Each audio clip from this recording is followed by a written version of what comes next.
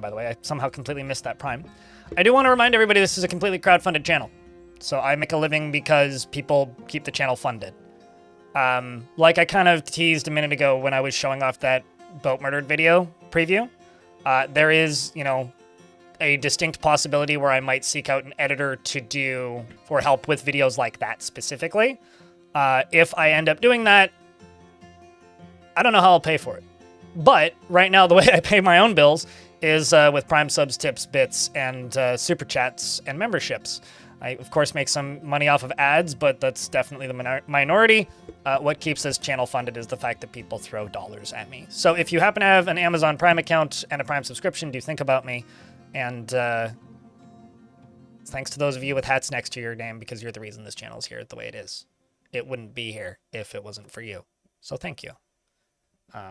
Numbers are way lower on the Twitch side of things because there's a lot of subs gifted last month, which have all worn off as of this morning. So I think we're down to like 700 again. So my mental goal now is to get back up above 800. But regardless, thank you very much for everybody who helps keep this channel funded. I'm looking forward to, is it really next week? Jesus Christ, it's next week. Less than a week from today. Less than a week from today. Siege Update releases. Yeah, the 3rd of November. I will be streaming on a Monday next week. Isn't that exciting?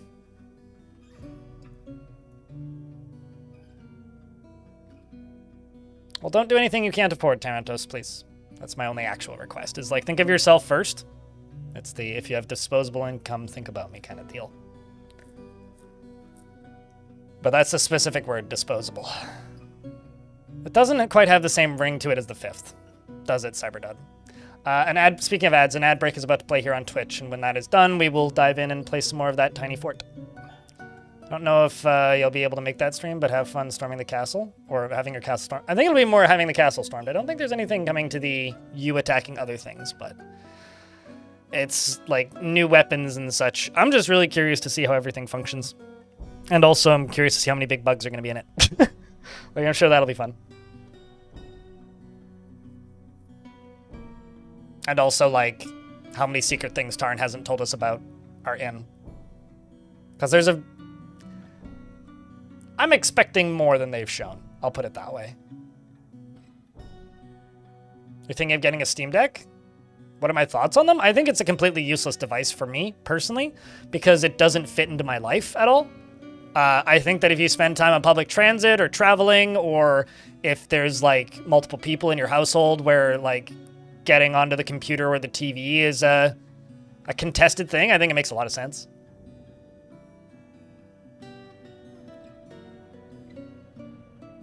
No. No, because we got invaded like a dozen times the last time I played that map. When the enemy enters the map, Cyberdud, they immediately turn into zombies and leave the map. So no, it won't change anything about that map. Unless they change the underground invaders, but I haven't heard anything about that. At least, I haven't seen anything about that. I got a U... I mean, my NAS is a U-green, because I just wanted something that was built. Shadow. That was low power. And I think it was 35% off? Whenever the last big... I think it was Prime Day was when I bought it.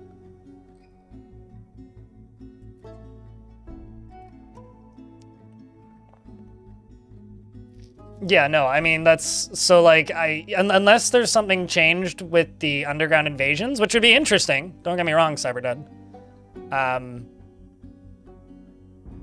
Yeah, I don't think that'll... I don't think that'll change anything. But who knows? We'll see. If they can invade from the underground, then that would be interesting, that's for sure.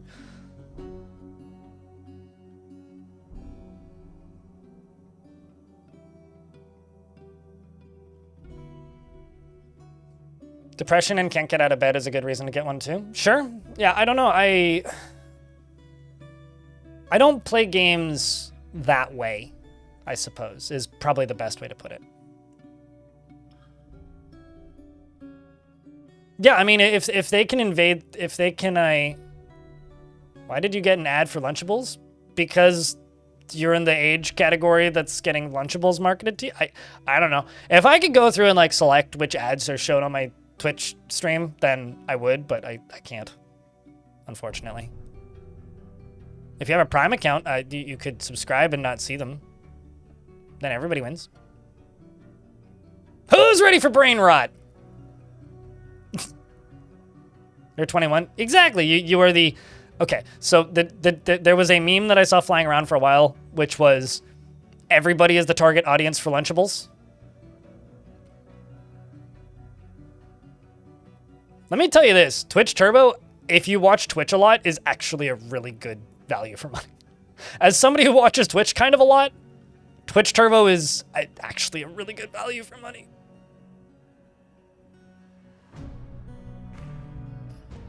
See, I'm as an adult, I just make my own Lunchables, Lornerd. You know, just pack some crackers, pack some cheese pieces, pack some pretzels, and like a little bit of tomato sauce, and you and like a little cubed ham, and you've basically got Lunchables that you can bring with you as a snack, and you don't have to buy Lunchables. So you can still feel like an adult while having the things that you actually want, you know? Like that's the true freedom of being an adult, is being able to buy all of the ingredients for Lunchables, put them in little containers in a Ziploc bag, put them in your backpack and go to work or whatever, have Lunchables, but not have to have the embarrassment of having Lunchables, you know?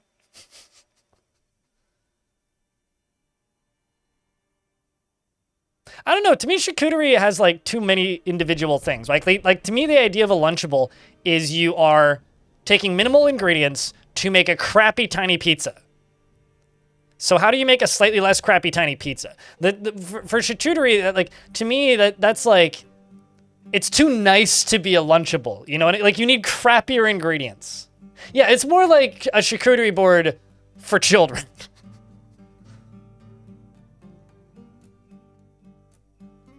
See, like I've never had a charcuterie board with like tomato sauce on it though. Loomis. That's the problem, right? Like I've never had a charcuterie board with like cheese whiz. You know?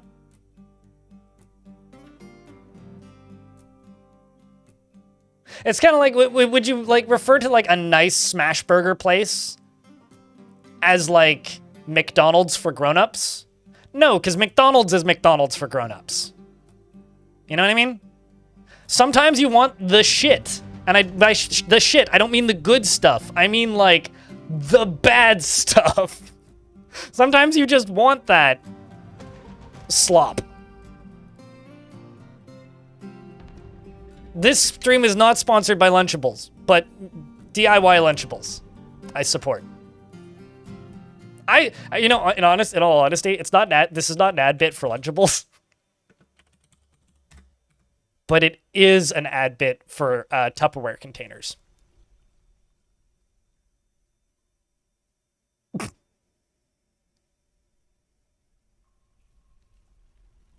No, but like, are you interested in coming to my Tupperware party, Lornerd? Has anybody done that?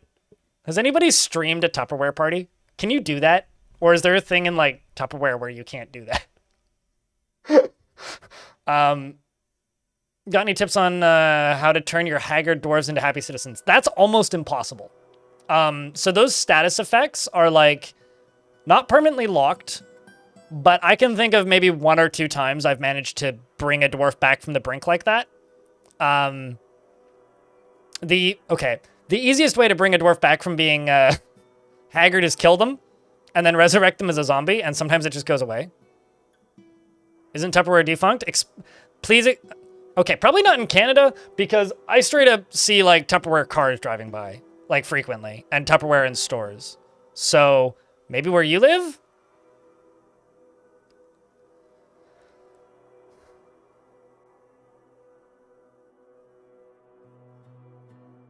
I mean, I don't need to go to any fast food places or chains, Necrontier. I just need to go to the, like, pubs I like during, like, happy hour, and it's better value for money than anything. Still a thing in the US? I was gonna say, because I'm pretty sure the Tupperware still exists, because like I think all my large containers are Tupperware. They're either that or Ziploc. But anyway, so as you can tell, most of my dwarves are dead. All of the gremlins are dead.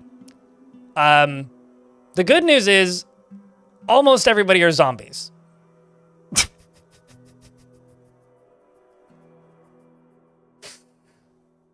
The last stream I did of this fortress, there was a moment where I shouted very loudly, "Oh good, everybody's dying!" I also need to turn the frame rate down. I was testing some things off stream, and I had the frame rate turned way up to 90, so let's put that back down to 50. Because this fort I need to move slowly, or I will fuck things up. So, the current living dwarves in the fort, including the unliving living dwarves, the current functional dwarves in the fort are Laya, Bismuth, Oliuk, Iron, Drakensoul, Dominok, I think it's Chapladine is the name of this one? Yes. Chapladine. Stormwolf, Tiberius, Moreb, and Lanix the Handy. Now, I need to highlight Moreb for a second here.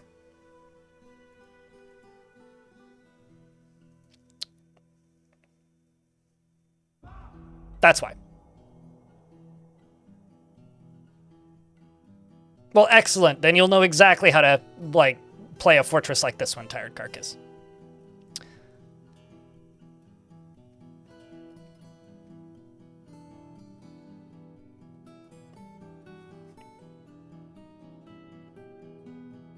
Seems normal? Yeah. So that's one. This is an undead necromancer. The other one that we have that has ridiculous kills is Stormwolf, who I think is in, yeah, 126 kills, 237 others. We also have, I think you have, okay, no, you don't. There's several others that also have ridiculous kill counts. I think this is one of them. This dwarf has no arms, but he's also no slouch. He's got 96 other kills, as well as 26. Willow, thank you very much for the raid. Welcome to the channel. What were you playing today? Cheers, friend. So yeah, as you can see, there's bodies everywhere. Mods, can I get a shout out for the raiders? Please and thank you.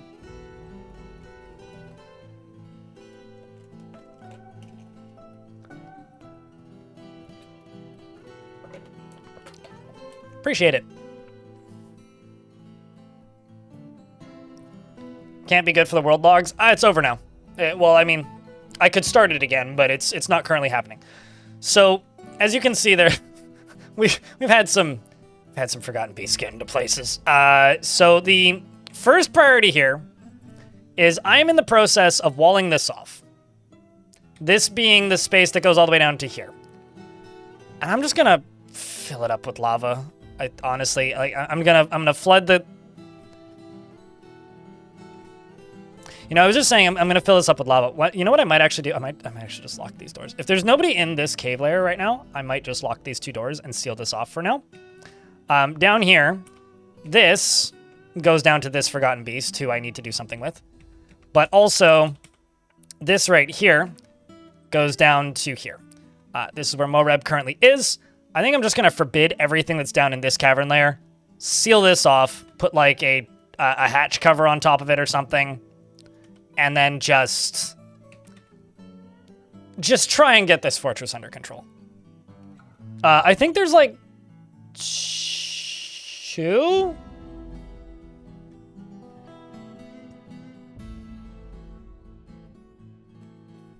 No. It's just one Forgotten Beast at the moment. The good news is most of my dwarves are like undead, so they don't really care so much about the Forgotten Beasts. As a reminder to everybody, this is a small fort, so the map is tiny. And we should get migrant waves because I was able to I was somehow able to trade. And I got rid of all of my work orders out of necessity. And paused everything else that isn't a necessity. And so I'm going to be trying to recover this. Oh, also we have a couple of crabs. I had to expand their home because they were starting to crush each other. Yeah, what's the pop count? 18. Oh, what's the pop cap? Like 220? There isn't really a pop. It's just the default numbers. We had 60 dwarves.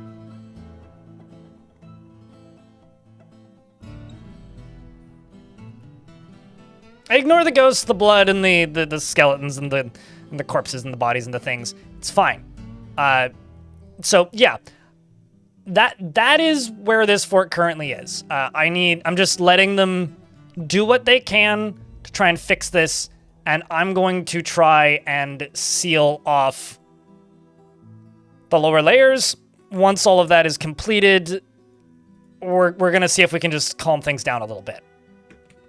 I'm gonna go down to here and wait for you to walk in. I'm just gonna actually, I think, forbid literally everything down in here.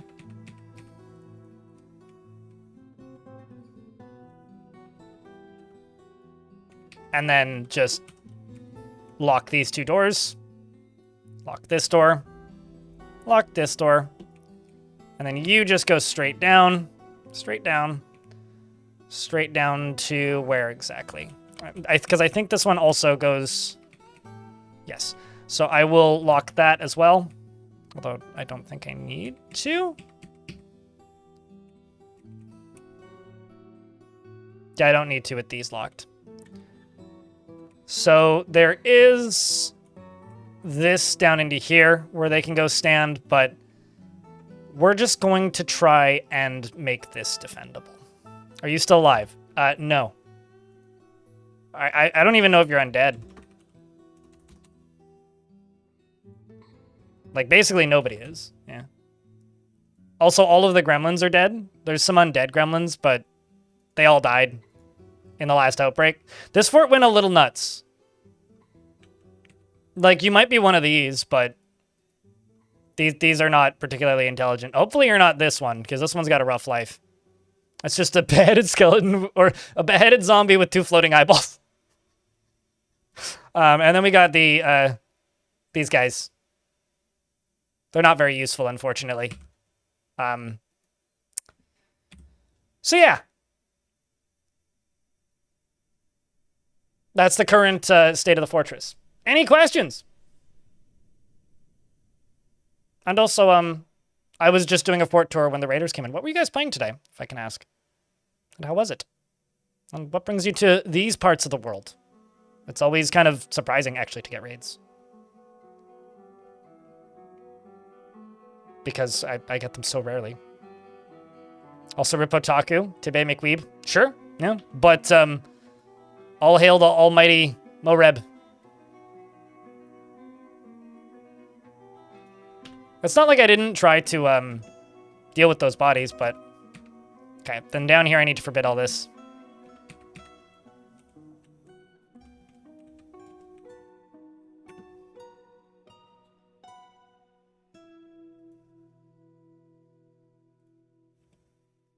What are you doing?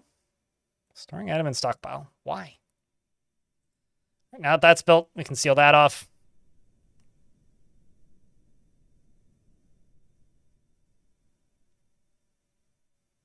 I've got some upset ghosts from the looks of things. I'm just going to wait until we can get everybody out of hospital because they need cleanings, they need other things. We're playing Satisfactory, it was going well, and then Willow discovered that you can paint things and spent 10 minutes in an excited flurry of paint. I played like 30 hours of that game when it first launched into early access, and most of that time was spent making trampolines while chat did all the work. And I kind of feel like I missed the point of that game, but...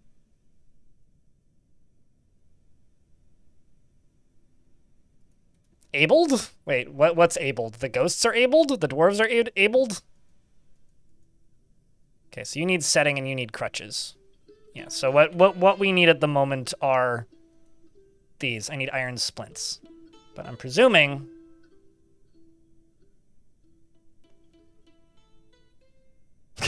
Rotten Butcher cancels clean. Reason 2 injured. That's because you have no arms.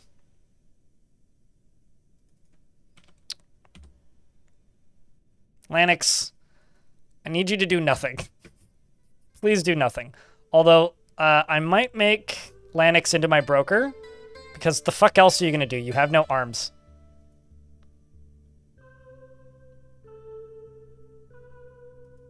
That's all. The fuck else are you gonna do? You have no arms. Maybe you could also be my bookkeeper. Although Snail's my bookkeeper, so I can leave Snail as my bookkeeper. I could make you into my manager as well. Even though Dominok is pretty good at that task, but I'd rather Dominok do other things. Or focus on other things. Oh, now you're just going to try and store your owned items. I'm just going to forbid this. What other rooms do you have? You just have a study? Is that it?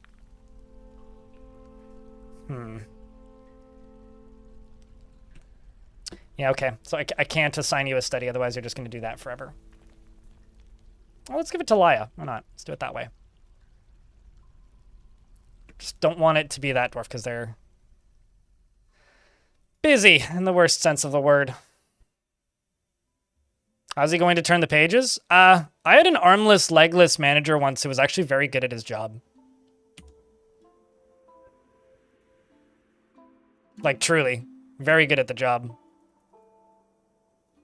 Okay, we're getting iron splints made.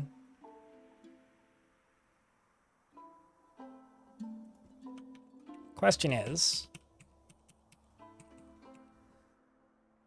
Oh, I see the issue here. I went over these and I forbid a bunch of stuff.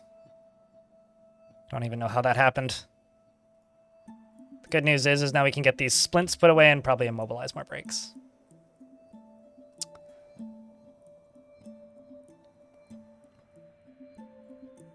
Sure, I mean...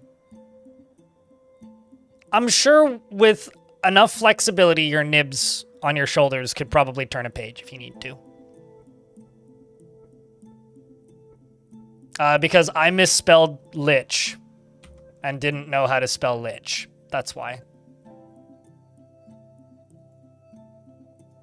But no, this one's spelled right. Which one did I misspell? These are custom roles, so they're not... This is me just typing it. Thanks for pointing that out. Isn't that lychee? But no, the game doesn't spell it that way. That's me manually doing that. But no, right now we're literally just trying to get these injured, zombified dwarves done and dealt with. No, it's definitely me. So that's just me trying to remind myself that this is a necromancer who's also a zombie, because necromancers that become zombies just look like necromancers. They don't maintain the necromancer color. They don't become a zombie color. They just stay as necromancers. So I give them the custom role of lich so that it reminds me that they're undead. Yeah, that's me doing things manually, because I just find it easier and more straightforward. Because liches are significantly more reliable than normal necromancers, because they can, how do I put this? Because they can be, what's the word I'm looking for?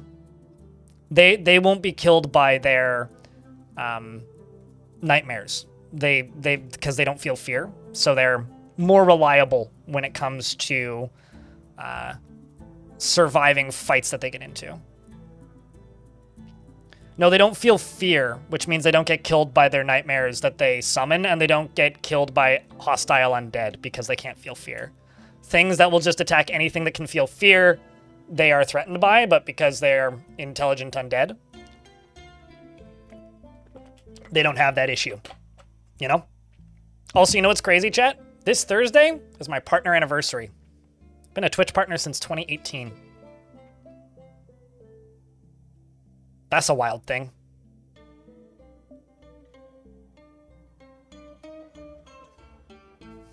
Have all been killed by their nightmares? Yeah, the nightmares are a recent re-edition, and they're kind of mean, to put it bluntly. And Printel wants you to post beers. I hope the restart saved your computer. They don't have feelings if they're a zombie. which is why the undead necromancers don't have that. That's entirely what I'm talking about, is, like, this necromancer, I've relabeled them as lich, because they're undead. So this necromancer has died and been resurrected. I did that intentionally, specifically. That is precisely what I'm talking about. Waning Wall. That's a good zombie name. Wants to join? Which was this dwarf, who can now go pick up equipment. He's walking around with some nerve damage and one functional foot. No, characters that don't care about anything are just somebody that's seen some shit. That's actually pretty common amongst dwarves in general. Unfortunate, because it means that they've had a rough life. But if you see somebody who doesn't feel anything anymore, it's most likely that they're just, you know, they've just seen some shit. But it also usually means that they're more hardened, which means they will probably live longer than they would if they hadn't seen some shit, you know? Okay, so I've still got one dwarf in hospital who still needs setting, immobilization, etc.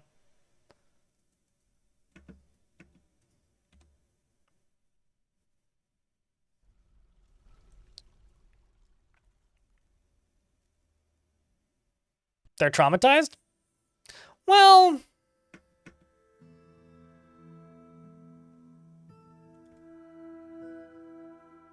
like, being traumatized is when they feel horrified after remembering something. Like, if you see the blissful remembering a legendary dining room, that's like a good thought coming back.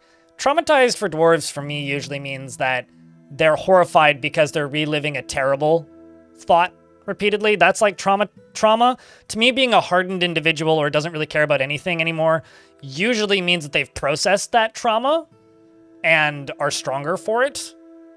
Desensitized, yeah. Traumatized, like, 2 more months until greatness. Because, like, if you look at this, like, this dwarf, resentful, dwelling upon experiencing trauma, became more hateful and learned to value power. Like, this dwarf has gotten over that trauma and it made them more hateful, right? But sometimes you get positive results of experiencing trauma. Sometimes you get negative results of experiencing trauma, and it's in the form of them rethinking their personal values and personality changing. Sure, like, trauma isn't always a bad thing in Dwarfort, I guess, and it doesn't always equal negative outcomes.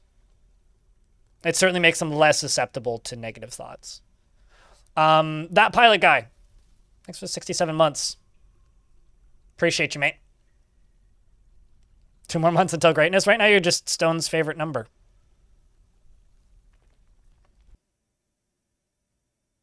Where Hoodie Hair tried to drive everyone insane. I think I watched that one. I don't know. I've done that kind of intentionally in a few forts.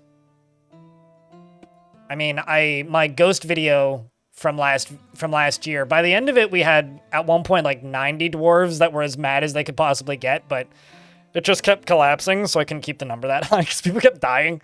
But there was a good chunk of time there where that fort was like pissed. Hey, chat, can I get a round of beers? I know you just posted them for a pilot guy keeping that sub alive for 6-7 months. Seriously, though, thank you so much for helping keep the channel funded. I think it's going to be some lean years for Twitch and myself. So, appreciate you guys for helping ease that a wee bit.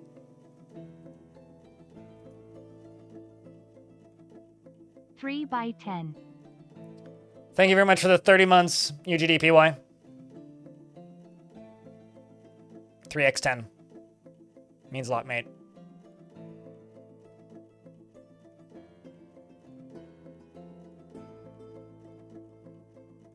They kept growing as people instead.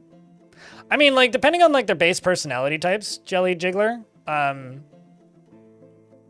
dwarves will either, like, learn to deal with it and improve mentally when terrible things happen, or it'll get worse, right? So if they have the personality traits where they will, and they just happen to get the lucky dice rolls where they improve, like, yeah, they just grow as people. Like, if you watch my 10 years of following one dwarf, I do some pretty horrific things to that dwarf, but at the same time, like, He's teetering on some pretty bad thoughts most of it, but he makes it through. You gotta stop watching streams while you work. You babble too much. You have a good night, Cyber. Or good afternoon, I guess. Algamoose as well. Hello.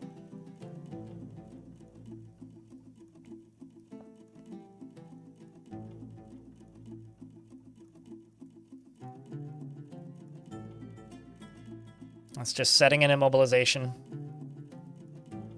Where my bone doctor at? I've got the splints.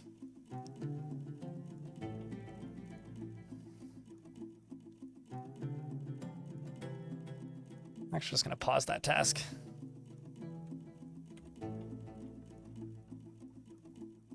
This is the issue, is every single time we need diagnosis run through. But I can't really afford to specialize dwarves at all at the moment because there's just so much nonsense going on. Speaking of nonsense, the enemy have come and are preparing to lay siege. They seek a parley.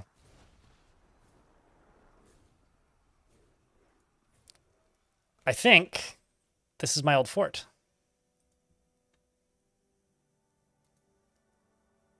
Would you look at that? We did send them an invitation. So this is the strategic boots. You guys remember Colorbeard? We'll have to check, won't we? So let's unpause and see if there's any familiar names. I'll just wait until they all enter the map before I look. Romanoid. So this is the anti-necromancy fort that I built, where the, like, stated but also unstated goal of the fort was to obliterate necromancy.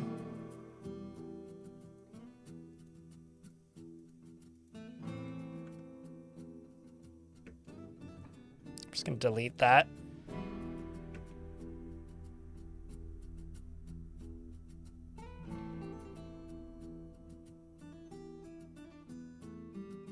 Now it's the question of, do I want to kill my snakes or not? I kind of don't. But let's see what they brought.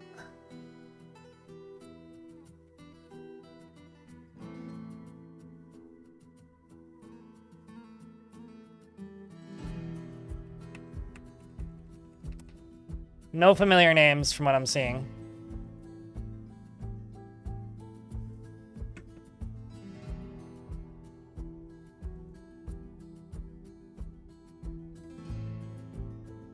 Although this is a pretty small siege.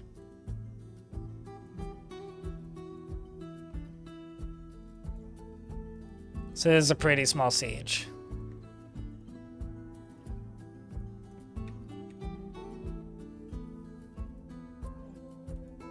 Okay, so an ad is about to play.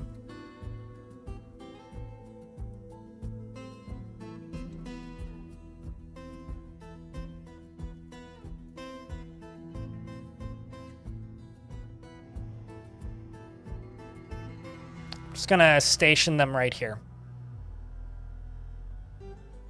Oh, I'm sure they want to talk, and so do we. Just gonna make sure everybody's undead. You're undead. Actually, I think you're also a lich.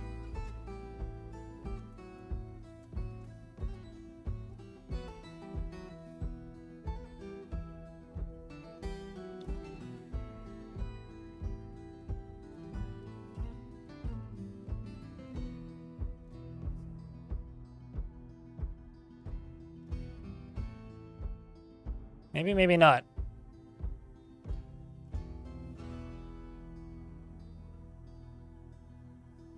You've also read a lot of books. The sea will tell. That seems like a Pirates of the Caribbean side bit. Oh no, you're definitely a necromancer. So you're also a lich.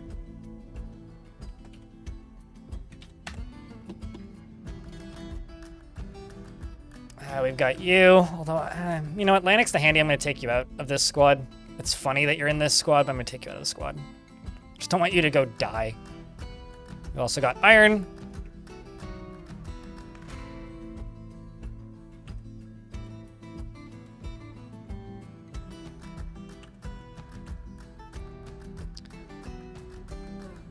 So chat, place your bets.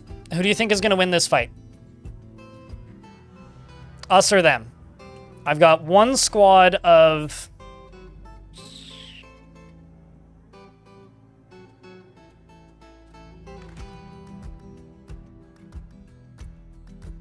Yeah, I guess it's just the 7 of us. I'm not going to send the snakes. I'm not going to make them fight the snakes because the snakes will die. The snakes are mostly to deal with kidnappers.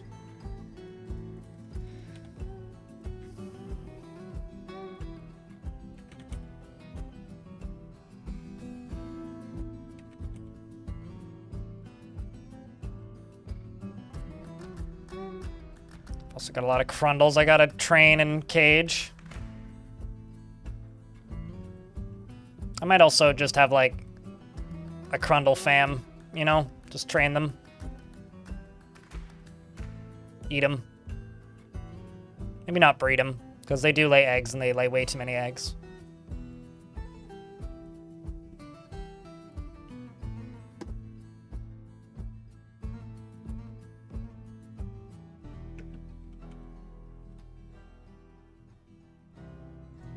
This is going to be a really hard fight to follow. So the rule of thumb here is going to be very simple. Presume the zombies are the good guys. All right? I need a vile force of darkness. Wish us luck, chat.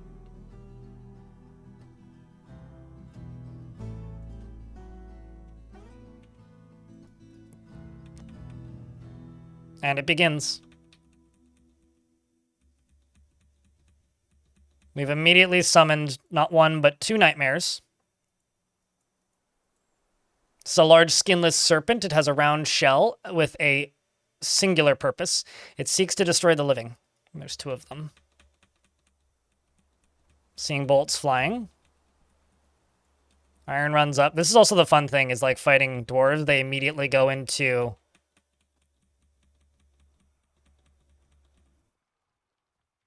Alright, so we've got a stunned dwarf. We got stunned because the dwarf actually collided with the rotten butcher, which knocked them over. But you're already bleeding. We've got a martial trance back here. Up on the top side, we've got a winded bleeding dwarf who's already going to die of being unable to breathe because a singular... okay, so my lich, rotten butcher, punched the hammer dwarf in the head with his hand, which bruised the fat.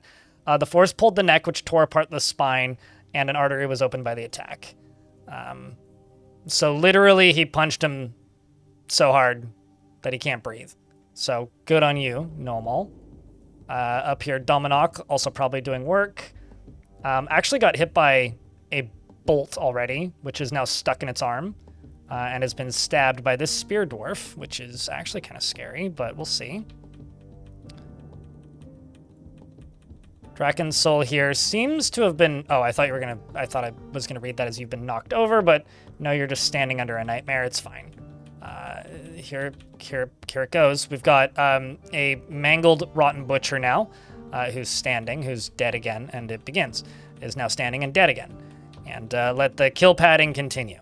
Up top, we have the able-bodied, that's relative, I suppose, necromancer, who is resurrecting dwarves and also hacking the heck out of anything that stands. So we've got one zombie over here, which is just a hand, turns out, very handy. And we've got just blood flying everywhere. This side seems to have the majority of my squad at the moment. This side just seems to be one singular necromancer who's doing his best. And probably gaining a lot of kills really quickly. Currently is just colliding with axe dwarves and fighting. He's gesturing and making things move. Are you using any other powers? Or are you just gesturing and things are moving? Yeah, you're just resurrecting zombies. Down here we've got Mebzuth, who seems to be doing quite well. We've got some random... Wait. Missed him? Are you friendly? No. Okay. So we've got intelligent, unfriendly undeads. We've got friendly undeads. The siege somehow doesn't appear to be over yet.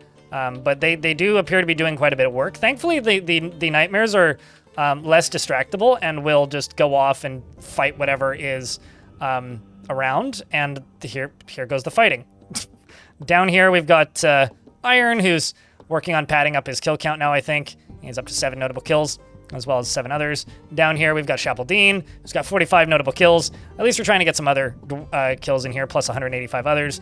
Moreb, still in the 130s, and 354 others. And they're now resurrecting Aso a whole bunch, which is this character here who's dead. And topside, it appears the Necromancers have desummoned the Nightmares, meaning I think we've won.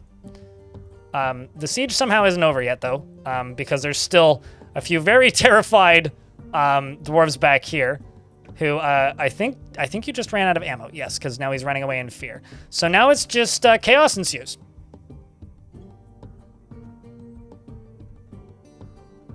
Too real for you. I don't know. I never banned you, not to my knowledge anyway. So were you removed? I don't know. If you weren't following, you weren't following. You may have accidentally unfollowed. I know that there was a problem with the mobile app where the follow/unfollow button was way too close to buttons that people normally push, but I never banned you, so I don't know. If you unfollowed, you unfollowed. Somehow, intentionally or by accident. I get that all the time on YouTube where people are like, what do you mean I'm not subscribed? I think that's the fight. And I didn't lose anybody.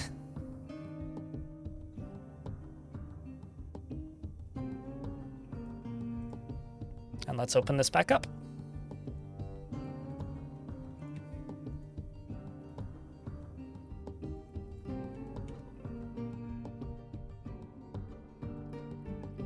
And now we've got more friendly defenders on the surface.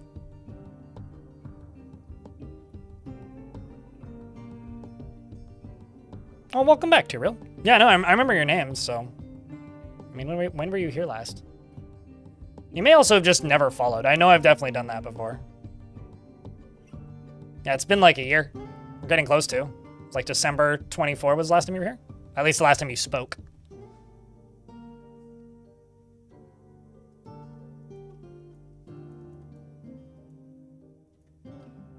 Let's just prioritize this.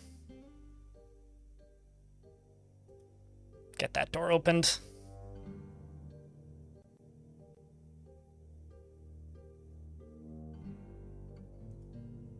So now we've just got more friendly undead on the surface. I wonder how big of an army we could take out like that.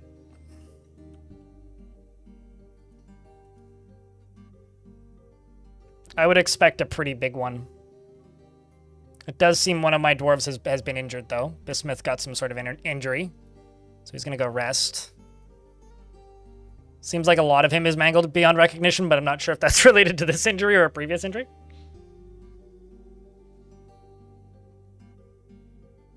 I've never had them be citizens, but they can be friendly, like these ones. So we've got more friendly ones, and they will fight anything that, like, starts a fight, basically. So they'll act as friendly assistants, like if they have powers or, like, if enemies get into combat, like, they will help, but I've never seen them become citizens. I'm not going to discount that as a possibility, but I've never seen it happen. It's okay. We'll patch you up and get you back out there. It builds character. That's for sure.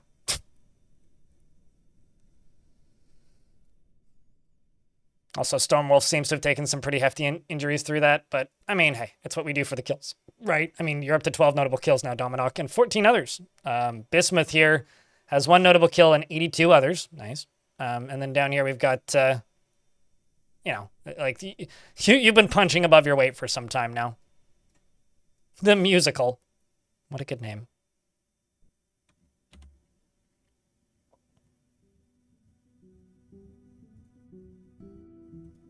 We're just over here butchering animals. The miasma's fine. Comes with the territory.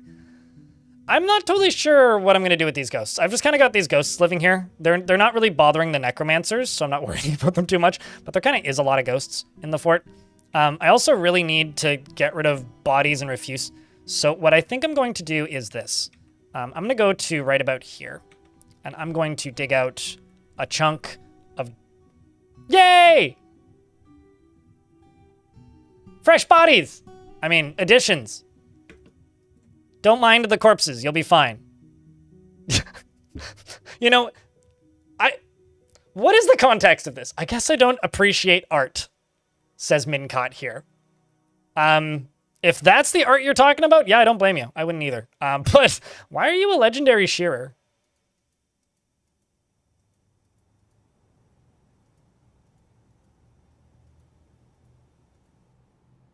And negotiator. Holy shit. You know, one poem. Rules of the form are applied...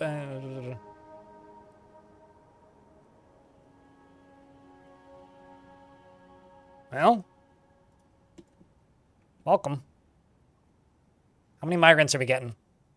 To 21 already? Not a bad start.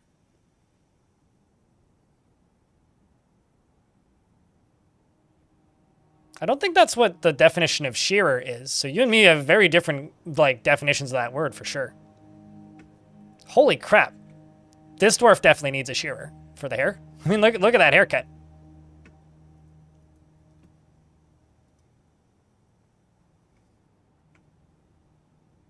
They also brought quite a bit of butcherable animals from the looks.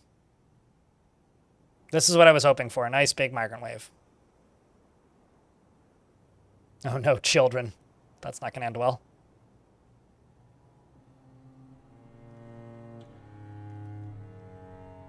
Uh, 3 seconds, chat. I will be right back. I gotta go do something.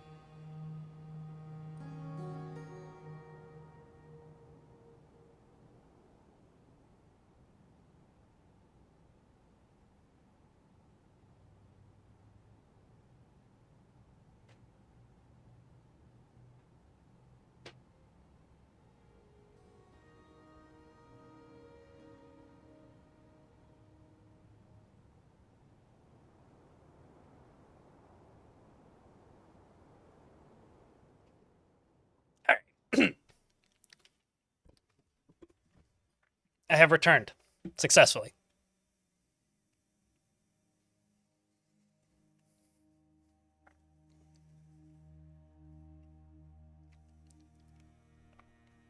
But yeah, no, that literally doubled my population. That's pretty good. The problem is I don't really need more pets and livestock, so sucks to be them, but we'll have to consume them. 41 dwarves. One off.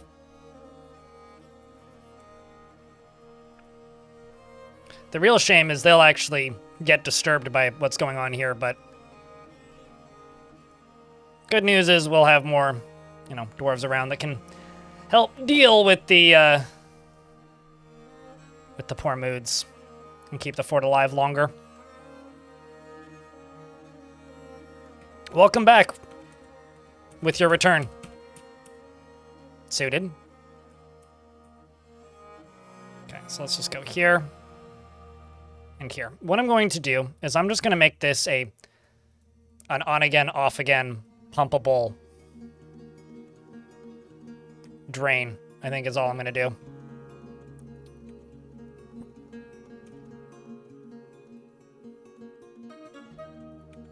I'm actually kind of amazed that I have so many dwarves with picks.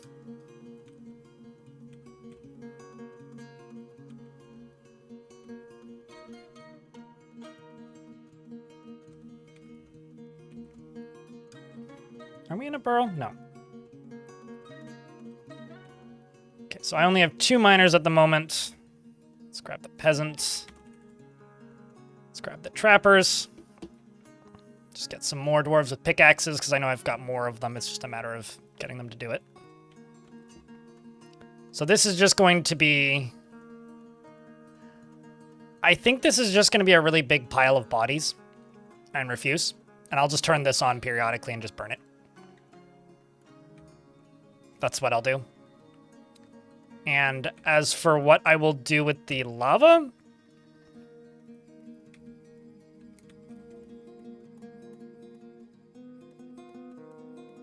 vent it into the caverns, maybe?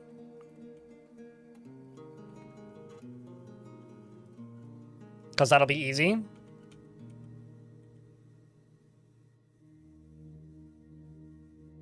Yeah, we'll do it that way. You, I just need to deconstruct and reconstruct and move slightly. Build a wall around that.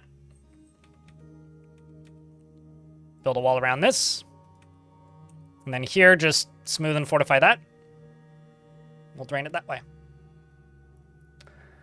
You couldn't find Italian bread, so French it is. All right, well, I mean, I guess... I was going to say Italy is closer, but I don't actually think that's all that true. But yeah, the idea and goal for this fort is to zombify everybody and just build, like, you know, a convincingly spooky-themed fort. That's really the only goal of this fort.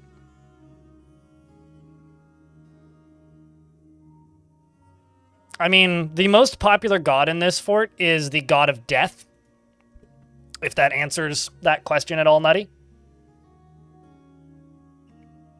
What's the challenge? The map is tiny. It's a 1x1 map, and I'm just trying to necromancy everybody.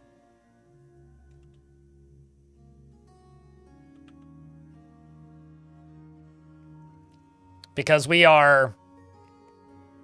That's our current status. And also maybe defeat my old fort, if possible. Who I just got invaded by, and we won. we won pretty handedly, so that's the actual hope. And also see if I can live side by side with... how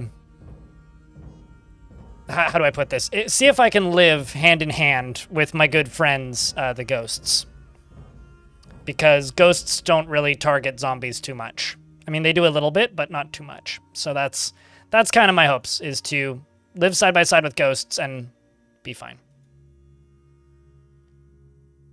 Wet necks ahead. I don't know what that has to do with necromancers, but... romancers are kind of bland and don't have the ability to love.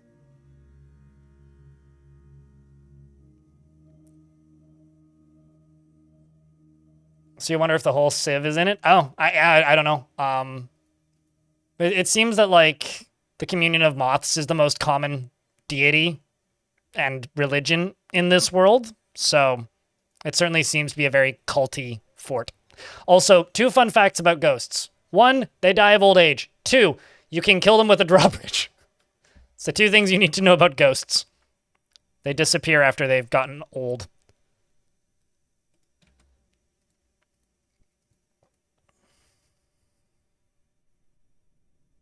And I'll just manually pump this one, I think. That's how I'm going to do it.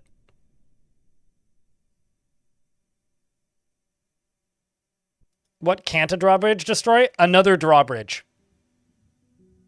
Metal fuse! It's good to see you.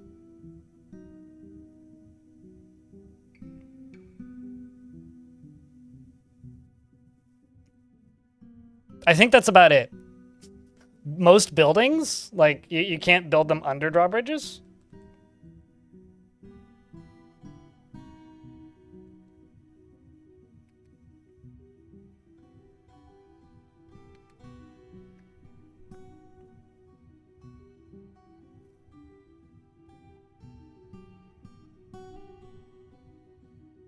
I feel like you always have so much going on with them. Can I ask how much you rise your Mega Beast number with World Gen? I don't. I don't. I just always do a lot with a lot of the caverns, and when things accelerate, Mega Beasts accelerate. But I don't do anything specific or, like, designed to increase the number of Mega Beasts.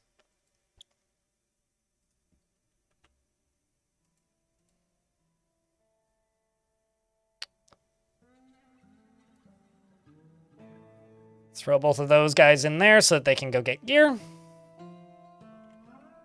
Because undead creatures aren't bothered by nightmares, which is the entire concern here.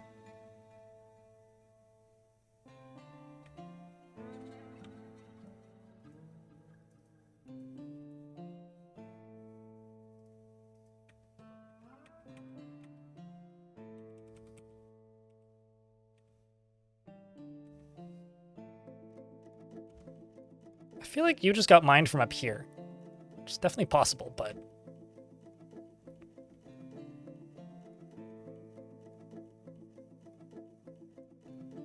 Yeah, I'm very excited for next week as well. It's going to be fun to just...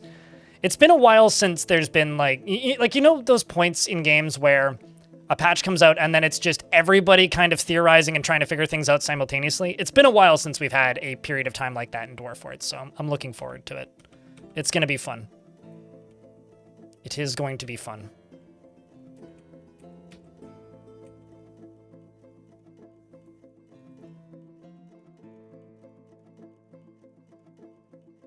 Yeah, I guess so. I mean, like, a lot of demons and Forgotten Beasts, yeah, they just won't close. I'm trying to think when they added that, because that was a relatively recent thing, and by relatively recent thing, I mean sometime in the last 10 years, but there was a point when you could smash large creatures with drawbridges, but that is no longer a thing.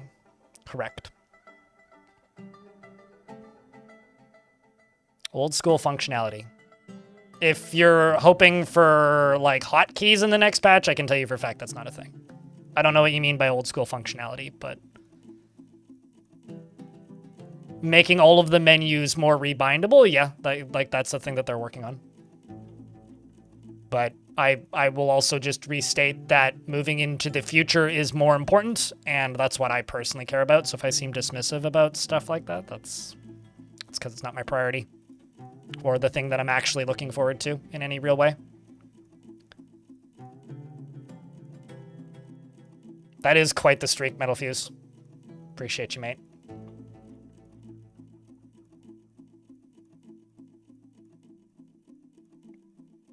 And also in regards to big enough creatures not being able to be crushed by bridges, it's the same with like them opening from underneath them. So like something that people recommend, or I recommend you do, I guess, is hatch covers and grates don't have the same limitation. So if you have hatch covers or grates and you open those with a Forgotten Beast on them that can't fly, or a demon on them that can't fly, they will just fall in. So do keep that in mind, because that is the way that you get around that in situations where you would, you know, need to... In situations where you would need to get rid of a Forgotten Beast or a demon, if you will. The way you would do that is simply by using hatch covers.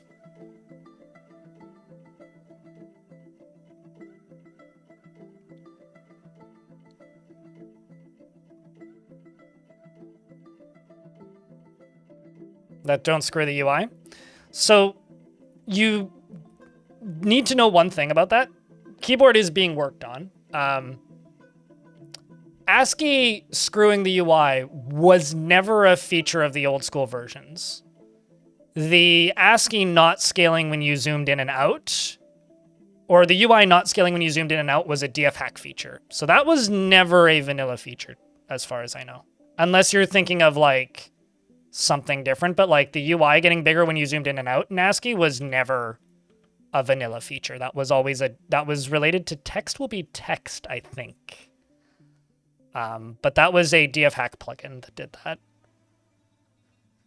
So that's not that would be a new feature, and I have no idea what they're working on in that regard. Like it's actually kind of neat to see what's it called? Masterwork get worked on again by new maintainers with Master Fork, because there's a lot of things that were in Masterwork that people complain are not in Premium because they're like old school features coming back. It's like, no. A lot of that stuff was just DF hack features. And I'm like, if you're talking about like the UI getting bigger and smaller when you zoom in and out, and that was a always a thing in Classic. It was DF hack that removed that.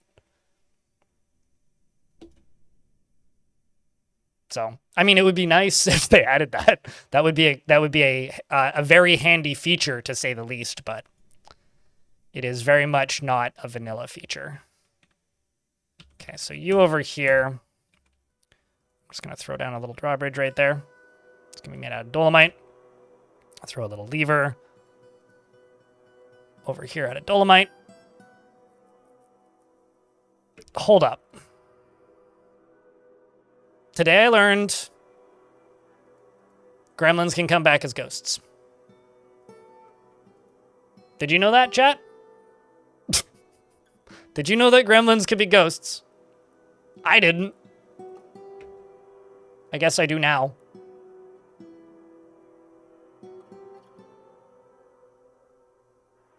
Well, that's not true. We do have one gremlin. I said most of the gremlins died. There still is Bookkeeper. Snail. Snail is still a gremlin.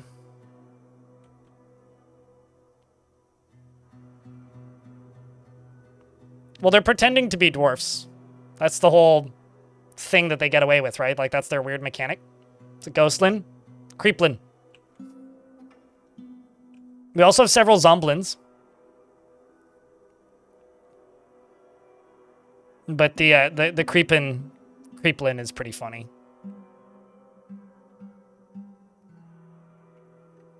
Well, normal ghosts can open locked doors.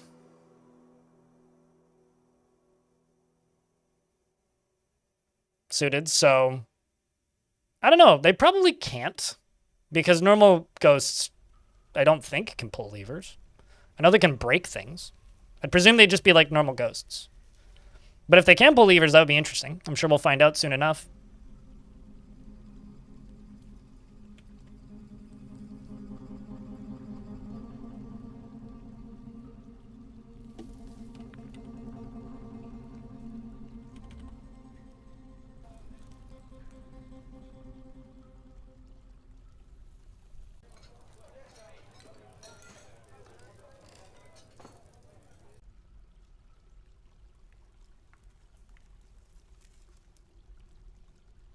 We only slab the murdery ghosts. That's kind of my plan, is like if I get any murderous haunts or sadistic haunts, I'll slab those ones. But I'm trying to... There's something that I've seen, like, not really as a rumor, but like, there's something that I've seen a couple times in places where people talk about Dwarf Fortress where they've seen people become friends with ghosts. And I want to see if I can pull that off.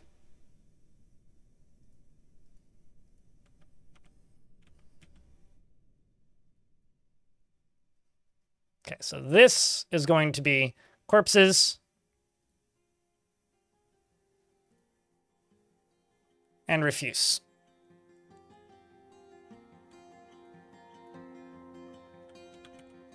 And also where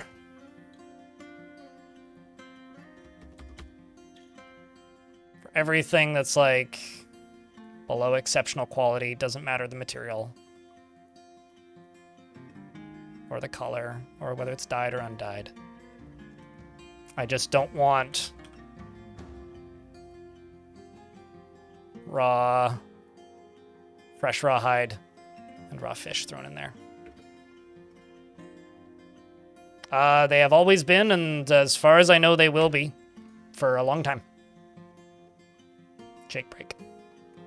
Any character that you create as the player in the adventure mode character creator is incapable of having kids.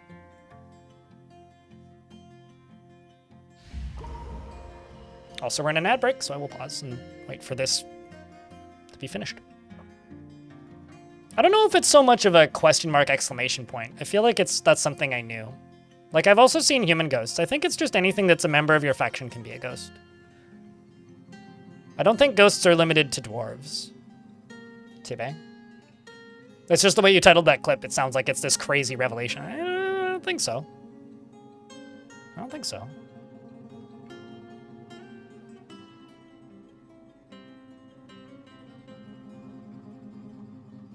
I think, like, Tarn's whole reasoning for adventure modes not being able to have kids is, like,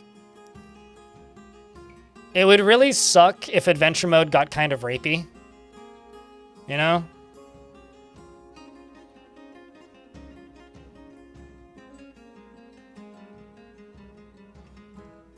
No, that's not clickbait. That's just 2 words with a question mark and an exclamation point. If that was clickbait, it would be the gremlin situation is crazy. Or the undead gremlin situation is insane. Or addressing the undead gremlin allegations.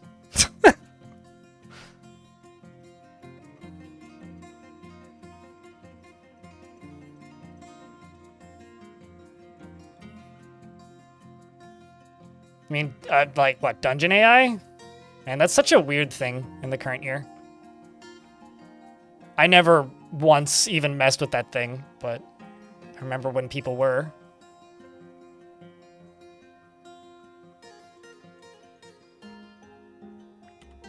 Yeah, this is what I want to see. I just want to see everybody putting everything away.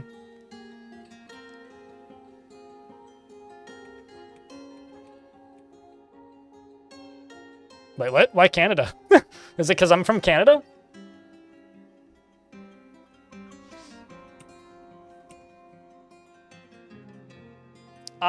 Okay, so I watch a streamer named Unsanity Live. His friends call him Tom. And I watched Tom... How do I put this? Do a lot of really funny things that weren't even remotely horny in that game, and then try his damnedest to keep the game from becoming horny. If you could even call that thing a game.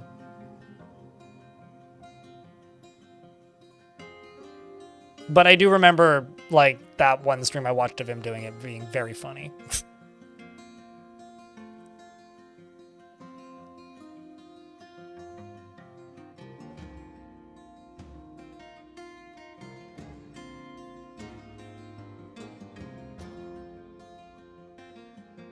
It's almost like the technology is nonsense, Sean Mullen.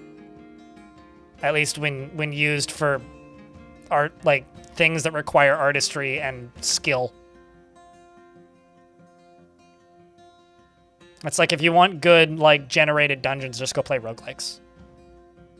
Sean in YouTube chat says it's surprisingly unimpressive. I was expecting there to be at least one AI-infused 2D RPG generator by the current year. I mean, it's kind of crazy, actually, now that I think about it, that RPG Maker hasn't tried to do something like that, but...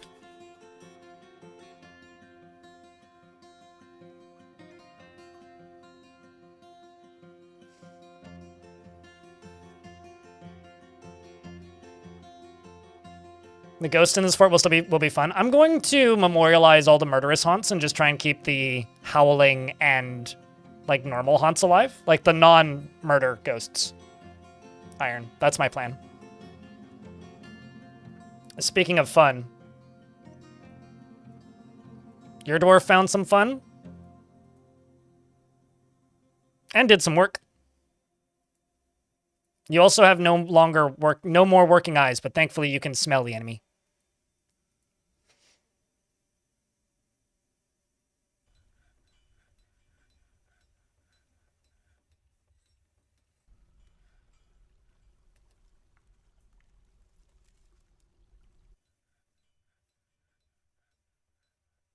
Cut, on the other hand, is awesome.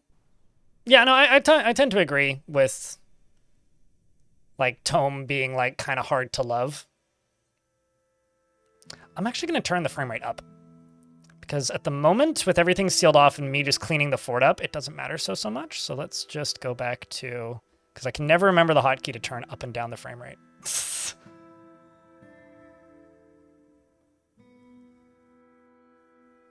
Oh yeah, I backed up my my world saves, so there's way less world saves now. And guess how many gigabytes of world saves I had in this install?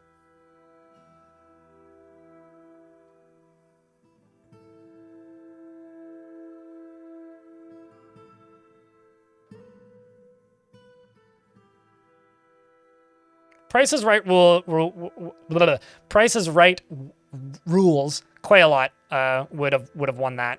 It was about 50 gigs of saves, which brings me to a total of around 100 gigs. I have a question, Crossflam. Is that something you actually want? Crossflam is the one in YouTube chat talking about like basically AI generators generating video games. Like, is that, like, if that technology was available, would you use it? And is that something that you want? That's my question to you, Crossflam.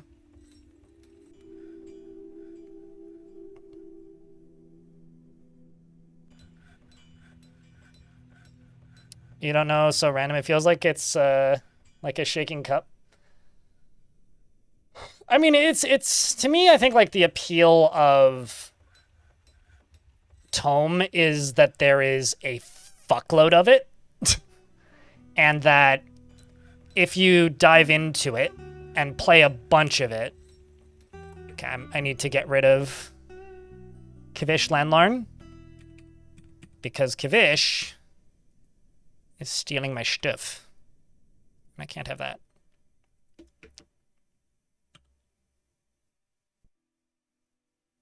You only want it when it's... Okay, so this is what Crossflame has to say.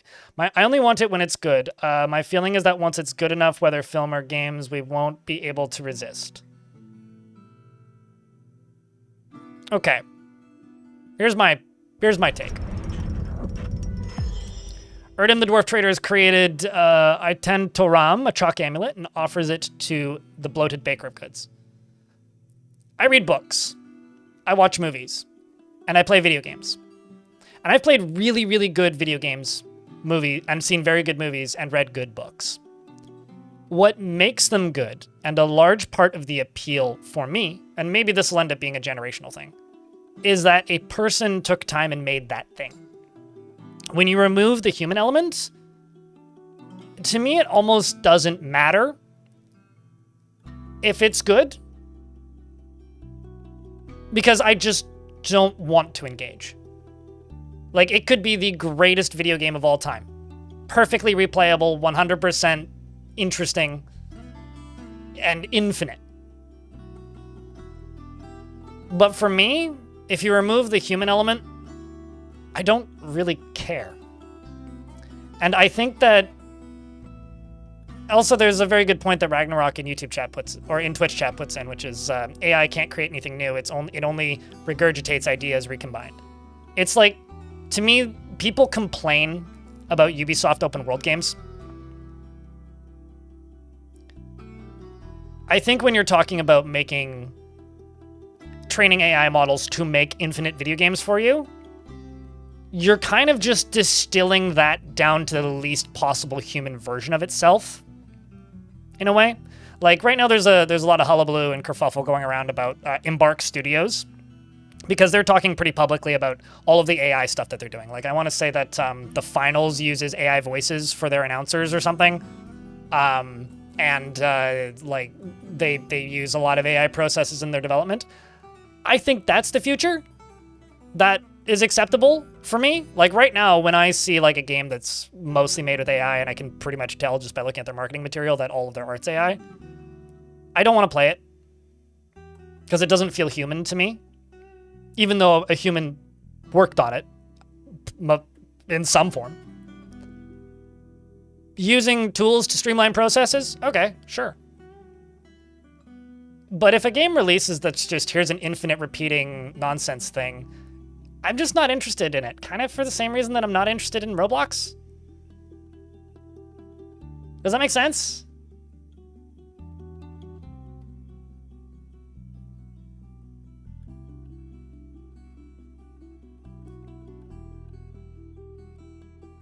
Like, I don't want infinite forever game. I want art made by people. And that's what interests me. What's going on with the sprite work there? It's a little messed up. Anyway, as far as this, I will give that to my manager.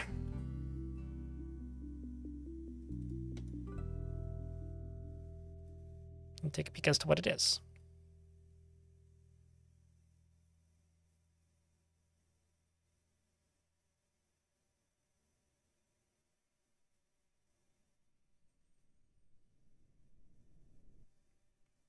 And like I said, like there's definitely a world where that take becomes a generational thing. Like if you're born and raised with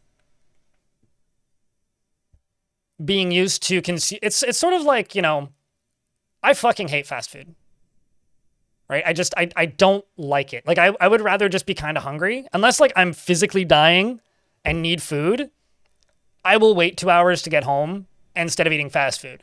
I would rather go to a place that costs more and takes longer for better food if I'm going to go out to eat. Like there is not a point right now in my life where I'm going to go out and eat Wendy's. Specifically. Like just leave my house with the intention of going to Wendy's. I'm just not going to do it because I don't like it. It doesn't taste good to me. I don't like the flavors. It's the same reason I'm never going to buy a box of Kraft Dinner. Maybe you're in a situation financially where you need to do that. But in my position, I don't want that. I will do everything in my power to avoid it because I would rather eat real food that doesn't just taste like a sodium delivery mechanism. And that's kind of how I feel about AI. Is I don't need a content delivery mechanism. I want something crafted to be an experience. This is a chalk amulet. All craft store ship is of the highest quality. It is encrusted with oval chalk cabochons and encircled with bands of cushioned dolomite cabochons and radiant cut yellow sespertines. This object menaces with spikes of dolomite, and on the item is an image of Bismuth, the dwarf in fine pewter. Bismuth is in the fetal position. The artwork relates to the dehydration of the dwarf necromancer Bismuth in Brainrot in the early mid-autumn of 338. On the item is an image of Skewer-Rained, the ashen door in Pigtail. Because I was killing my dwarves by dehydrating them so that I could resurrect them.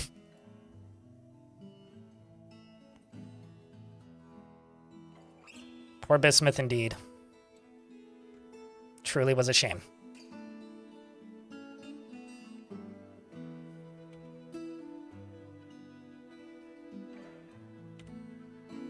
Just keep following dwarves. I mean, where's Bismuth now? See? Still alive. Well, undead.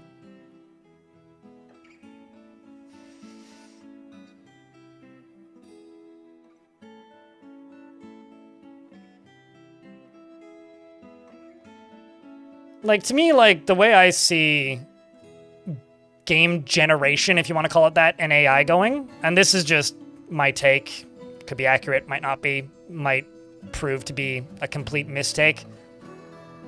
When I was younger, I used to download, like, crappy video editors that did most of the work for you. You know, like, Windows Movie Maker was maybe a good example of, like, earlier ones, which is just like this is the basic bitch, like, it'll do fancy-looking effects if you've only ever seen an effect that looks like that.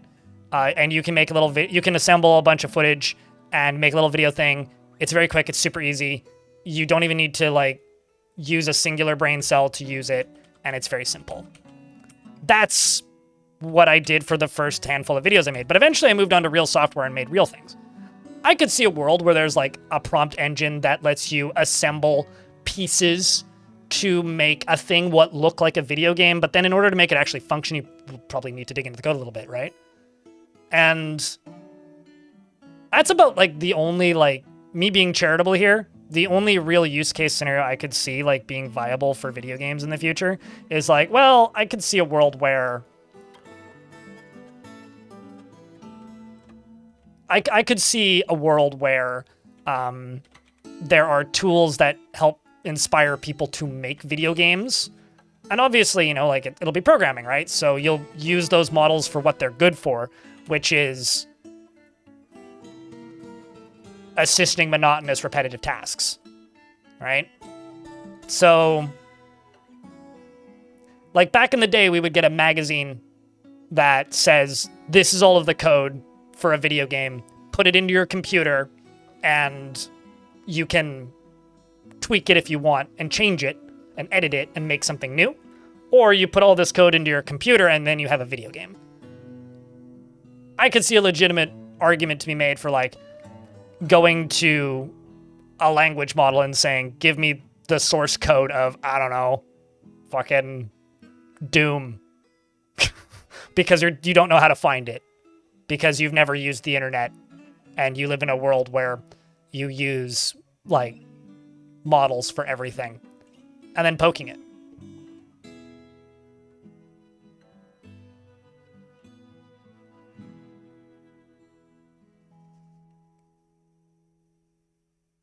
Like, I have nothing against AI as a technology. It makes unfortunate sense that it's something that is being worked towards. And I don't really see how we're going to avoid it or get away from it. And I don't really care if we do, I guess, because I don't see that as a reality. But at the same time, I have a lot of questions about the ethics and the logic behind trying to create any kind of AGI or models to completely replace an industry. Because sure, I could see a world where it supplements some stuff. But I don't see a world where it replaces. Because when people actually sit down and try... Like, a good example of this is that Coca-Cola ad that was made entirely with, like, Mid-Journey and video generators and animations. And it took twice as long and cost twice as much as just making a normal ad. It was like way more than that. It was like 50 something days or something it took them to make it. And it was like a 12-second, like, it was like a 30-second Coca-Cola ad for TV. And like, yeah, of course the processes will get faster, but like, it's also the ugliest fucking ad I've ever seen. Cold-Blooded, thank you very much for the full year. Chat, can I get a round of beers for Cold-Blooded, helping keep the channel funded? This is a crowd-funded channel at the end of the day. Certainly. And I think like, when you look into like AI as an industry, DS, like right now especially, mostly all I see, maybe it's just the places I look, but mostly all I'm seeing at this point is just companies saying that, oh, by the way, we're losing a lot of money investing in this stuff. Or like, we're still using it, but like deprioritizing it, with the exception of like the companies that are making this stuff, because like they're the most nutty. And the people that are adopting it heavily are doing it because the people who are pushing it have money. And they'll give them money to adopt it heavily.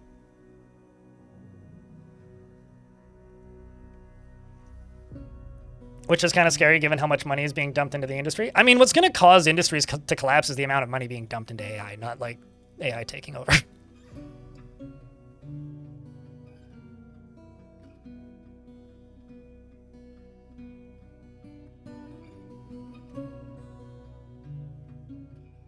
You know, Cross Flam in YouTube chat says, full-blown model as a game is many years out, but something like small general language model acting as a hidden dungeon master trying to add... Sure, I mean, like, you could probably go ask ChatGPT right now to play as your dungeon master, tell them the number of players you have and put your, like, character sheets into it, and it would probably work. I guess my question is, why? I mean, it's like, a while ago, I remember there was, like, a running joke, or like not a running joke. There was somebody that I saw working on a piece of software for Alexa that would like act as a DM and have like a dozen or so different like campaigns that it could go through with you. But again, like, why? It's so much power. And so like, how much do you want your electricity bill to go up by is the real question. Because unless like the entire Western world all suddenly fully invests all of their money in clean, free energy, and even if they do, all of your power bill is still going to go up. So the question is like, how much is your power bill going up worth that? Like, is the federal investment in that technology and infrastructure worth having an AI lady be your DM? There was a short that I saw recently, which was, you know, you could stop. Pencils down. We can do something else with this technology. And so whenever people mention it as like, or suggest it as even a possibility, my eyes just kind of roll a little bit, because why do you want that? Why?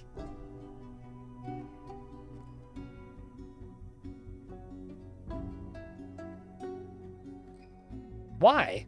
Who?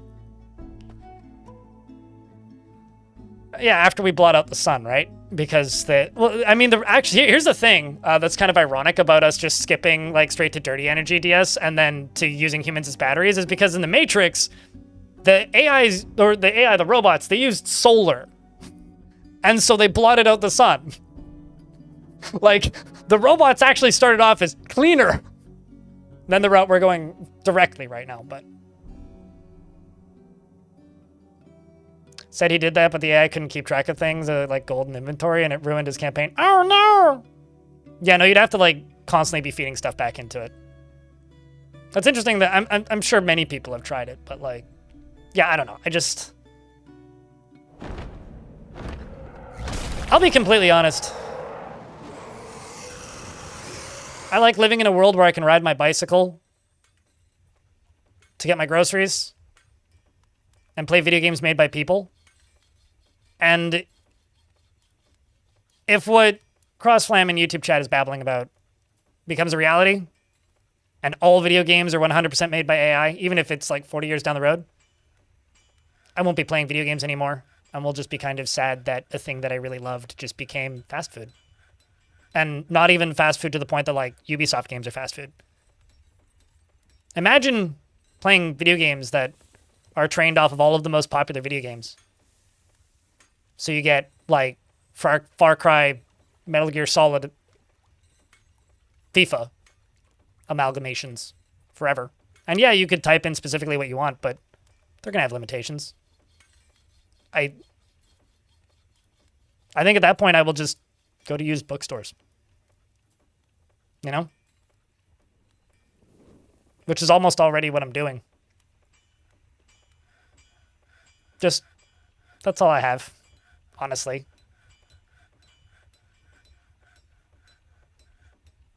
I'm not gonna lie, that footage of that thing looks pretty good, Necrontier, but that's being made by people. You know, like that, like, yes, they're using AI tools because they're a Microsoft company. Of course they are. But like that is still being made by people. Like that is a video game being made by people. Of course they're using AI as tools, as every video game is. But like, it's not like they typed into Gemini, make Halo.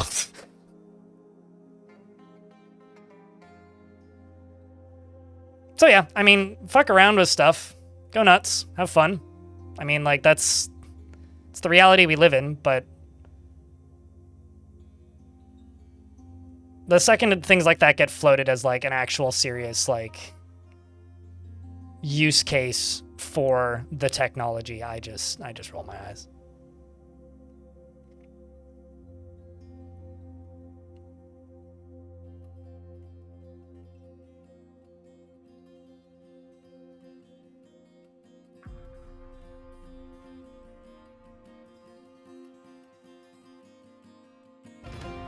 I'm just gonna say this. Stochastic Turtle. AI is a brand name. It's like the word RPG. RPG used to mean something specific. Doesn't anymore. Also, Dominok My Mayor has been reelected. There's also a new Forgotten Beast.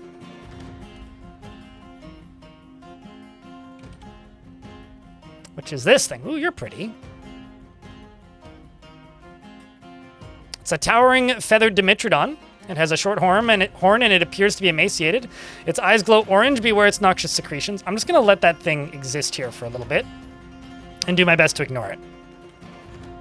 Because I'm much more concerned about trying to get the next round of zombies going and also deal with the failures.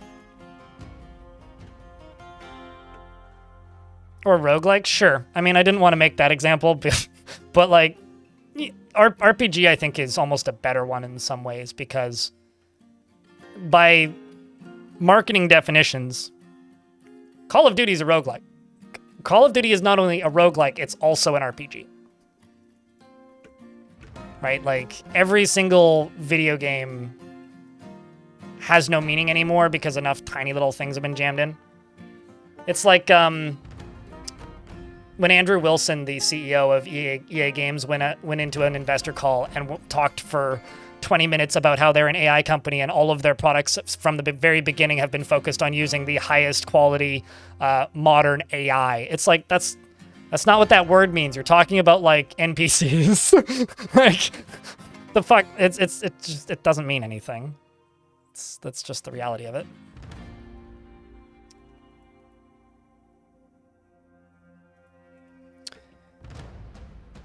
All right, well, let's get some shit burnt.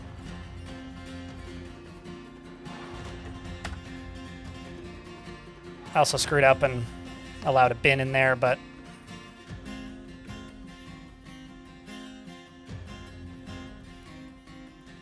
I mean, we used to all call, like, non-playable characters in video games AI. I've done that. Because the word used to mean something different.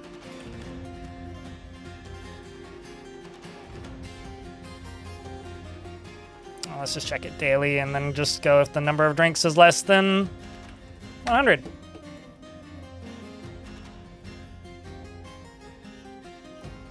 That's how that we know that we're all fucked, Stochastic Turtle.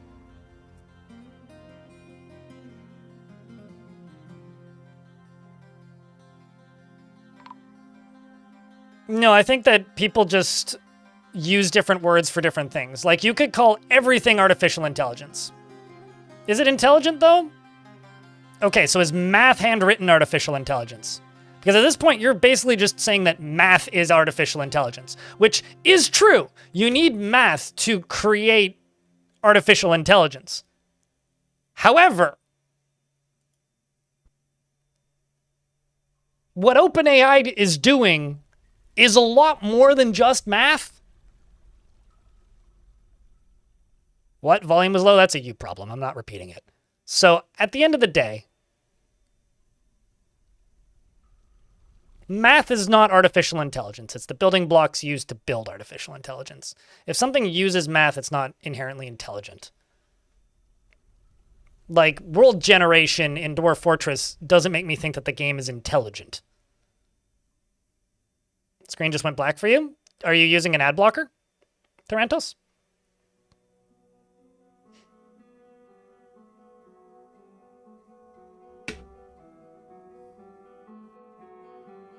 Well, it becomes AI when it's trying to trick you into thinking it's smart. You're back, you had to refresh? That would probably be why, because we're about to get hit by an ad break, and if you have an ad blocker, sometimes that happens on Twitch.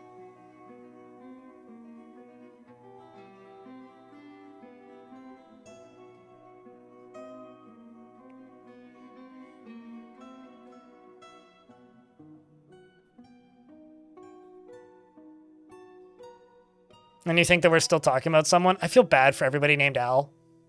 Poor weird AI Yankovic.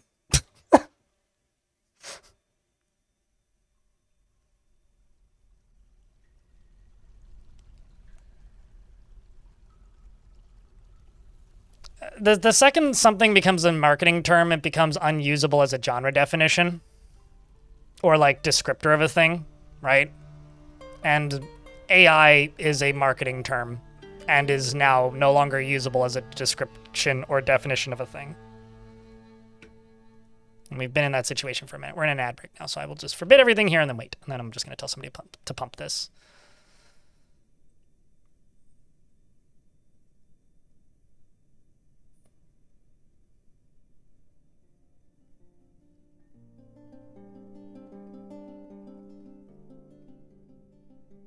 So you saying that AI has been around since the 60s?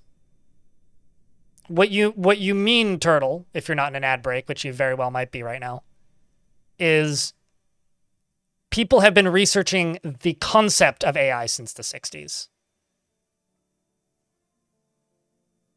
You're basically just taking everything and mashing it into one, like, amalgamous block of goo and saying it's all that thing. It's like, no. You're generalizing.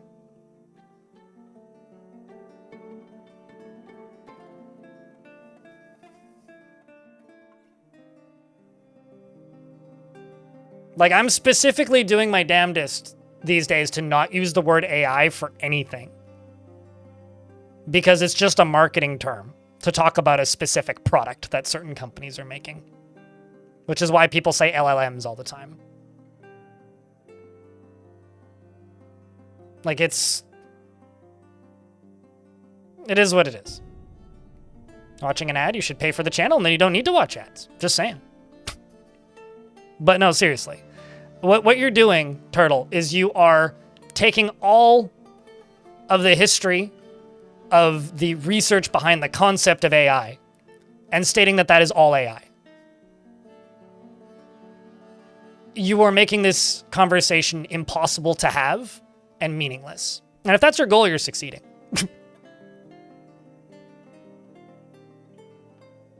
You're succeeding greatly, even.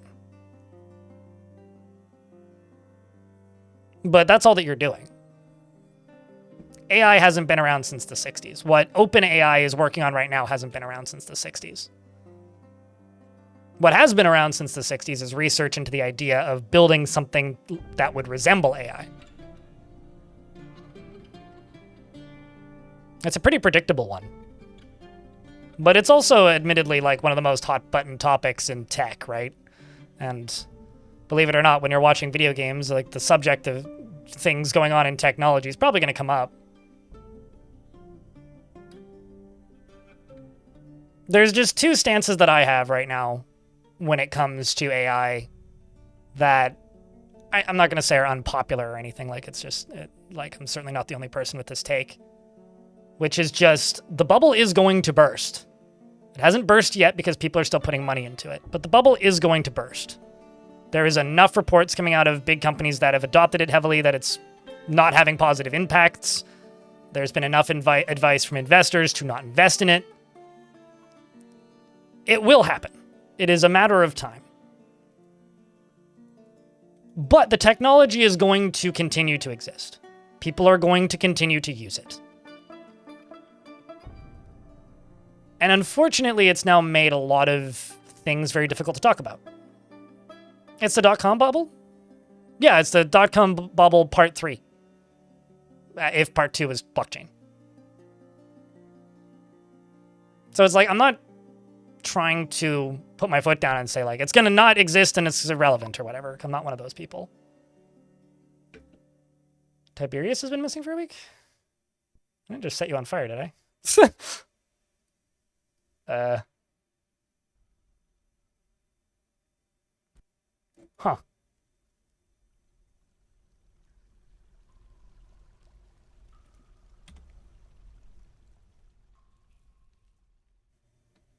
I don't think I did. It's also not been a week since I turned the fire on. The fuck happened to Tiberius?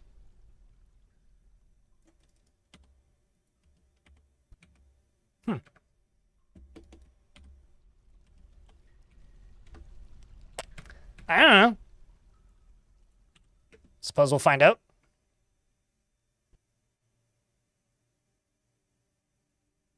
I have nothing against the technology of using models to do work. Locality. I have a lot of things against AGI, just from like a societal standpoint. I don't see that being used for anything positive in the long term. Just like when it comes to like AI as a political stance, I have a lot against AGI. I personally don't really think that the technology itself is inherently bad. But I have a lot of things against AGI, just as a concept. Yeah, we were talking about Captain James T. Kirk, and that Tiberius is the T.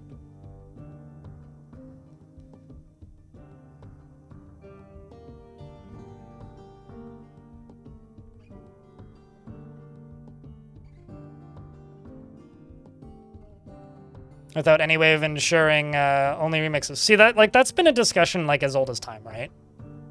Locality. You know, like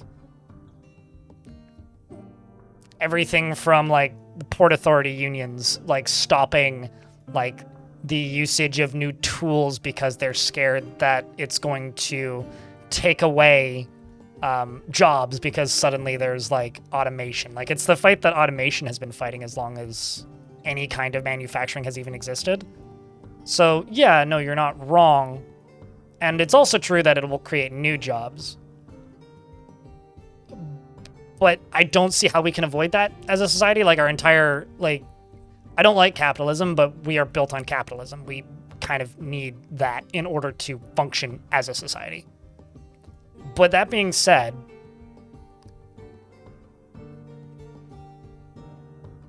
I'm worried about it more on like a fundamental like health perspective, like human existence perspective. And I get very worried when I see people saying like, well, ChatGPT said this, or like, I'll just ask ChatGPT or whatever. It's when people start talking about it like a person or a friend. It's when people when people start to lose fundamental skills is when I start to get concerned. Like, I don't personally see a way around some jobs disappearing. And that is awful. And I wish that there was ways around that. I do not see, with the amount of investment that's going in, jobs are going to disappear. And I've seen jobs disappear as long as I've been a functional working adult. It's just this, I don't know how to deal with it. It's like outside of my pay grade. I wish there was a easy one-stop solution to sorting those problems out, but I just don't see it.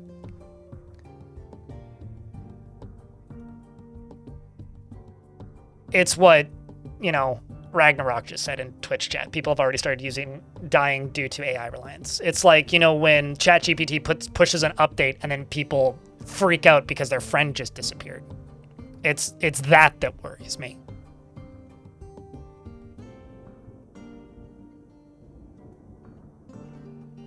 Also, yeah, tax the ever-living fucking shit out of any company that replaces jobs with robots, and then give the money to the people who've had their jobs replaced.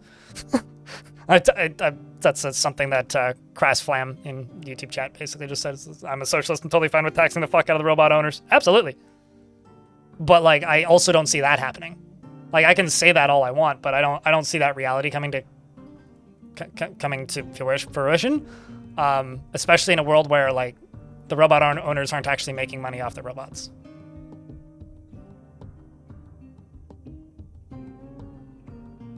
I find it amusing as like a comedic bit in a YouTube video, Muckality, but I honestly think that's about the most that I'm willing to tolerate of it. Anything more than that, and it just gets creepy and concerning.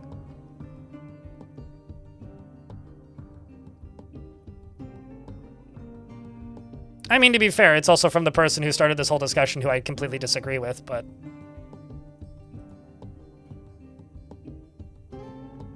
Suited giraffe. At least until AI wants a salary? Oh, yeah. Or until, the AI that we put in charge of, like, everybody's home defense decides that, oh, that robber really needs the money.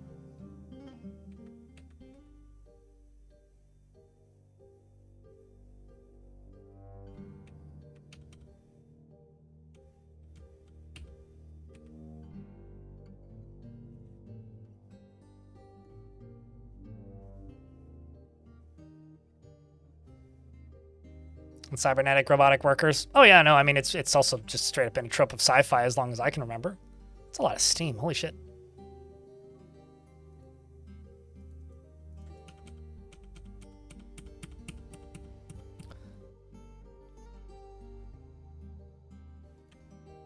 Let's go here.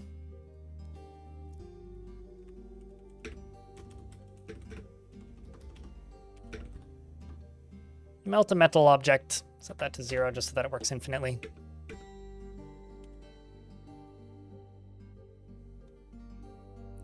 You're just going to go manage your work orders right away.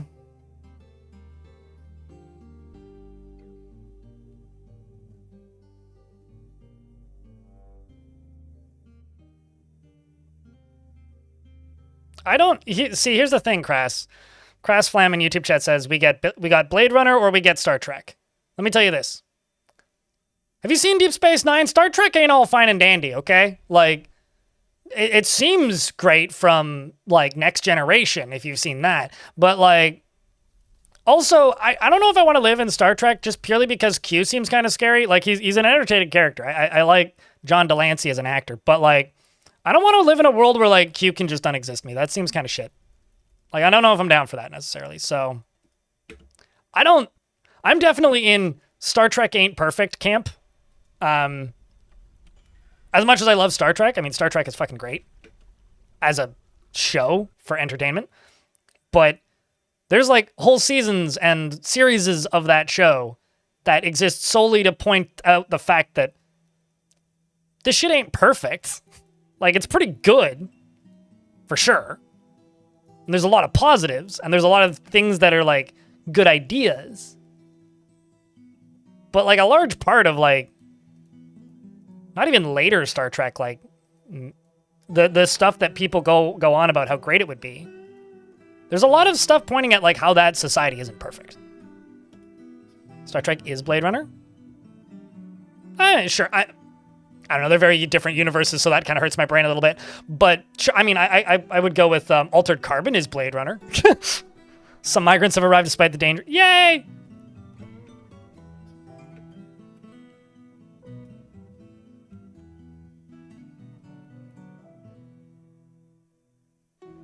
Man, time moves so much faster when you turn the frame rate to double what it was.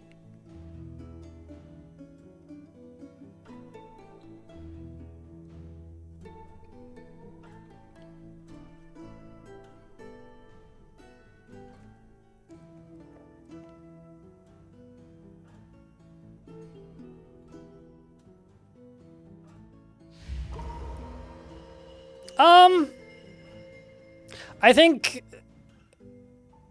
Okay, so this is going to be very philosophical, Ragnarok, so bear with me. I think that Star Trek shows a world from the perspective of people who benefited from the systems enough to not see a lot of the problems. And it's a show that often features characters that are in that position.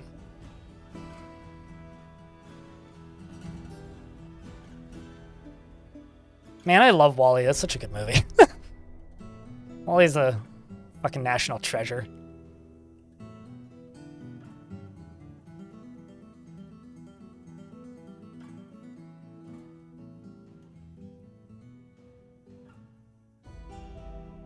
I think there's a lot of things in tech that are excruciatingly irresponsible to us, and that is one of them. And YouTube chat to us says, they designed the LLM tools to trick people into personifying it as part of their marketing, and it's pretty irresponsible. I mean, what was it? The CEO of I don't even know what's real anymore when it comes to what this man says, but the CEO of OpenAI, there's that quote from ages ago, which is that they're not designed to be smart, they're designed to make you think that they're smart. I think that was him who said that. I don't even know anymore.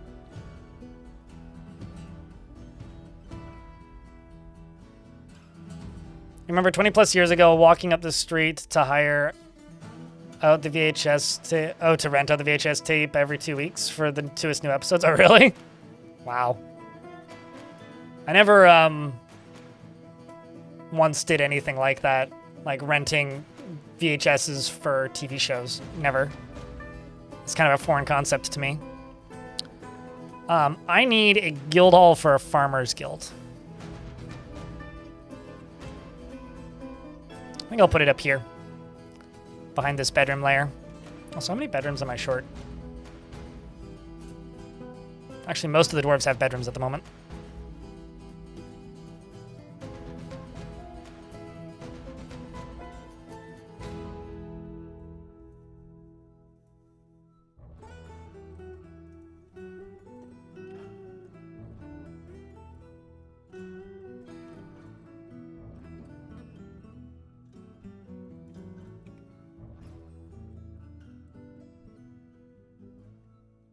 How much green glass do I have? 15 blocks? It's not that many. I thought I had more. Oh well.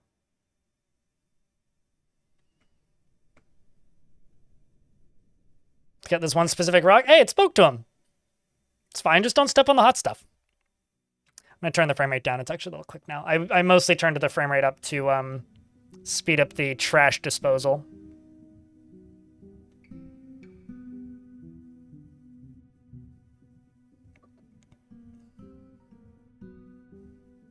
And also because I know that I can make the frame rate go much higher in this fort. Let's go back down to 60.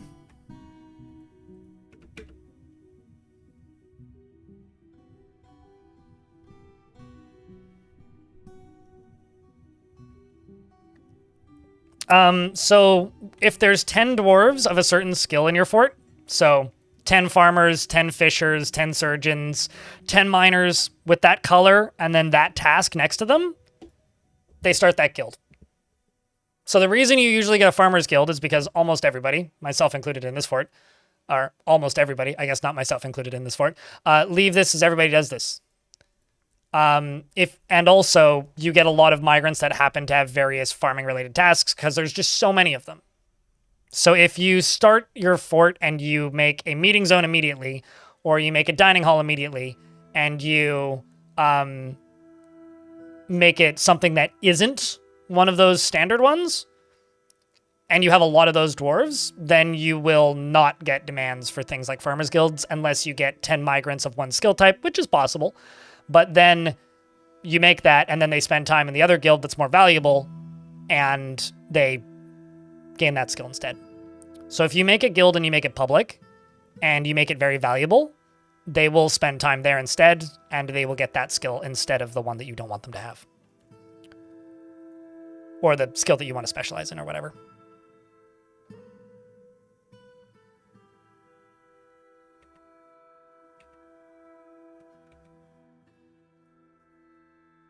Let's actually just build some floors right here.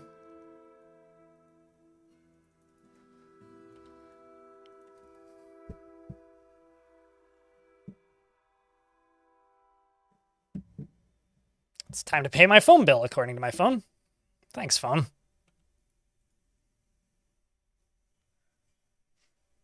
Yeah, there's also that. Or just make it guild members only and then super prioritize the other guild, or, yeah, just lock the doors, don't let them in.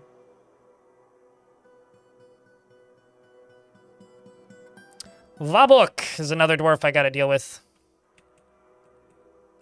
Also, for the miasma, I don't care.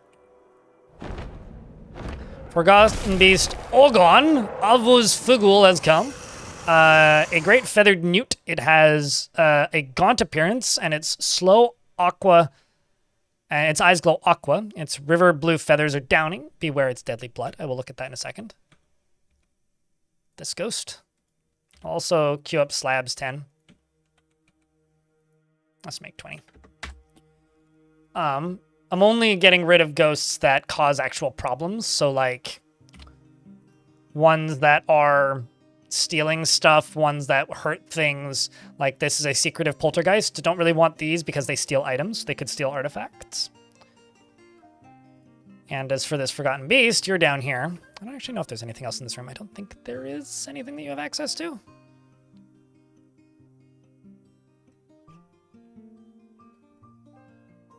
It's Halloween.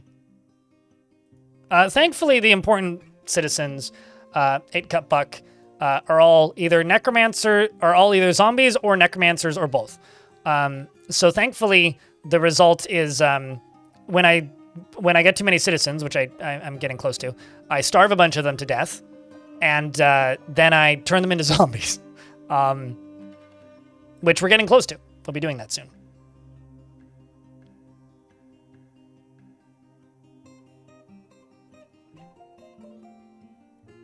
Sounds delicious. Suited, please share when you're done. Sorry if I missed that, because that was like 4 minutes ago. Ghosts can steal them off of pedestals. They can also topple pedestals and steal them off of pedestals. So it doesn't matter if they're on pedestals. They're not safe from ghosts. If that's what you're saying, Crossflam. It's also not really a trick. It's like literally one of the designed uses of pedestals.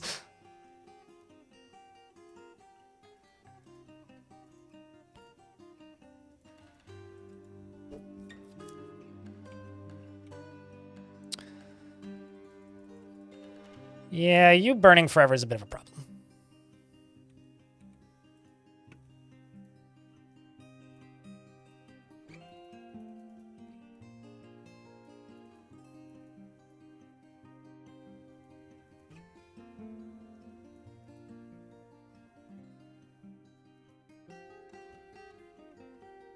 Just gonna build walls around them. Not worry so much about it. Yep. That's what this is, 6 rats.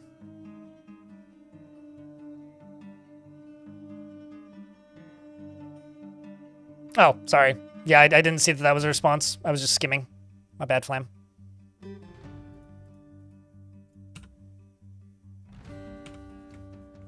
Unnecessary elaboration. Let's go up here.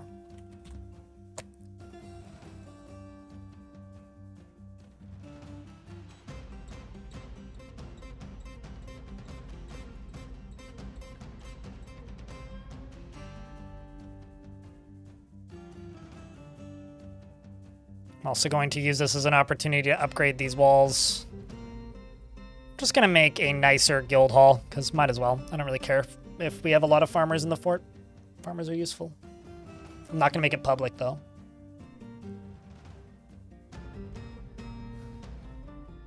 But yeah, no, the goal for this fort, if you type an exclamation point goal here on Twitch, is to zombify as much of the population as possible. So that's slowly what I'm working towards.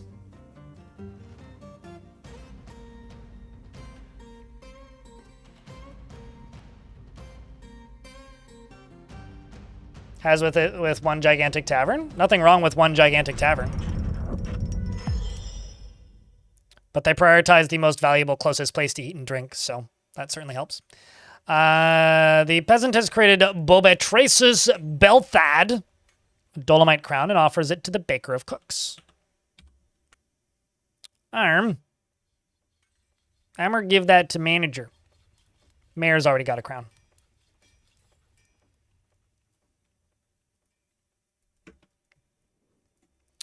This is a Dolomite crown. All craftsmanship is of the highest quality. It is encircled with rectangular Dolomite cabochons and decorated with Sangaro rib wood and Ruthra leather and cave spider silk. This object menaces with spikes of Dolomite and brass. On the item is an image of Rub Muddled, yes.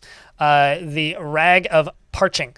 The jagged turkey bone left gauntlet in Dolomite. On the item is an image of sweet pods in giant cave spider silk. On the item is an image of dwarves in pigtail. The dwarves are traveling. The artwork relates to the foundation of Brainrot. Damn right. By the bloated baker of cooks of the alchemical books in the early spring of 334. The item is an image of the piece of eagles, the tower cap figurine of Silob Senslaber in Crundlebone, and our manager's wearing it.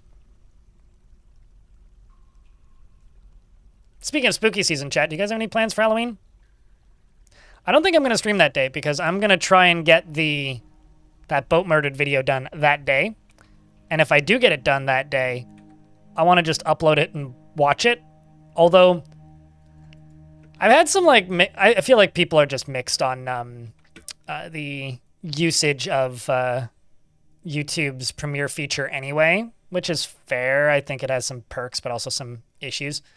And so I'm very much considering just not premiering it and just posting it.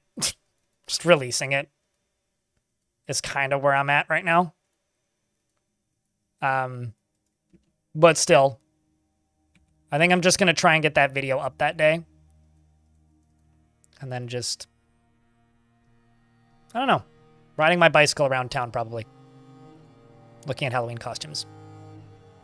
I think that's my plan for Halloween. Scary movies and maybe takeout? Hell yeah. Maybe I'll try and finish Hereditary. Oh, did Celestine lose a bunch? Rip. The current runtime, and I have some more things I want to add before the runtime is done, but the current runtime is 3 hours and 24 minutes. So, yeah. The current runtime is 3 hours and 24 minutes.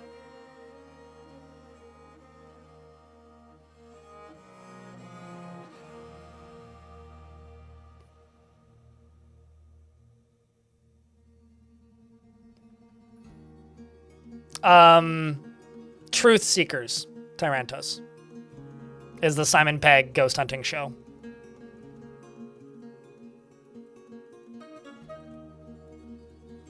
But don't be fooled. It's like legit horror stuff happens in that show.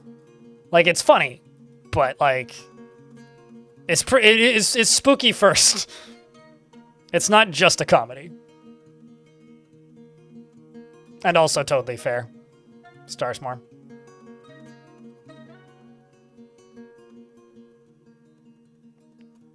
I will say, Crassflam, that was the old school thing that you had to do back in the day. They say they might go the opposite direction and tightly pack things in. Dwarves need to be like within a couple tile proximity to make friends and socialize properly. And so in older versions of the game, they would never socialize properly. So one of the things that we had to do to make them socialize properly was make your tavern like 3 tiles wide so that they would talk to each other. Which is like, I still genuinely think one of the funniest weird oddities that Dwarf Fortress ever had. I'm going to make a infinite stockpile, I think is what I'm going to do. Because I haven't made one for stone yet, so I'm going to make one for stones. Boulders, if you will.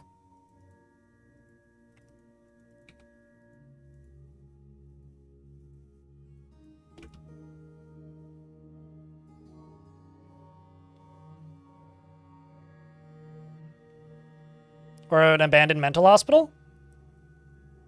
Okay, so I'm going to spoil part of the first episode of that show. Purely because just to give you an idea of the vibe. If you don't want spoilers, I'll put my hand down when the spoilers are done. So, you have 2 seconds to mute. Okay. In Truth Seekers in the first episode, it's one of them gets a job as a cable installation guy, and the other guy goes... and the other guy, like, is basically, hey, man, go do something with your life. Like, you know, you're wasting all your time. He goes, no. I'm spending all of my money on this expensive ghost hunting equipment. And then he just kind of rolls his eyes and goes, well, that's a waste of time. You shouldn't be doing that. And then they go and install cable internet for this lady. And he also hands her the ghost card. And she says, well, I have this haunted thing in my house. And they find a taxidermied dog. And one thing leads to another. Her dead husband is still alive. And she's tried to, like, put her husband into the corpse of her dog. And then she ends up getting possessed by the soul of the dog. And Simon Pegg and Nick Frost are completely unaware to it the entire time. And there's some really fucking freaky sequences of this lady running like a dog and barking. But it's like terrifying when you're seeing it happen. When you talk about it, it sounds fucking hilarious. But it's shot like a horror movie really well. So it comes out as like a... Wah! It's fun. It's a good show. So it's not like they just go to creepy locations. It's like they're trying to be door-to-door cable salesmen. It's a good show. Let's make a infinite stockpile for rocks while these ads run, because we're about to get hit by ads. So duck for cover.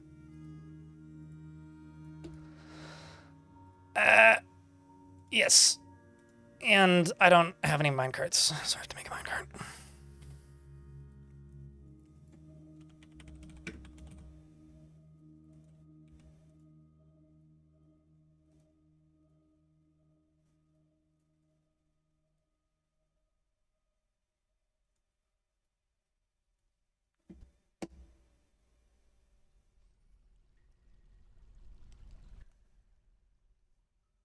That's just episode 1.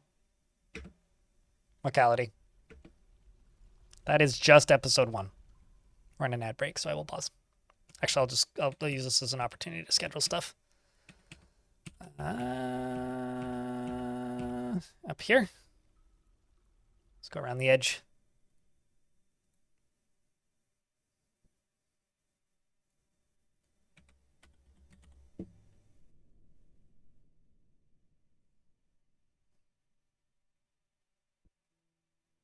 Are we talking about Dwarf Fortress Necrontier or an actual, like, burger place?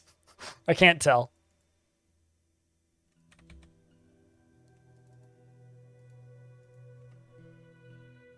Actual burger place. Oh, sounds lovely then. Also sounds like a pretty decent tavern setup, because that's what I thought you were talking about. But thanks for the context.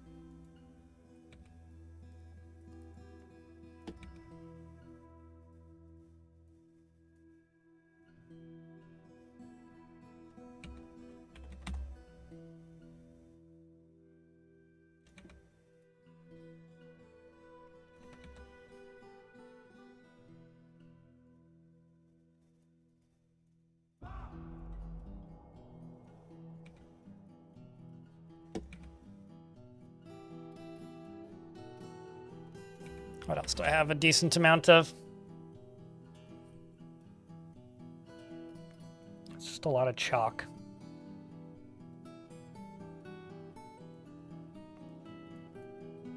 Let's do chalk over to here. Chalk down to there. Chalk along the top here. And then this bottom chunk. Kind of screwed that up, but because I didn't turn off the chalk. It's easy to fix. What else do I have? Let's do dolomite for the rest of it. Just for a little bit of difference in color. All right, not gonna buzz because the ads are done. Hello, Paxmac, how are you?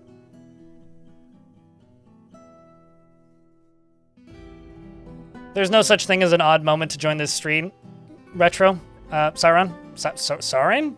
I don't know how to say the second part of your name in YouTube chat. There's never a strange time. It's just always strange times. So for us, it's normal.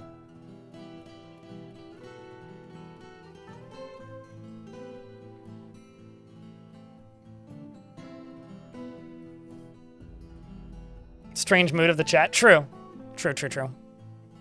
It's like that person who commented on one of my VODs recently said, I wish this guy would stop talking about stats. It ruins the vibe. And I'm sitting here going like, that's what chat was asking me about. I was answering questions.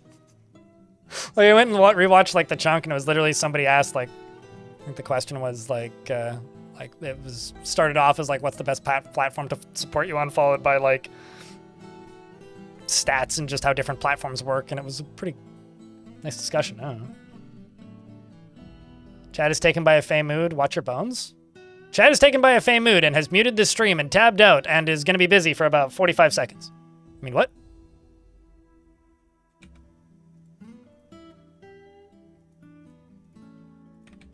At least I hope they muted the stream. Otherwise, that's weird.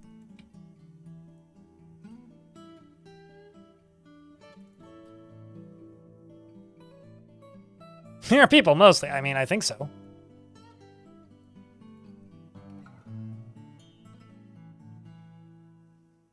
We are people, except for those who are not, and those are meeples.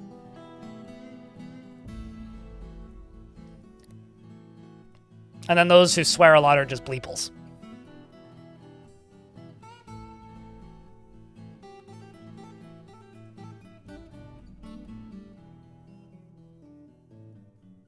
Cops in Necromancer Fort. I'm just trying to kill my own fort, my old fort of bad guys before or at least do battle with my old fort before the Siege update comes out, and then I have to generate a new world. Necromancer? I don't even know her, Server Lord.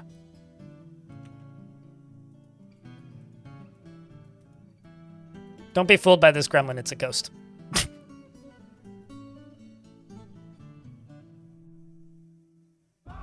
I don't think that I really have much of a choice. I mean, the bots that I'm capable of asking politely to leave have all left already, but...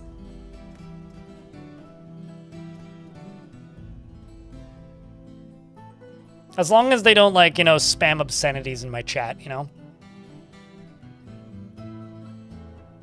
Because I have been hit by those before. It's always weird. There was one time where I got raided by a Russian YouTuber who had like a stream of a couple hundred people watching. And they just like popped into my chat and started spamming what I Google translated and then discerned with some discussion to allegedly be a like description of a stupid American. Because that's what one of my friends in chat who speaks Russian said. And I was just like, but I'm from Canada, and then they all left. It's truly bizarre.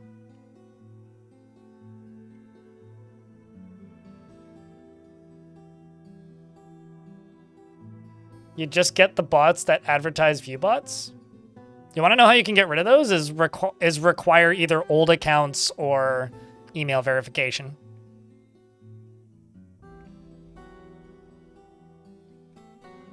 Cyberdud, thank you very much for the obscenities in Twitch chat and chat room. Can I get a round of beers for Cyberdud? Thanks for helping keep the channel funded.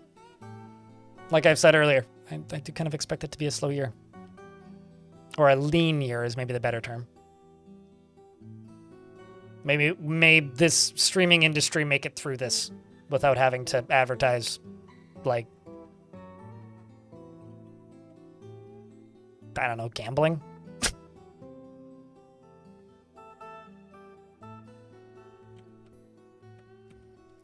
All right, let's see what we can sell.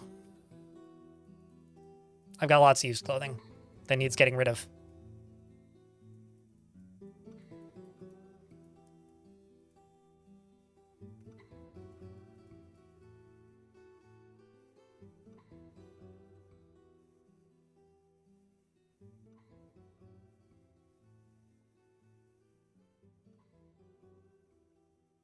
Would I have fought in the War of 1812?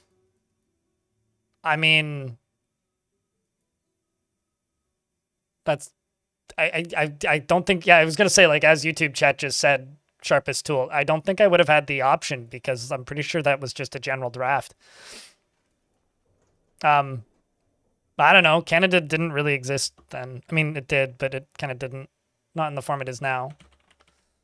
Weird question, I guess. Hypothetically, I don't think I would have had the option. Actually, no.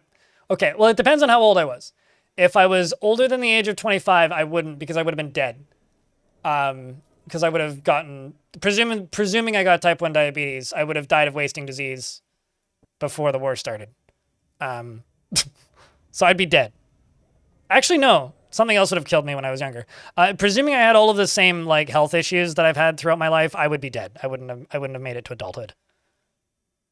I would be dead at least twice. Maybe 3 times. Which side of the War of 1812? I don't know. I mean, most of my family is Dutch and German and Irish. So wherever a Dutch person would have been more likely to end up.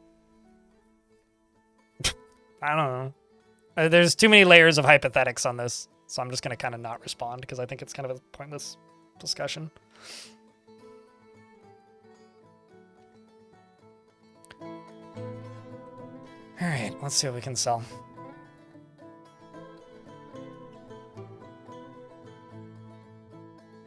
And these days, I'm like not considered to be able-bodied. So, I mean, I'd be a desk clerk if we got any kind of draft.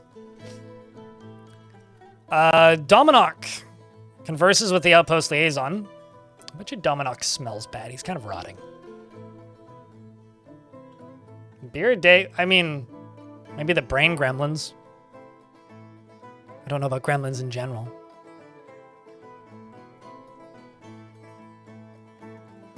I don't know what to ask for. Crypt beer. Baz sells us. Thank you very much for the Prime and helping keep the channel funded. I appreciate you greatly.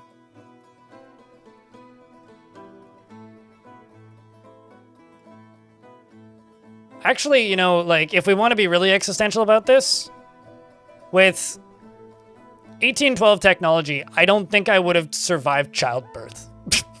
Because I was born super early and spent, like, the first month and a half of my life in hospital.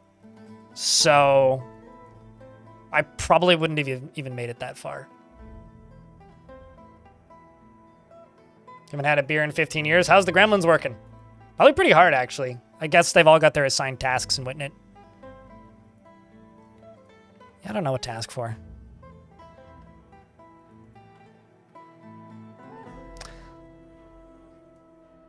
Yeah, we'll just go with that. We'll just go with nothing.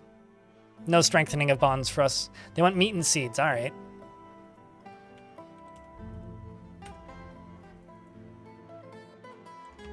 Oh, bucklers.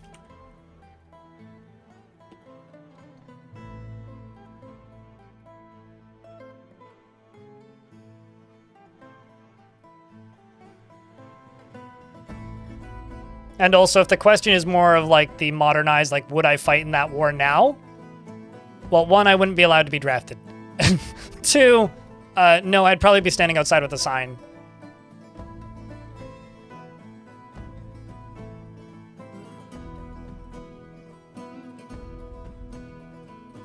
I cannot self-identify as Dutch.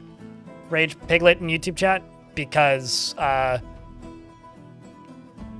have like great aunts that live in Holland still and nobody else does. I've never been to Holland, so can't speak to it. The Forgotten Beast, Nithami, has come, a gigantic louse composed of ice. Ah, it has a pair of squat antennae, and it squirms and fidgets. Beware its poison gases. Sure. So it's going to go die to the other Forgotten Beast over there? Because it's composed of ice, which is pretty weak. Yes.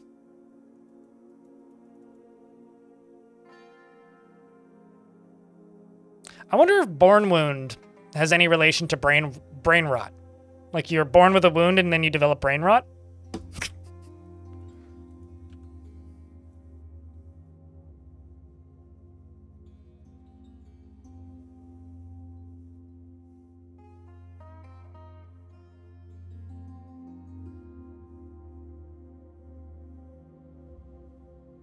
I feel like that's most people, Renato.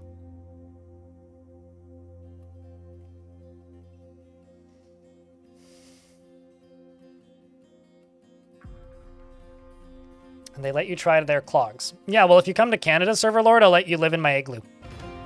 For one night.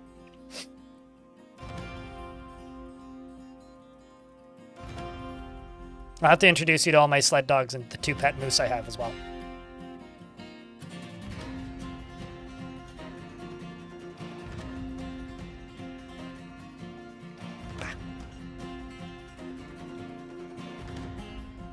Not that I'm aware of. There's a lot of quote-unquote known bugs that I've never encountered that I'm not entirely certain are bugs. So I've never encountered issues with containers. Really? At least not in a long time. I want arrows. Literally have none.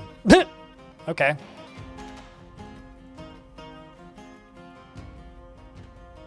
Sell those instead.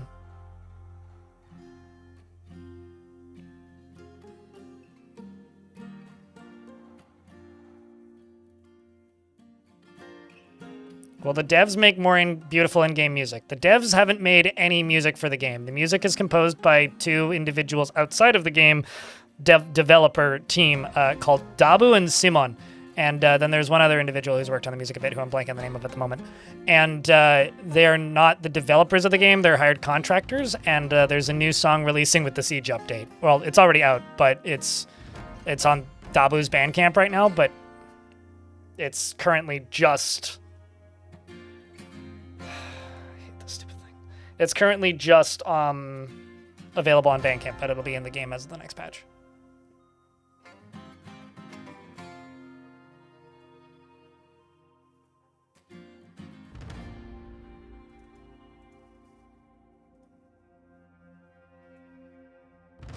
Okay, Id, where are you at?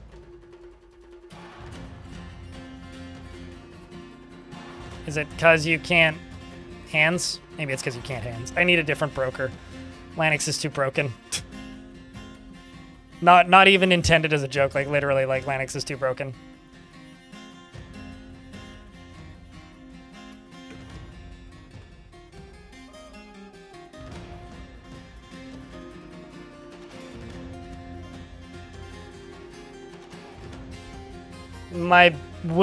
I'm willing to bet you more than $1 it was your own stupidity.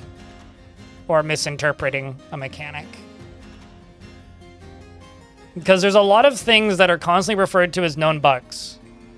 And whenever I look into them, it's almost always player error.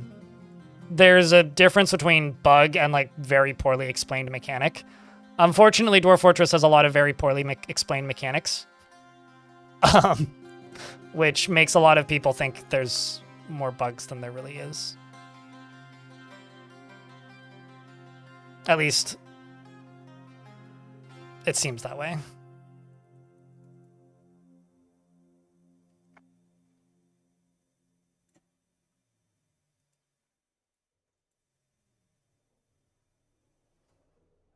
I need to get rid of some weight, because I just don't want to buy their cages, though. guess I'll buy that water buffalo and just butcher it so that I can sell them stuff. How much of this can I afford? Not all of it, so I will remove some of these cloth bins. Done. Trading completed.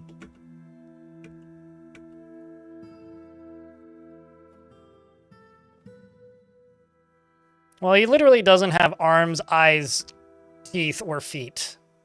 Still has 2 legs, though, and apparently can still stand. Squirrel. It's just on the player side of things. Yeah, and most people just, like, step on a branch that's a little weak and then fall and break and blame the tree.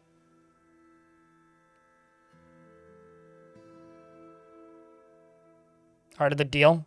Yeah, apparently he also was lost. Apparently his brain's also malfunctioning. I mean, he's literally just like a severed legged torso. Which is kind of amazing, but... I mean, you just need to put him back into combat and let him kick and bite things again.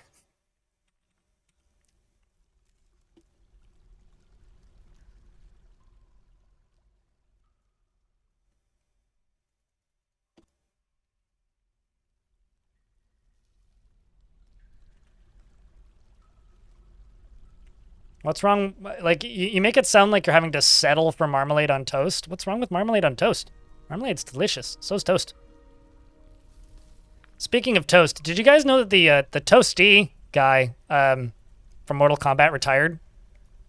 Apparently he's been working on Mortal Kombat games for like 25 years. But I wish him a happy retirement.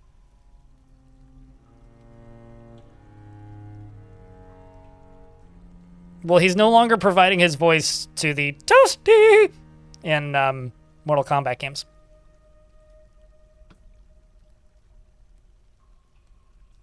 No, actually, he wasn't a voice actor.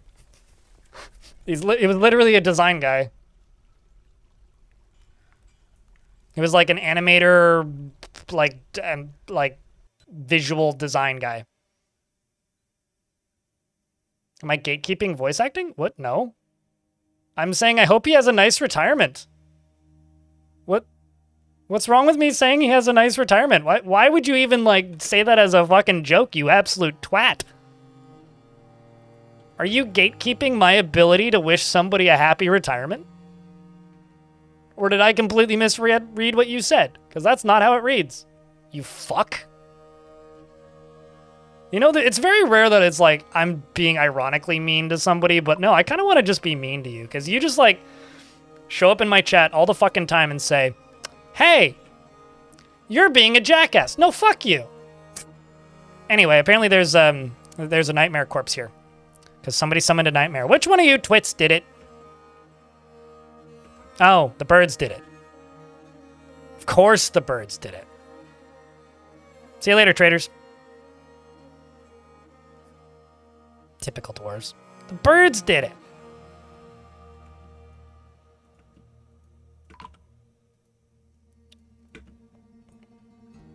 This is going to end terribly.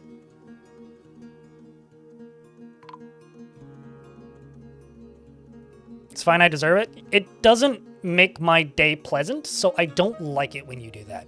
Okay? So I'm going to ask you politely. Don't do that.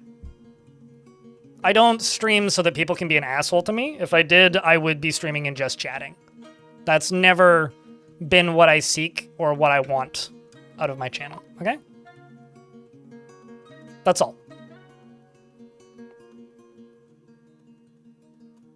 I mean, this is escalating quickly, and so did the discussion at Frontier.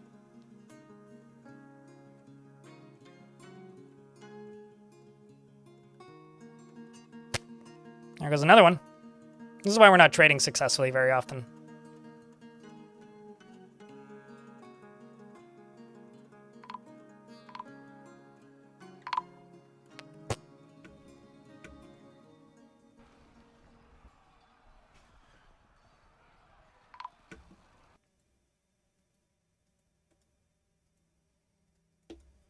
Let's turn on that burrow. Get these dwarves underground. If they choose to stand right there, that's their prerogative.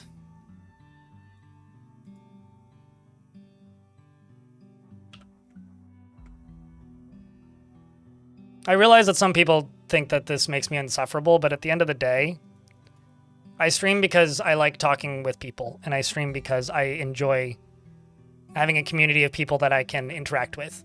But if your sole goal is to just be a dick to me, like I don't want you here. I like you like 89% of the time, Cyberdud. But if your entire intention here is to just like tune in and make me want to punch you in the head, just please don't. Be funny. Don't be a dick.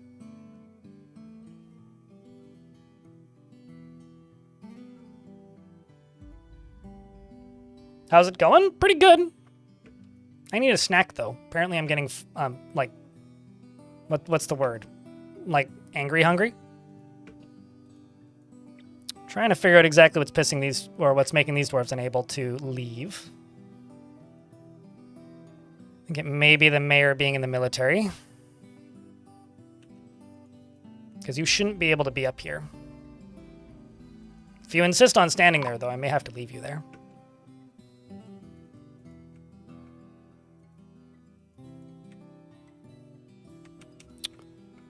Good news is, though,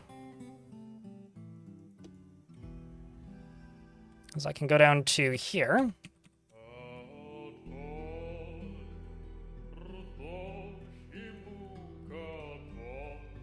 I can try and resurrect some of them.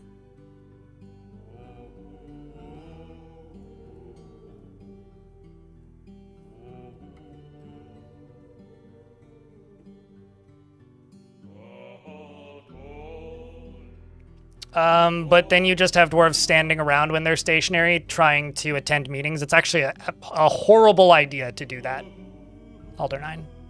Just for full clarity here, that is a terrible idea. Do not do that if you can avoid it.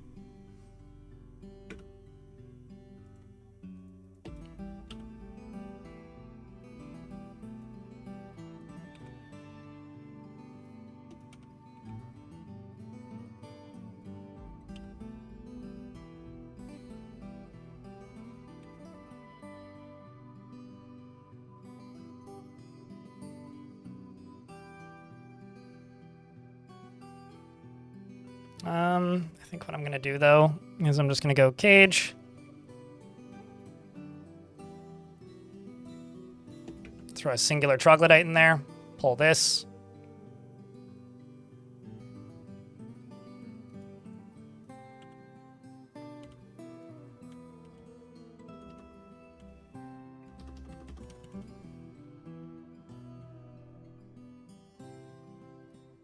Good news is, most of my hospital seems to be functioning.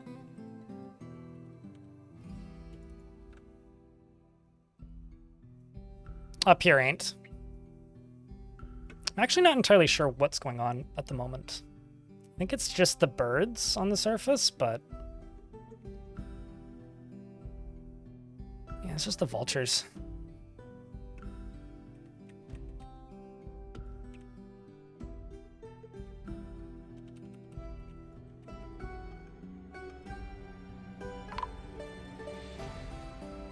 Castrol, thank you very much for the 2 viewer raid. Appreciate you. Is it just more people being missing? Yeah.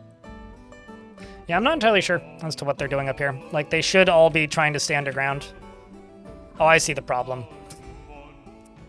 I thought that this burrow was more all-encompassing than it was. It's entirely my fault. I thought I'd remade this. Okay. You should try and go underground sooner than later. And if you don't, too bad for you.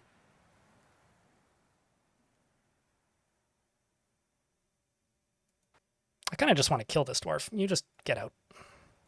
Go away. Same with you.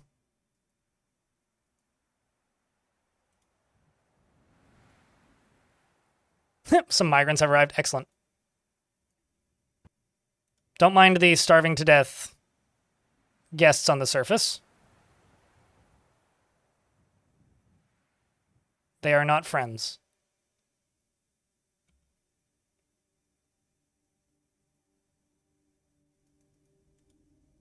How goes the tiny fort? Pretty terrible, but I think that's kind of the intended point.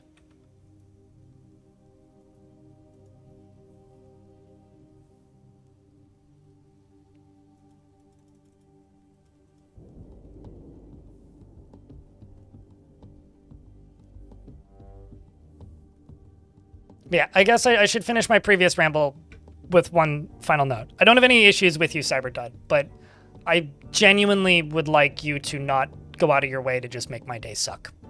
Because you do that pretty successfully a lot of the time, and I'm not a perfect person, and I fall apart pretty quickly, and it's could not be less appreciated. So, please keep hanging out here, because I like you. You're fun. But focus on being fun, and not being a dick. Because if you're just being a dick, I just don't want you here. And I will time you out and make you go away if you just keep doing that. Anyway, I got a lot of shit to butcher.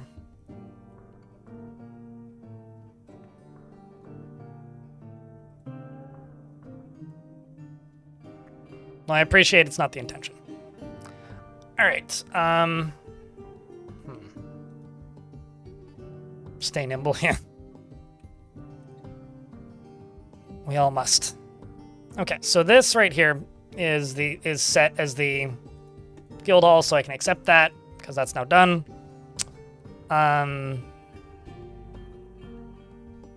Let's see if I can get these bodies resurrected. That's what I was trying to do. 2 of them are in there. You're there. No, that's not what I wanted. I want to pull the lever. I want to link the lever to that. That's what I want to do. Let's also throw a rock piece up here. Or in this case, I guess a bismuth bronze piece. But why is the hospital set as over here? Squeeze me? That seems poorly designed. Who would make it like that? Must be pretty dumb to make it like that. Oh, I don't have a normal doctor anymore. That would do it.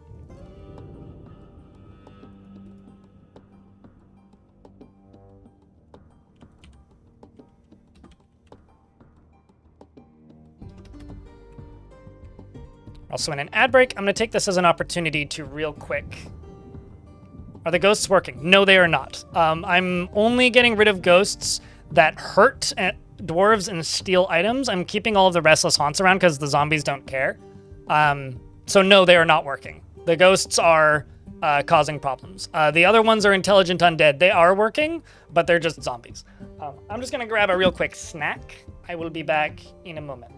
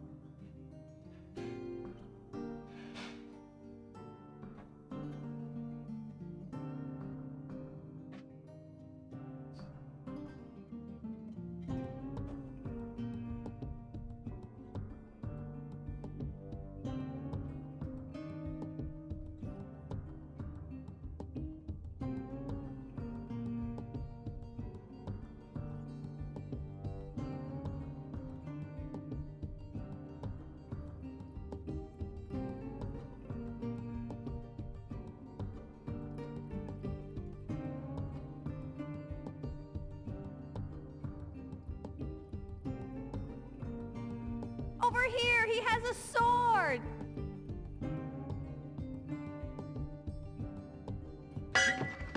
Bring out your dead!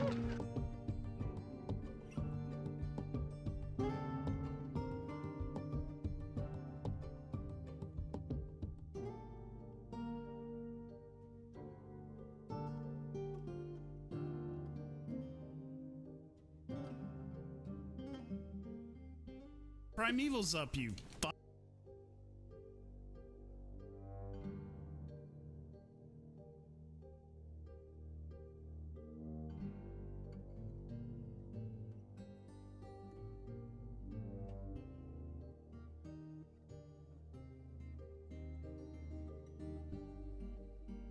Have acquired burrito. Nuclear Burrito. It was in my freezer, but now it's a burrito. Is Fanta add? Wait, Chucky wanted a Fanta can? I would say like how the mighty have fallen, but I don't think Chucky ever really stood up in the first place, so it's not like Chucky's some sacred entity. Speaking of sacred entities, I'm going to release a troglodyte into this room, which is going to hopefully resurrect one or two of these zombies. We'll see. Oh, I should probably disable this station.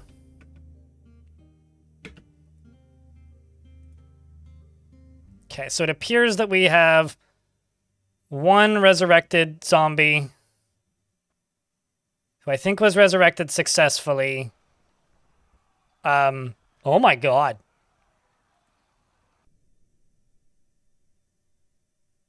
Whoa.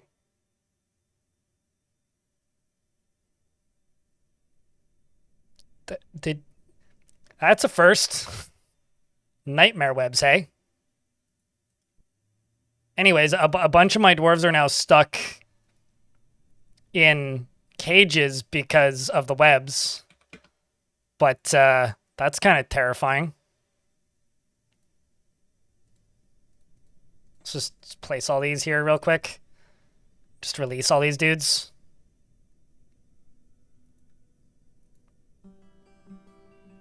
It's just a resurrected dwarf's head.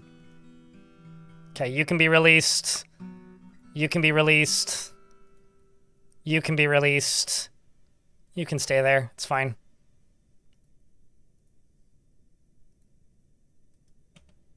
And then this can be opened, and let's see what we got. Oh no, somebody died up here somehow. Oh, I guess your body just didn't make it inside. Well, that's a shame.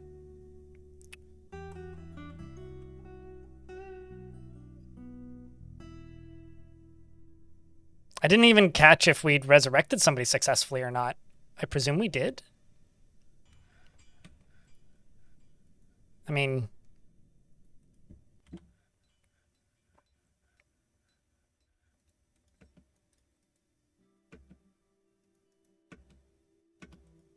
you should get placed at some point, I would think.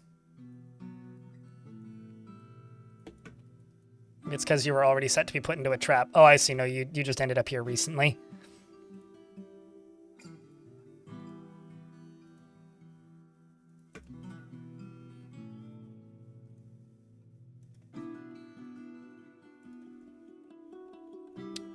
Both had huge outbreaks of were-tortoises. I've been kind of hoping a were-creature would show up because I think it would be really funny.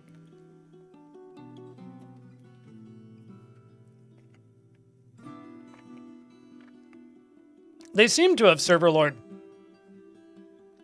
The reason it seems like they've gotten weirder is because people have started mentioning that the ads are getting weirder. Like, people didn't mention ads in my chat for a really long time. And now people are mentioning them again, which means they really must be getting weirder. Like, they clearly wouldn't be getting that much weirder if nobody ever mentioned them. But since people are now talking about them all of a sudden, it really seems to reinforce that.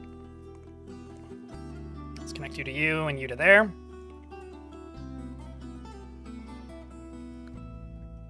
Let's see what we can get caught on these.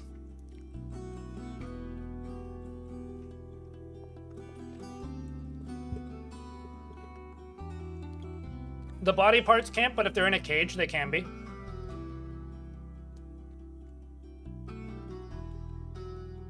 If they're resurrected, they can't be put on display.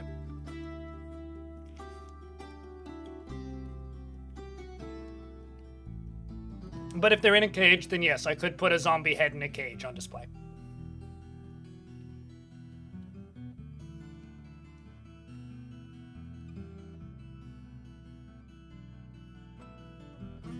Why are the dwarves hotboxing my dungeon? Because they're all undead? YouTube chat? I wish they had a value, Journey in YouTube chat. Currently, they don't have a value.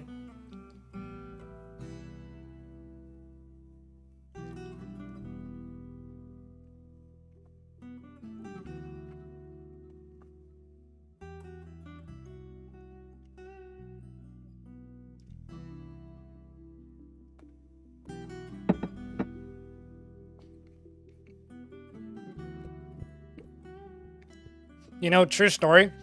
The thing that got me paying for Twitch Prime, not Twitch Prime, Twitch Turbo, was a ad for a candy that is not for sale in Canada. Because it was the only ad I had at the time. And it was literally just go to the duty free and you can buy this candy. And I was like, this is the 30th time today I've seen this ad. And so I started just paying to not see it anymore.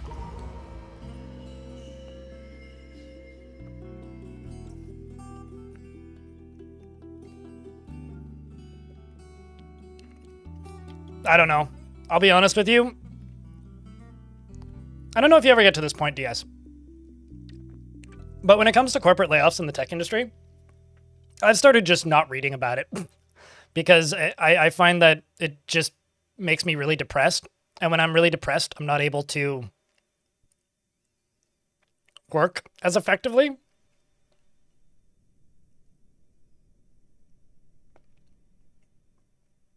What's that old "we hear you" like meme format? Oh, I know several memes that you could be referring to. Udil, the Lich Necromancer has been possessed. I've got an undead necromancer in a strange mood who currently is seriously injured and can't stand. I respect the dedication. No Brick with that Prime sub. Thank you very much. No Brick.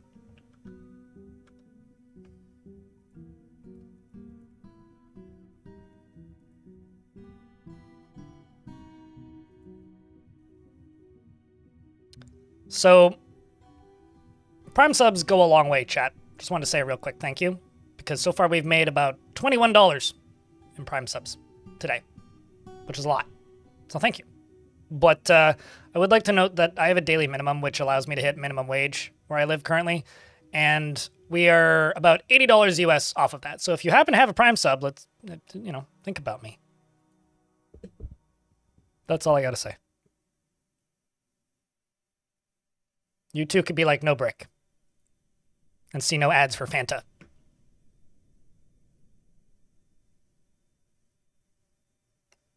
As Stormwolf the Lich rolls around. Do you think this dwarf is rolling, crawling, doing like the military this? Because like he can't walk. He doesn't have the ability to walk at the moment. Okay, so we've got cloth as far as we've gotten. So cloth, thread, a tree. You need wood.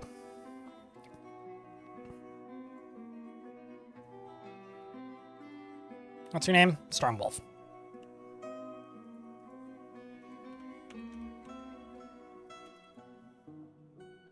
And also, I never did finish this. Oh, I know the problem. All of them's is forbidden.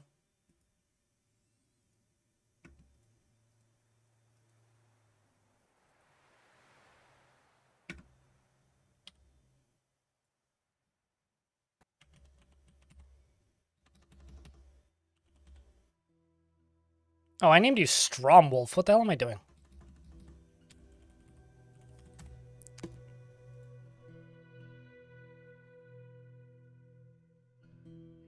Good afternoon. How's the fort? Pretty terrible. Everybody's dying, but some of them aren't dying anymore.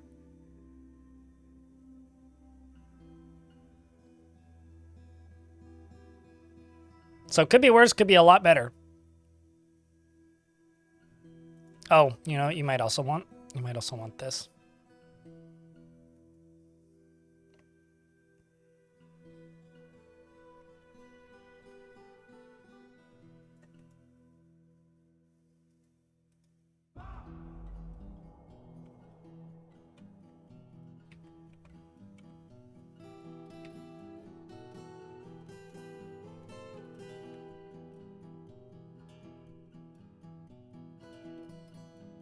See if we can get these dwarves outside again and functional.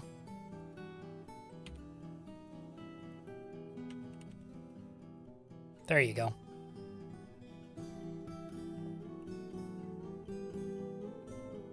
Crowd surfing a bunch of maggots. So wait, he's just doing the Superman and the maggots are walking for him? That's distressing. That's a disturbing mental image, thanks.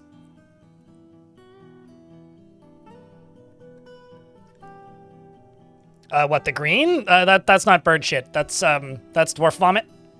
Totally different.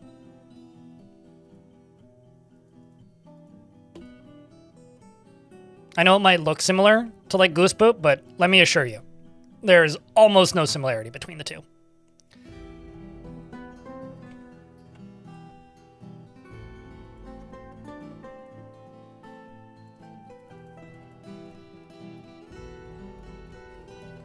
It's Halloween. Well, okay, sure. I think I just needed lunch chat. Seems to have solved my grump. And thanks, by the way, very much for tuning in today. I know I babble about the daily minimum stuff a little bit, but like, at the end of the day, I'm just happy that I have this job. And I'm glad that people watch. So thanks for watching. Because that is the most that I can realistically ask for from anybody ever. So I'm diabetic, for those of you who don't know. It is part of my personality traits. And I have a Dexcom in my arm, which is like a needle that checks my blood sugar every 5 minutes. And this one needs to be replaced sometime in the next 24 hours because it's expired. It still works, and it's still working currently. But according to it needs to be replaced. So it's vibrating every 15 minutes to inform me that it needs to be replaced. But it's still working. So I'm going to use it for as long as I goddamn can because they're $80 for 10 days. So I keep thinking my phone's vibrating in my pocket. It's just my stupid thing in my arm telling me I need to change it. Piece of shit. Anyway. It's annoying. I just needed to voice that. Good news is, though, the people that were striking up the street for me and making a lot of noise, or making the cars on the street make a lot of noise, have reached a tentative deal, which means I no longer have to hear cars honking all day, every single day of my life, which is I no longer get to pretend I live in New York. Shenrayon, thanks for being the second person of the stream to gift some subs. Appreciate you. If it ain't broke, don't fix it. I can't literally fix it. Oh, I was going to place a slab for that ghost, wasn't I? I'll put this one in the tavern. I'm sure it'll look great. Bob, thanks for helping me hit the minimum. Something I don't like about YouTube Super Chats is they're very, like, how do I put this? Not transparent as to how much I actually get from that. I get about 64 to 60, sometimes closer to 55% of the money that people give me through Super Chats. But thank you for helping me move towards that. Appreciate you, mate. Sorry, I feel like I need to sneeze right now and it's not working. Oops. There we go. One of those ghosts have been put to rest, the one that keeps stealing my stuff. Stormwolf has begun a mysterious construction, and Oliuk, who apparently came back as a zombie, I thought you just died, has rejoined the fortress as a necromancer. Nope.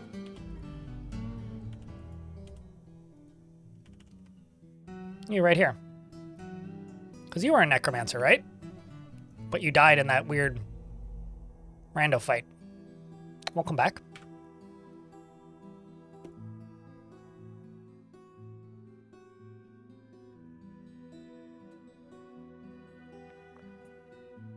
Mm-hmm. And I do not live in an igloo. What's your point, DS?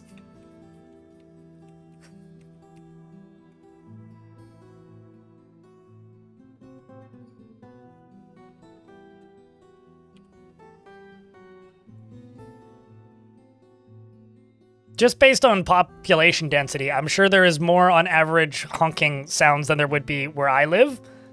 That being said, you're probably right. I don't know.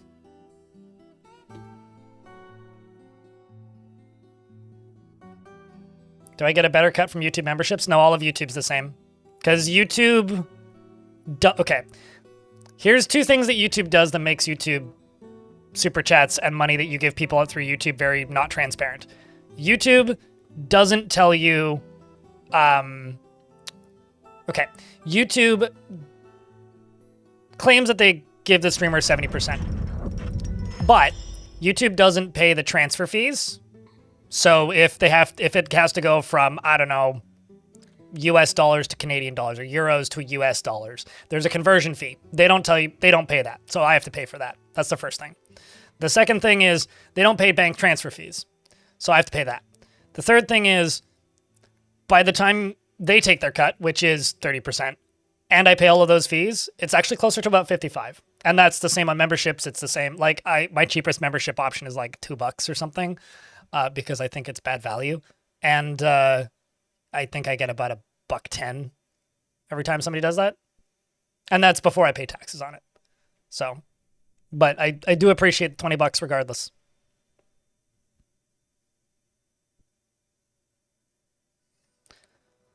Stormwolf, the Lich Necromancer, has created on Obner, a dolomite coffin, and offers it to the bloated baker of cooks.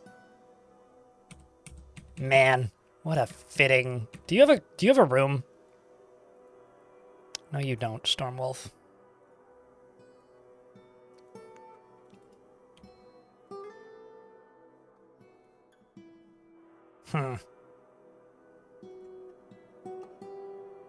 Oh! I don't have my manager. Okay. That makes a lot of sense. I had a manager, and my manager got unexisted, and I haven't assigned a new. Got unexisted in those fighting. I was like, why is nothing getting done? Oh, my manager died, and then got undied.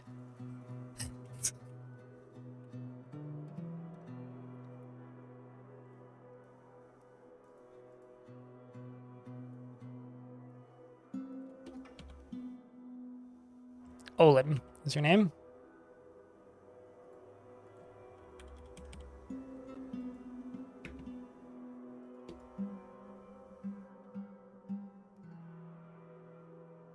Devildawn, thanks for checking 3 months of sub to Bob Tron, who definitely deserves it. Bob's here all the time. Do raised zombies even need rooms? No. Unless you want them to put their stuff away. That's the only time that anything needs a room, technically, is if you want them to not leave their stuff everywhere. Because if they have a room, they will put their stuff in. They will put their stuff in the in a room that they own with a cabinet in it. So if they own a room that has a cabinet in it, they will put their assigned items in that cabinet. So if you want less garbage strewn about, that's yeah, they do. But do they need one to sleep? No, because they don't sleep.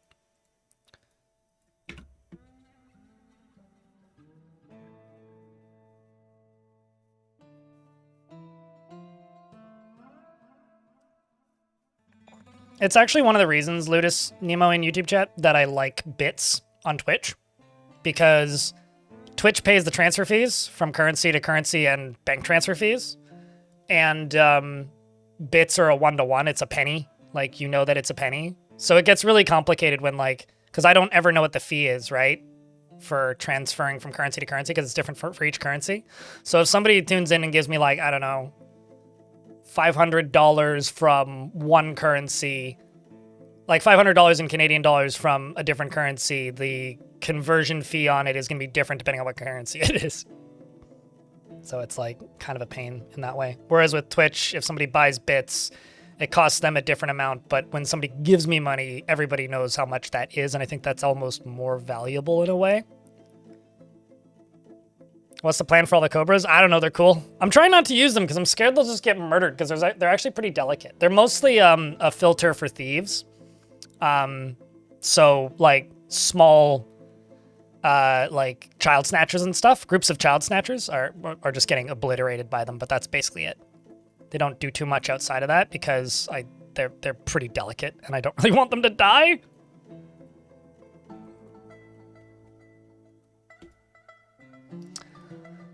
Yeah, it's a snake oil situation. It's actually a pretty good way to put it. But they've killed a couple of troglodytes and stuff.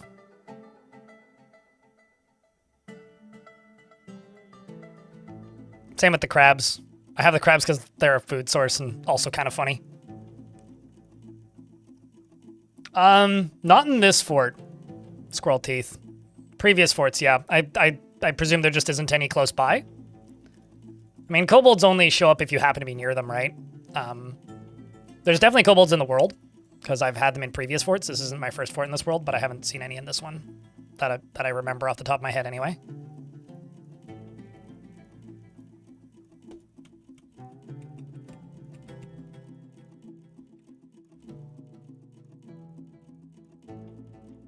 Okay, what the heck's going on with this? Did I deconstruct all of my carpenter shops or something? Starting to think I must have. Yeah, I really must have. Because I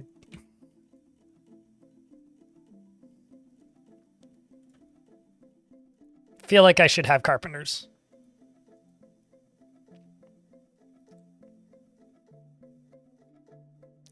Watching Rotten Butchers bestowed... Oh, they named their... One of my soldiers named a battle axe. I've got one gremlin left. Most of them are dead. There's several undead ones, Dadrick. But one of them is still alive. And it's my my bookkeeper. The rest are all dead. They kind of got a nightmare spawned in the middle of them and like kind of just exploded like immediately.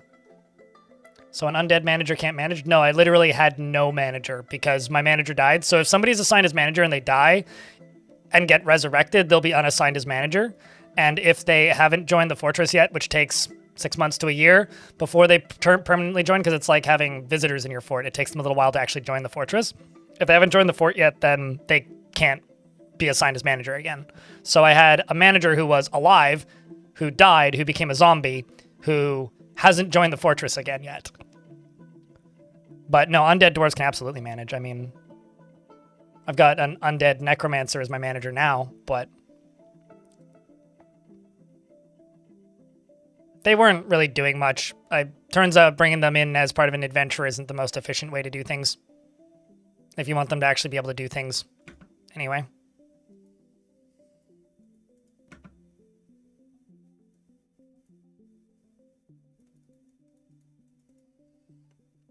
Let's get all this dealt with. And I have no idea where it came from. Trading caravans. Trading caravans bring them sometimes as a trade good. They're relatively valuable, but have absolutely no purpose in fortress mode. They do have purpose in adventure mode, but no functional purpose in fortress mode.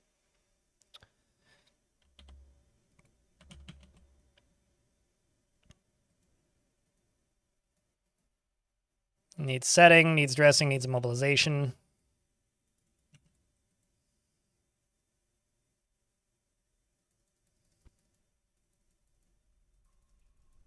Let's just increase the numbers of all of these. Because we have them.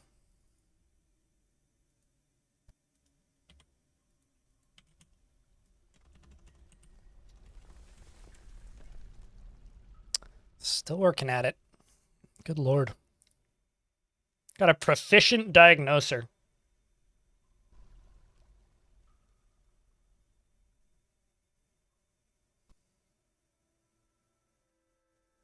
I played the Masterwork mod a really long time ago. I currently have absolutely no interest in messing with any mods because we're right about to get hit by a big patch, and I don't see any reason to do anything but play like vanilla until I play through it. I don't know. I've played it in the past. I'm like passively interested, but not super interested. I don't know. Never really saw the point of it back in the day, and currently, like, It's just a mod pack. It's just like 50 mods in one. That's all it is. It's no different than any other mods. It's just a rebalance. All right, let's go Dolomite for that doorway. I'll just use a boulder, it's fine. Got some milk there. Where'd the farmer shops are all down here. Let's make some cheese. YouTube chat's asking me if I've messed with Master Fork, and I've got no interest until I've like made it through the release cycle of the new patch, to be honest. Any fort plans for the new patch? Figure out what the fuck's in the new patch. I'm not going to be doing any specific themes. It's just going to be play it straight and see what the baddies can actually do. People are very quick to suggest themes and stuff and ask about that stuff, but the reality is, like, I will do stuff when I figure out what the game's capable of doing to me. I don't really see the point of doing that before. It's like beyond counting chickens before they're hatched. It's like counting chickens before they're hatched, but also, like, the chickens haven't even been conceived yet. Like, we don't even have a chicken. So we're a few steps removed from that being something that I'm really thinking about. But I just want to build a fortress that's going to expect sieges and see what the goblins can do. See what the humans can do, if anything. See what the dwarves can do, if anything. That's pretty much it.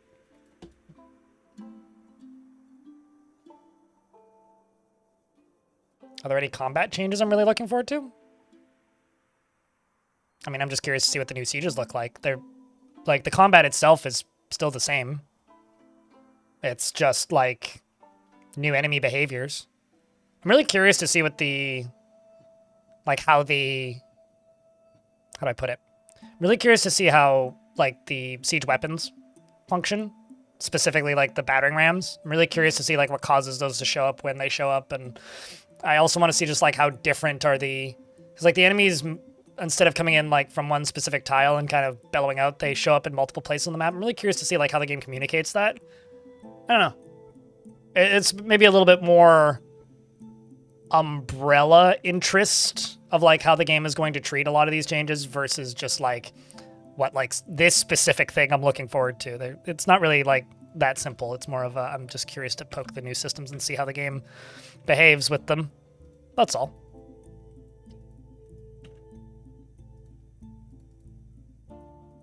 Like, how much are these going to actually impact gameplay, I guess? You know? Like, are these things that I can just cheese and get around? Are they going to be pretty substantial differences? We won't really know until we get there. Yeah, exactly. Like, I think I'm curious and interested, as I think most people are. But it's not something I'm going to be able to state for certain until I have hands-on, until I'm playing it. And not only, like, until I have hands-on, until, like, I've had hands-on for, like, days. Like, it's not something that's going to be like a, I've had this now for, you know, 2 streams. I have a formed opinion. It's going to take a bit. Like, as an example, like, the Cavern Invaders acting the way they did when Premium came out was something that, at least for myself, I quite enjoyed initially. Like, I thought it was a really neat mechanic. It took, like, 2 months for me to decide that actually I think this mechanic is bad and needs to be worked on.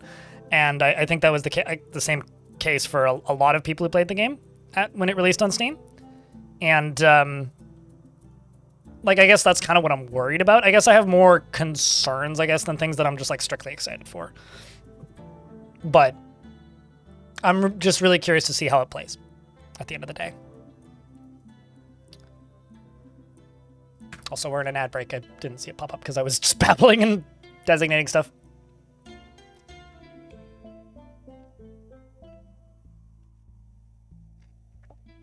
I mean, we've already got the ranged weapons overhaul. Cross-flam. I mean, siege weapons being... Like, okay, if I'm going to say one thing that I am actually excited for, I'm excited for siege weapons to be useful. I'm excited for catapults to be useful. I'm excited for ballista to be useful. Like, just period. Like, if they function as well as it looks like they might be able to from the, like, minute 30-second trailer we've seen, I'm very excited to see that.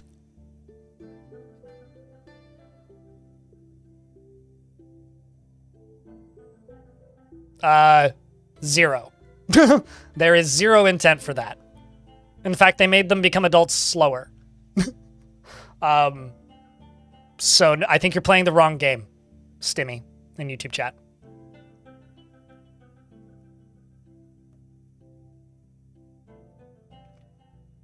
Why would they remove elements of the simulation of Dwarf Fort, which is like what makes Dwarf Fort Dwarf Fort.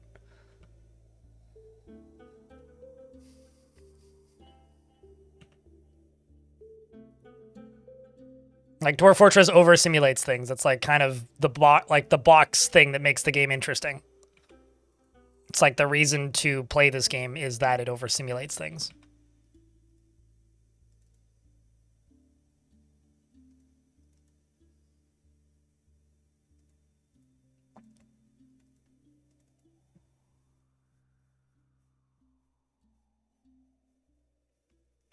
I mean, otherwise the fort only relies on immigrants fully. Tell that to anybody who's built a multi-generation fort with no immigrants.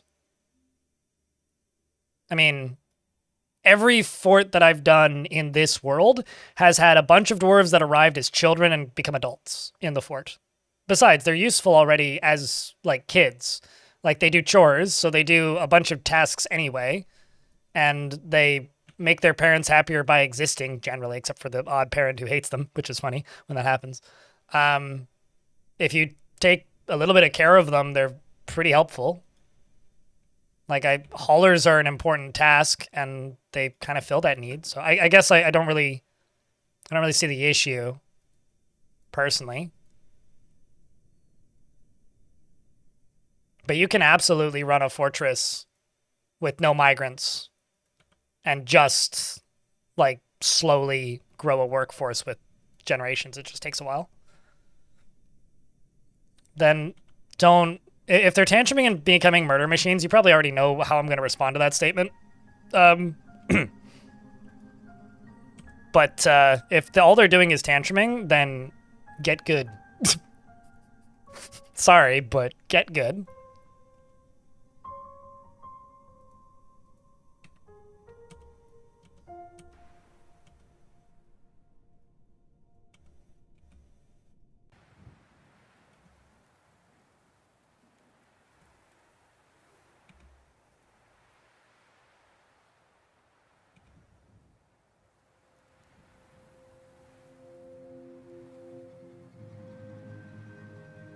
I don't know.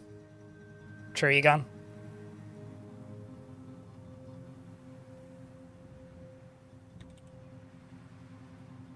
Because the thought never crossed my mind to even look into it.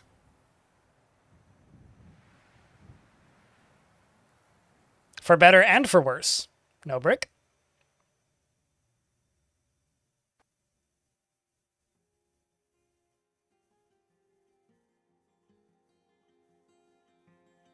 But no, I mean, like, Colorbeard, which was a fort I had for, what, 34 years?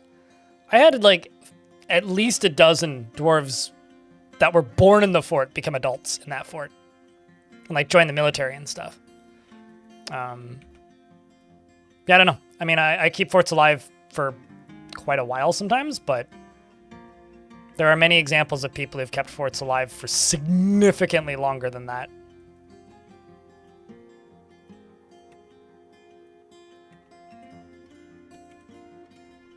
Even though at this point I think it's mostly just a bragging rights thing for people. I mean, back in my day, children literally couldn't do any tasks. Heck yes. But they did grow up quicker.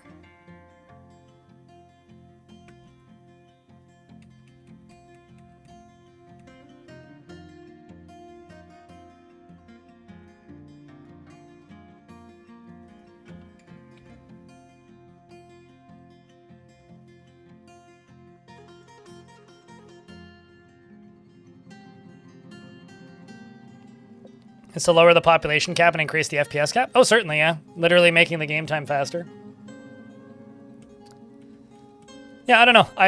That's a new one. I can't say I've seen anybody ask that before.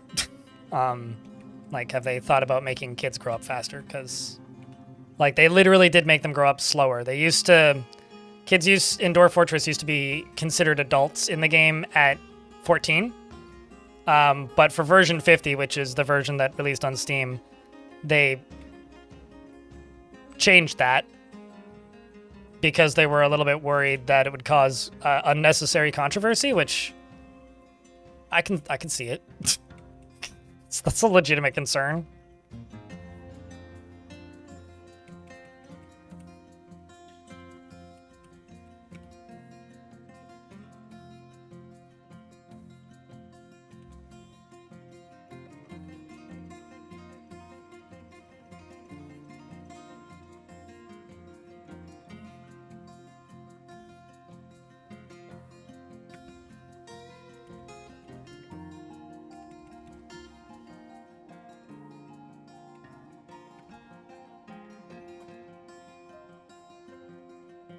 You're looking forward to the siege changes to make a long-term fort.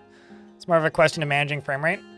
I mean, the frame rate gets better with every major patch, and that's been the case for a long time, right? So, ideally, the siege changes will release alongside of some FPS changes. That would be the ideal outcome, I think.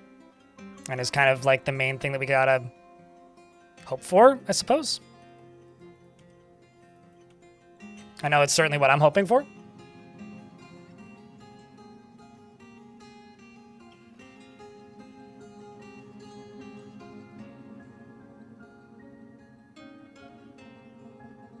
Very small cave creature that normally drops nothing had to drop scales.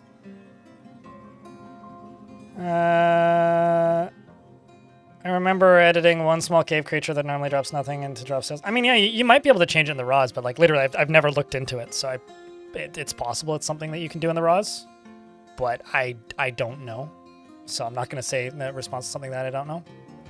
But yeah, when it comes to like making kids grow up faster in Dwarf, I have no idea.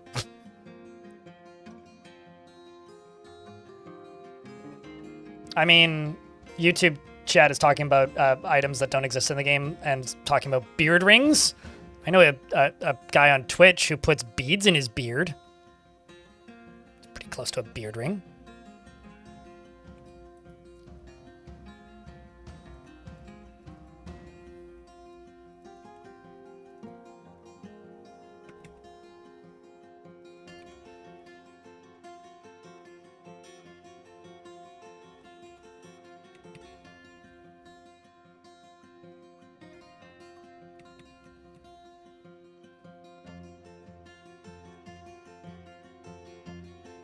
So that's going to pump that way, down there, and go this way, and this is going to go this way. So you're going to go there,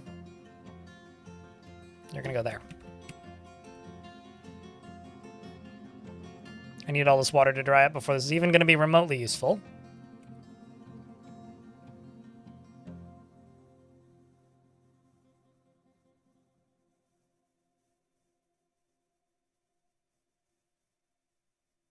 You know, somebody pointed out, I can't remember where it was, I think it might have actually been in my comment section on YouTube, that learning how to manage a heavy aquifer is going to become extremely valuable as soon as the siege update hits. And I kind of agree. Like, if enemy sieges are anywhere close to as much of a threat as they look like they could be, learning how to manage heavy aquifers is going to be a humongously beneficial skill.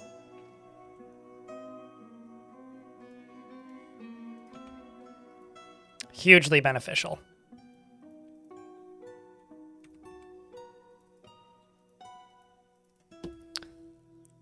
Why is that? Well, enemies will be able to dig, right? And if they can dig into your fortress, they will cause you massive harm, right? But if you're underneath a heavy aquifer and they dig into a heavy aquifer, they won't be able to dig anymore. So it's going to be a quite literally unstoppable defense.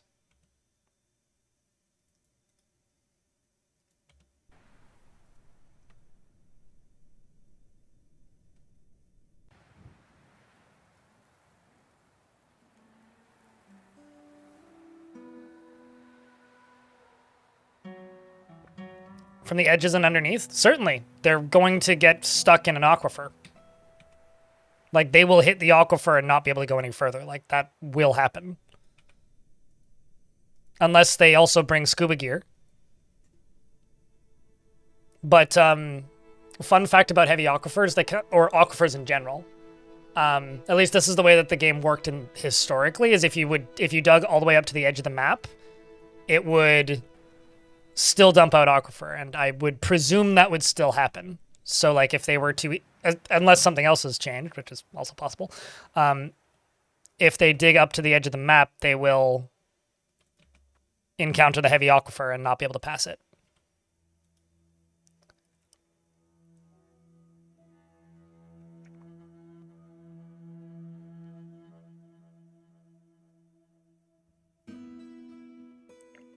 Well, when did you stop playing? What year? No brick. Because when version 47... No, when version 44 came out, there was a change that was made, which was aquifers went from having one type to having three. Light, varied, and heavy. Originally, it was only heavy. Okay, so you were probably like right before that update then. Originally, it was only heavy aquifers. So I want to say that was like 2018. Which is what everybody just turned off, which you didn't even need to use the effect back in the day to turn off, by the way. You could have just, like, disabled them in World Gen, but even I didn't know how to do that back then. I would just build around them, usually. But, you needed aquifers. Or rather, you needed to either learn how to build around them or just go around them. And the problem with that was most people just completely turned them off and just got in the habit of doing that forever. And when they changed it so that there was two kinds of aquifers, or three kinds, light, varied, and heavy, light aquifers are kind of a nothing burger. You just dig through them. Varied aquifers are unpredictable and weird, but they're usually kind of a nothing burger. And then heavy aquifers are like the old ones where they just instantly fill up with water, which I still don't bother dealing with. Still, to this day, I don't bother. Nothing has been confirmed, Texas. I have suspicions, but nothing has been confirmed. All that we've seen is that one trailer.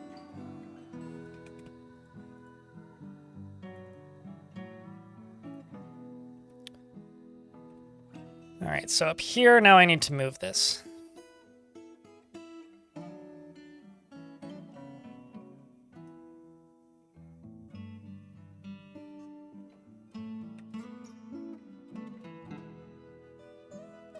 How about I do it this way?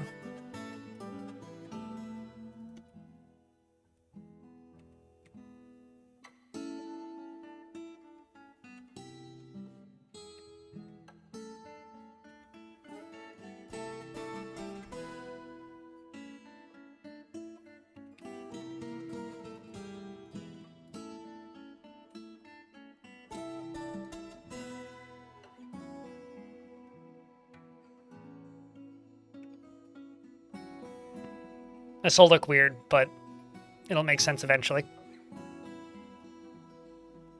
I will say this. There is absolutely zero reason to avoid aquifers in the current year.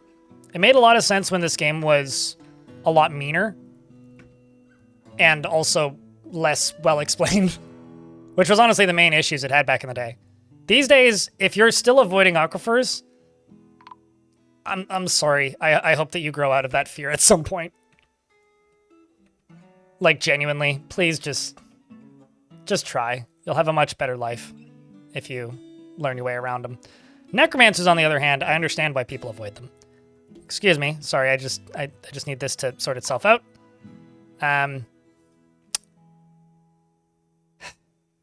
Grumble. Sorry, we gotta resurrect some more zombies. It's Idan and Tosid.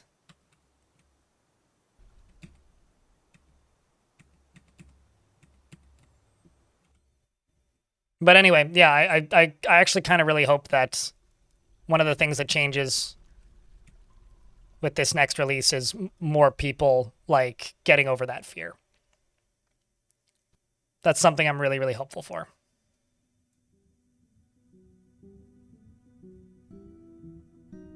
Because I think it's really, really, really, really, really silly. What the fuck is that? That's a nightmare. Quite literally, I'm not even making a joke. It's a nightmare.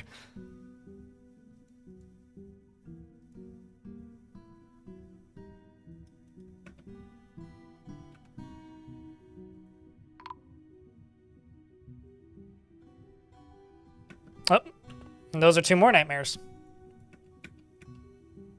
3 more nightmares. So the thing about nightmares is necromancers summon nightmares. I'm just going to pause this until this chaos stops. And nightmares will just murder anything that has fear. And then they disappear.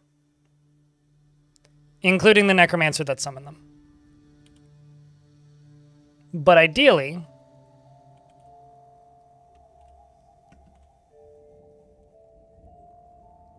you just end up with a bunch more zombies in your fort that are also now undead, so they no longer feel fear. At least that's how I'm trying to build this fort.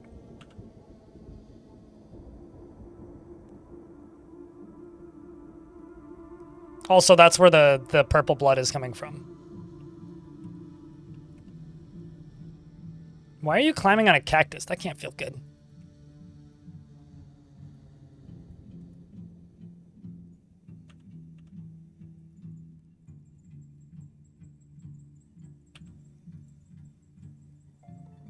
Oops. Well, that's on the wrong side of the fun slide.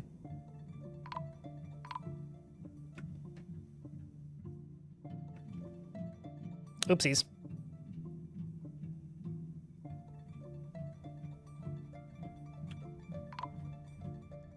I'm not sure if there's any nightmares on the map at the moment, but not actually that many dwarves have died.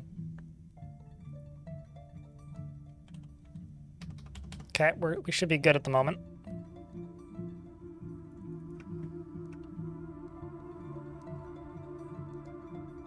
We're just rescuing all of the wounded now. Should just seal off the surface again.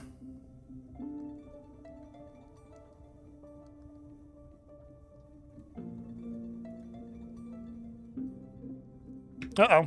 Got 2 more, because Bismuth decided to cause some fun. Okay, well, the zombie died pretty quick, and then the nightmare disappeared.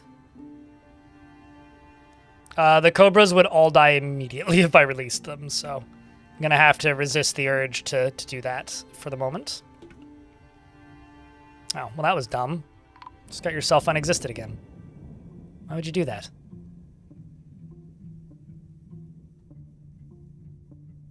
Thankfully, this guy is immune to the nightmares because he's also the one that's summoning them, but he's undead, so...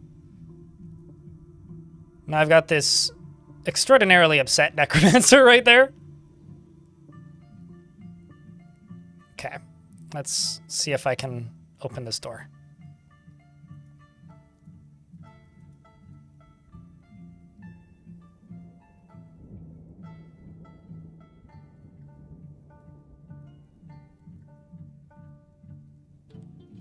Someone should be coming to rescue you, right? Yes, recover wounded is coming. What I really need to do is I just need to go down here and just say... Actually, no. Let's do this. Everybody into the burrow. No rotten butchers, which are the intelligent undead. And no necromancers, which are the, you know, some of them are intelligent undead. So all of the living dwarves are just locked underground now. Or are now. And the other thing I'm going to do, actually, is I'm going to be specific about hauling. The only dwarves that can haul are undead. And kids. Same thing.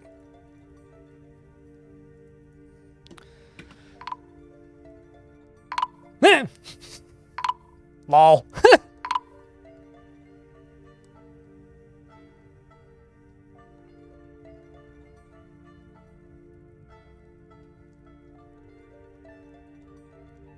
I didn't see anything that was supposed to be a Bits message. What? Necromancers use their abilities when they are in a state of peril. So that either means that they are under attack. Wait, hold on. That either means that they are under attack or in combat. Holy shit.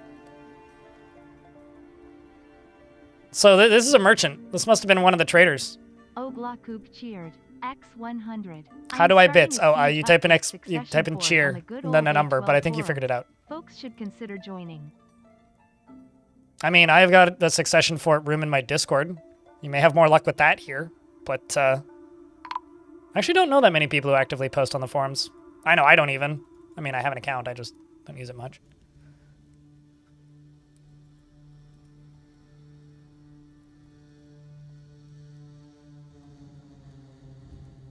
No, it's not a bit dead. It's actually pretty active for a forum, but it's just a forum. They're just literally trying to kill buzzards. And they're using nightmares to do it. That's so fucking funny, man. That is so goddamn funny. But thanks for the $1. Appreciate it. Do keep in mind, though, this isn't your public billboard, so...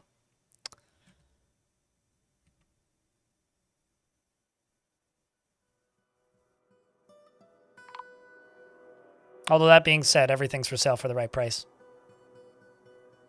And in this case, it was $1.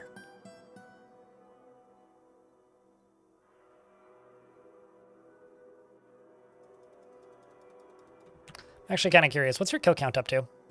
139 notable, eh? 396. Do you have a link to the thread, though? Olgokook? Because that might actually be more useful than just saying that you're starting one. Unless you haven't made the actual thread yet, in which case, well.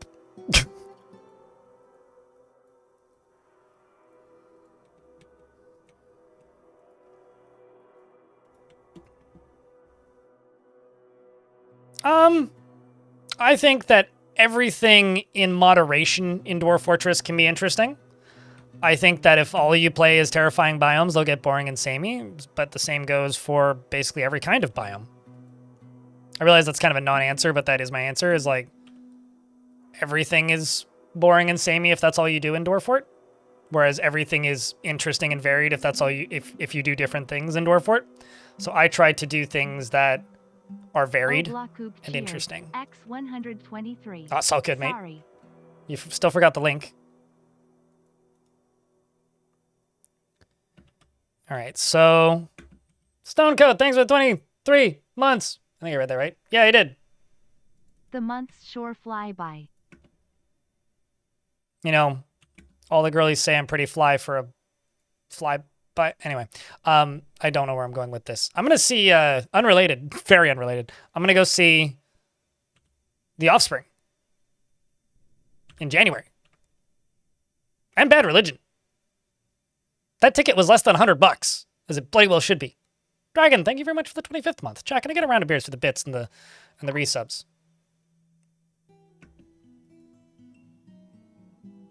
I guess they didn't get unzombied. That's a shame.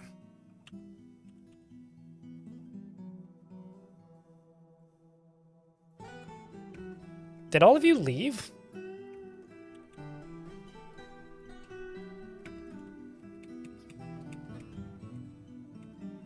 Suppose so.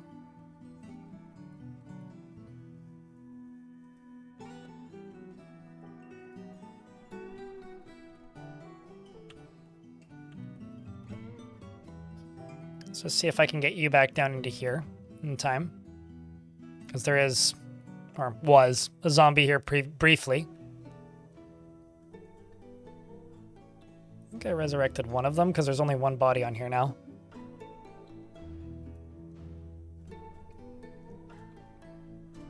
Let's just put a Crundle in here.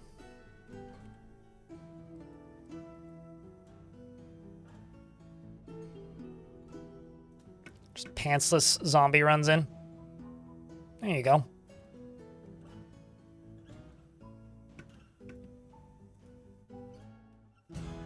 It's also almost a hype train. Sounds like Warped Tour. It's literally just... it's a one-off show. It's Bad Religion co-headlining with The Offspring. Dwarf Gem Setter Rotten Butcher has entered a Fey mood. Well, that's always fun.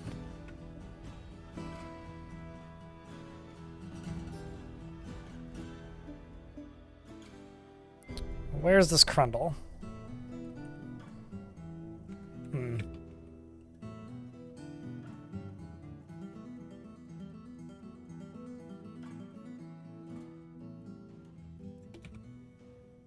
Let's just place this cage right here.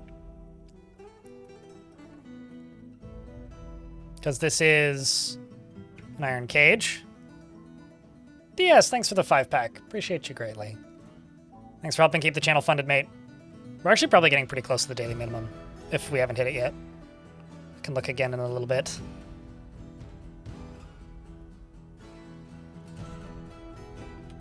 Oh, this actually is one problem here. Is how I'm restricting hauling. Some forgotten beast named Arud. Its name's Arod. Negathic has come an enormous feathered scarab beetle. It has a long straight horn, and it squirms and fidgets. Its slate gray feathers are fluffed out. Beware its blood. I will check on that in a second, but I'm just kind of a little bit... Wait, what? I was going to say, that I didn't see you. Shoneth Lambugus, the deferent, the deference of caves, is fighting with Osman, the Forgotten Beast, which has 100 kills, all in this fortress. And you are a towering feathered Dimitrodon. It has a short horn, and it appears to be emaciated. Its eyes glow orange. Its white feathers are long and narrow. Beware its bite, which is also deadly. Also, some artifact up here. Dust Ghost. What a good name. If only you had deadly dust. Meanwhile, Slow McInjured Dwarf is down here. I'm just gonna take a peek at the hospital. Okay, that's the problem.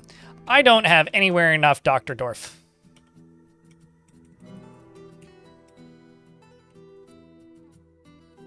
Once again, I no longer have a doctor, period.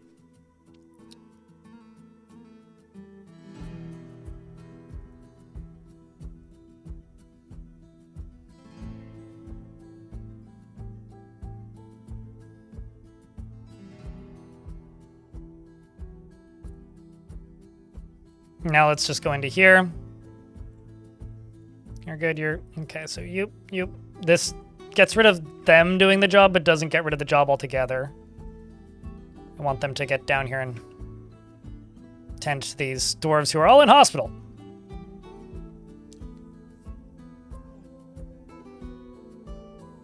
Wait, what does an apple a day do? Does it keep Steve Jobs' ghosts at bay? So he seems like a crappy guy to get haunted by. I don't know.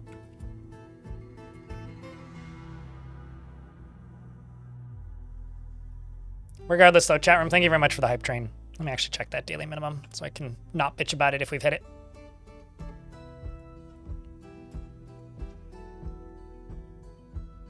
So this is not factoring in the stuff that just happened in the last few minutes, which was the 5-pack and the 2 resubs, and looks like the bits were in there. Doing a little bit of math here. I think I'm about 20 bucks away. Ideally, we'll hit it. Oh no, somebody died of infection. Well, that's a shame. Stick him on the pedestal. Which doesn't stop him from burning, or what's the word? Not burning. It doesn't stop him from rotting. I'm just putting him on the pedestal so that Void and cheered. X100. we have a chance to resurrect him, or a more likely chance of resurrecting him.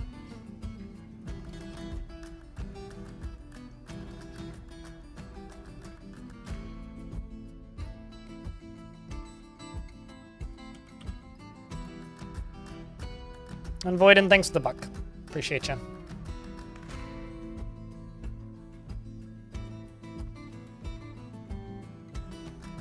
There is a job, which is orderlies. If you click on any of these pre-assigned jobs, YouTube chat, or Twitch chat, rather, you can scroll through and see what they do. So in the case of orderlies, they do suturing, dressing wounds, what's the word? Feeding patients and prisoners, and recovering wounded. I could also add diagnosis healthcare in this, or if I wanted, I could make a separate work detail and call it, let's say, nurse. I'll do this just for example here, and this is also kind of useful. Nurse. And then I could go into here.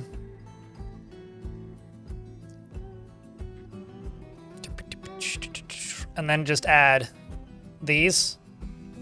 Or even just all of these onto this. Oops. Maffle, the gem cutter rotten butcher, has made a perfect pineapple opal and offers it to the bloated tubers of cooks. That's great.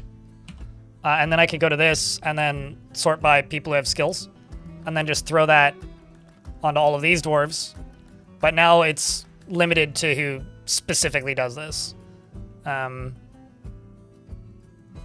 So you could do it this way or set that to everybody does this. And now suddenly everybody is allowed to do all of the doctoring skills, but by default it just lets you, you know, tell dwarves that are doing these assigned roles to just head up those jobs. But now everybody in the fort's allowed to do it.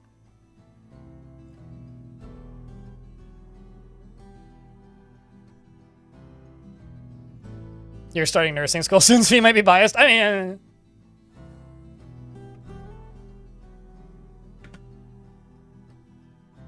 And seriously, chat, thanks for the live train. The 7 subscriptions and $2.23. And Tibbe, thank you very much for gifting a sub as well. Appreciate you. You know, it's nice to see people say that, because I guess I get a much wider... See, now everybody's just doing all of them. So now what's going to happen is I'm going to get a lot of really shitty, like, doctoring tasks completed. But, I mean, it'll get done, right? I think, like... I get such a specific, deep, like, portion of people commenting on stuff, like on my YouTube videos and things, that I get so many, like, people who are just like, man, I hate this system. I miss the old system being more granular. It's like, well, it kind of was. It was just on a dwarf by dwarf level.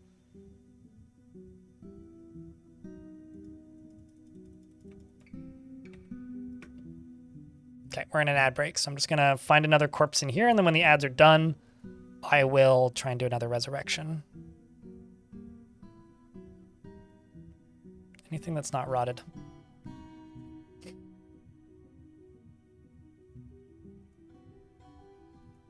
And you're right here.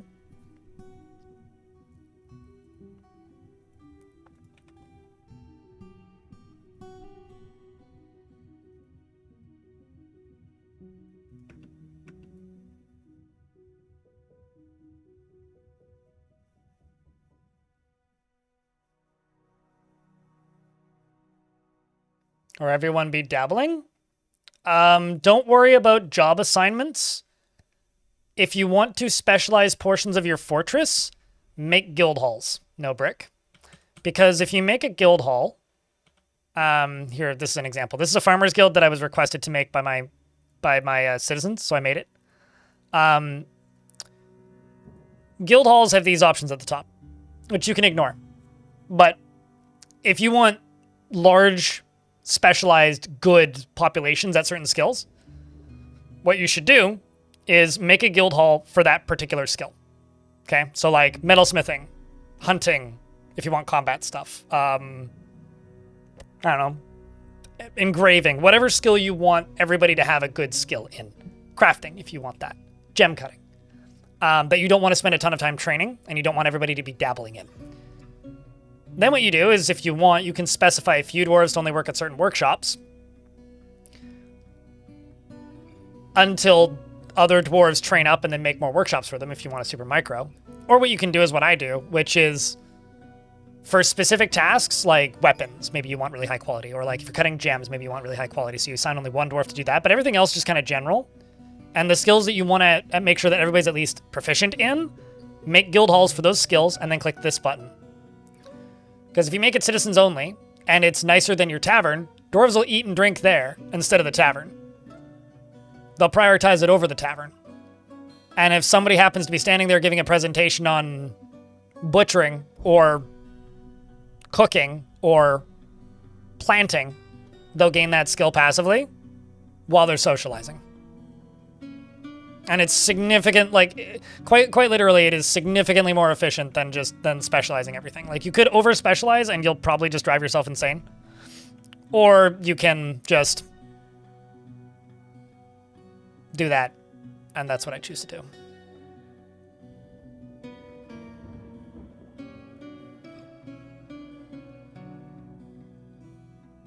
But you will obviously have dwarves that are dabbling in a lot of things if you don't micro. But I find that to be much more effective and rewarding as a system than microing everything.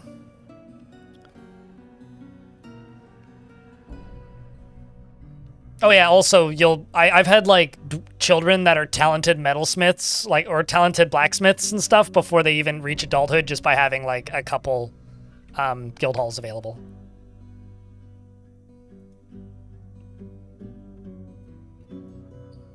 I don't actually think this is going to work.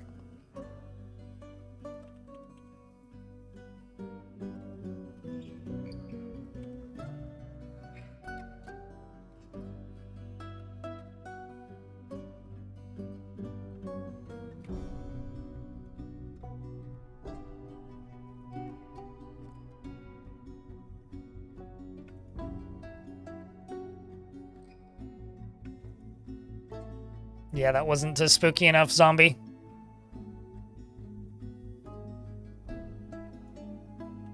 So I need this. But somebody's constructing it, so here it comes.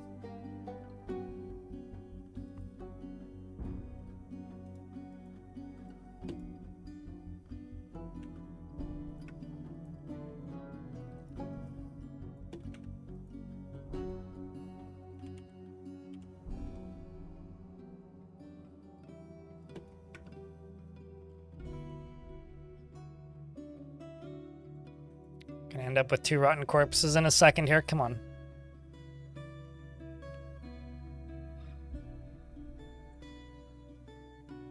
Yeah, so thank you very much for the raid. What were you up to today? What were you playing? How do I get zombies like that? I've done the whole process in this fort. But first you need bodies. And then you need to convince the zombie that they're fighting with something. And once you convince the zombie that they're fighting with something,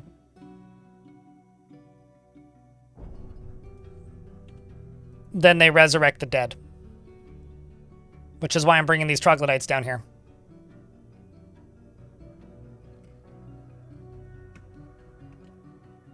Although this seems to have been too efficient. Because my necromancer didn't even notice that there was a fight happening. Ay, ay, ay. It's okay, we've got some more coming.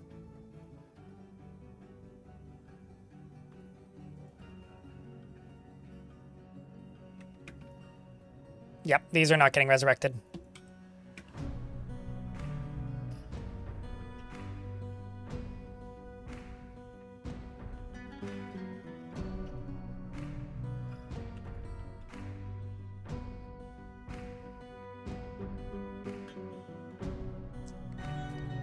I have 2 of them. Sleepy Lobster. 2 of them. I mean, every blue name is a zombie. So, all of these are zombies, except for that Fisher Dwarf who ended up because they have the right letters in their name. And then, as far as just necromancers go, that's what I have.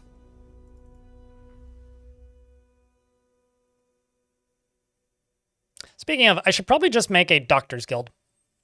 And just make an extremely valuable doctor's guild. I think that's what I'm going to do right now, actually. And we also have a bunch of ghosts in the fort, but I'm memorializing anybody who kills people. So if the ghosts are naughty, they get memorialized. Because the zombies don't care. I'm doing Super Mario 64 speedrunning. You're killing time until November the 3rd. Gotcha. Yeah, I know that feeling. I'll be honest with you. I've not wanted to play Dwarf Fortress as much since I saw the patch come out. Like, I very much suffer from the, oh look, a new big update for the video game I love playing. Well, now I don't want to play that video game. I definitely suffer from that. Uh-oh, I lost my manager again. They probably got zombified. They may or may not be alive right now, but it's a little bit annoying, if I'm being honest. Okay, Snail, you know what? You can be my manager. I now have a manager gremlin. Gremlinger. If you add a location to a guild hall, does the values combine? As in, like, if you have multiple zones? Yes. But if you have 2 separate locations overlapping, they lose their value. So, like, if you have a tavern and then you put a a guild hall on top of that tavern, that's bad. If you have a like a what's the word that I'm looking for here? If you have a tavern and you put a guild hall on top of the tavern, that makes the tavern and guild hall worth less, and it halves their value. If you have two separate zones and you connect them to the same guild hall, then that increases the value. Yeah, forlorn haunts are fine. I mean, right now, everybody in the fort is a doctor officially, because I've changed how the rules work, so I might actually just... No, it's not that I'm actually just... I'm going to make a doctor's guild hall up here. I'm just going to wait for most of these dwarves to be up and walking, because if I type in rest right now, we've still got a good chunk that are still in the hospitals, so once everybody's up and walking and moving again, we'll get them back in here, get them functioning again.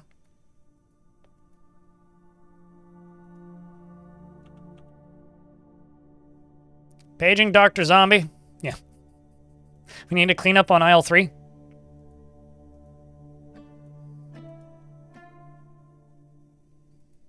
Good old Doc Zomb.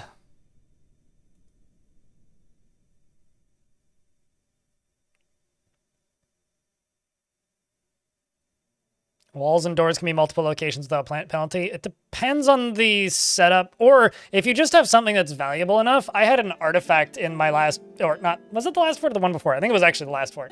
In the no-dig fort, that was worth like 100,000 dwarf bucks, because my dwarves never got good enough to actually know what the total value of it is, but it was around there. And I made like 12 like requested guild halls in one tile, and then just ignored them. The dwarves have arrived and are seeking a parley. Well, that's unwise of them. So this, I think, once again, is my old fortress. Is there anybody I recognize?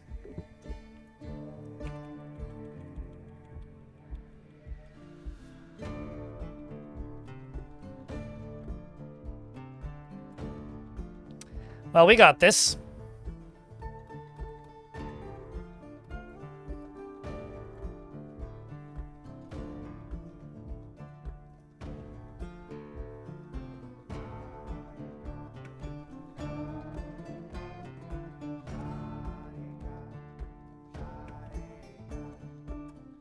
Uh-oh.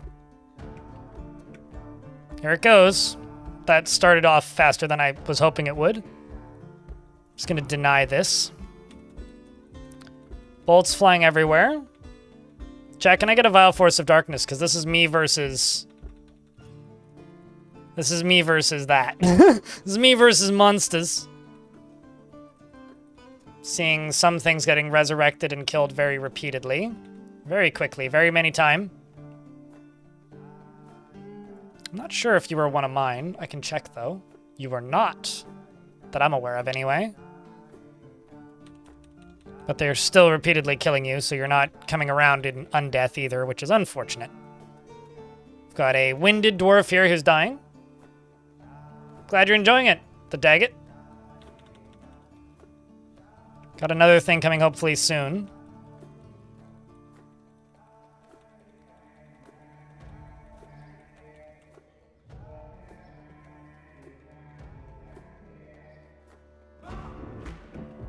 As the dwarves move forward, the smoke is coming from the nightmares going away. Let's just close this.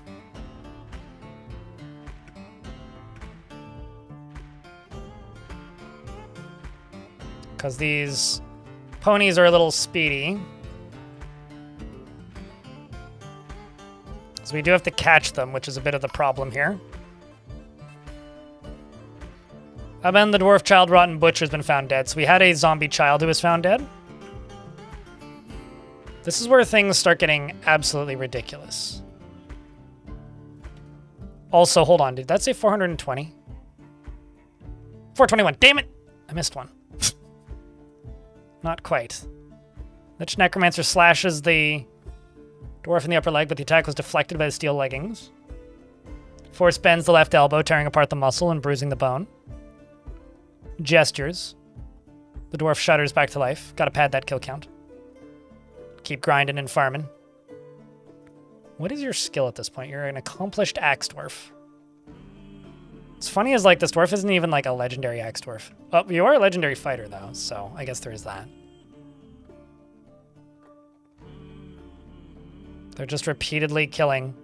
So, like, this squad are all either necromancers, are all either undead necromancers or just normal zombies. And by result, they can't get tired. So they're, like, unstoppable. They're ridiculously strong. Because they kill one, like this. They resurrect them like 4 or 5 times. Make sure that they're dead, and then move on. Same with the horses. And the siege is apparently still going.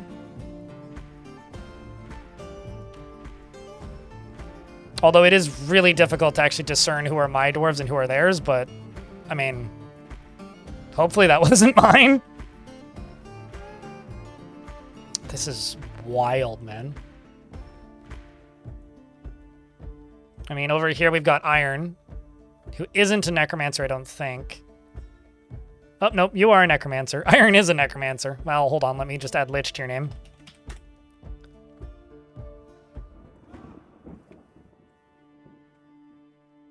Because you do have that ability as well. You just keep resurrecting corpses and killing them. This is a really difficult fight to follow. I'm just going to zoom out and just watch the remainder of it happening. We did lose somebody in the fighting, which was Aban.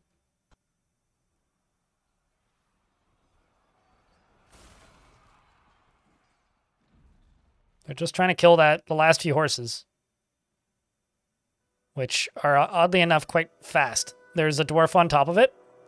Hey chat, I can't play this song because I will get content ID'd on literally every platform I stream on. However, cue Yakety Sax. This is a dwarf here, riding on a horse, who's experiencing like incredible amounts of trauma, whose dwarf just died. Just cue Yakety Sax. Oh no, the dwarf's still alive. Just like cue up Yakety Sax in your head. Just there you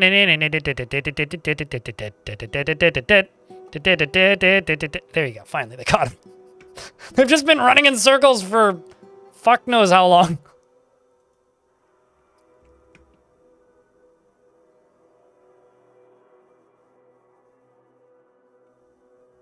Are there any invaders left on the map? Nope, but there's a lot more rotten butchers that are friendly. So these are ones that, like, were from that invading force that now just live here.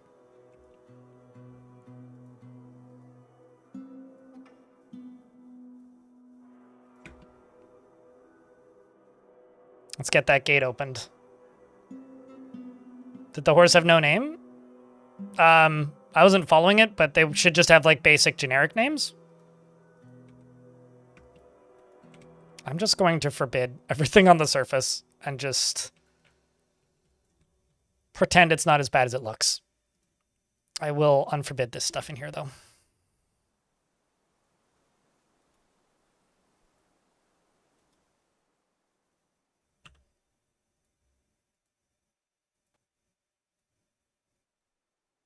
What a day. 139 notable, 457 notable kills. And we're also recovering wounded, apparently. Oliuk is recovering Yushat, who apparently got injured at some point. And Yushat did manage to kill something. I guess a nightmare.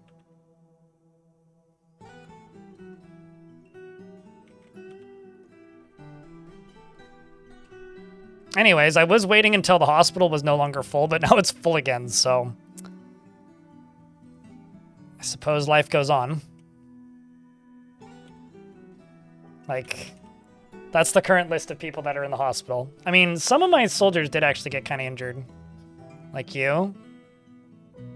But I'm sure you did some fine work here. I mean, you killed that one rotten butcher, like, a good 29 times. The unlife goes on. Yeah, well, I mean, there are not deads in the fort too. One of my best diagnosers is technically alive, I guess. Oh, you're gonna hear that a lot in the next few seconds. I love these ones that are just like, you know, no functional internal organs, eternal bleeding. Off to go get some pants. You know, just as one does. Off to go get some pants.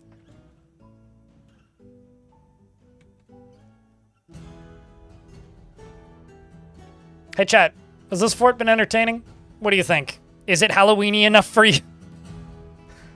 The first few days I was a little worried I wasn't gonna be able to make it super Halloweeny, but I think around the point where I said, "Oh, good, everybody's dying," things have accelerated. I mean, that's actually pretty fitting for an undead primary fort enemy. Like, I would say that's actually really fitting. Hey chat, guess what? We are $2 above the daily minimum. We made it. Thanks for the help, YouTube.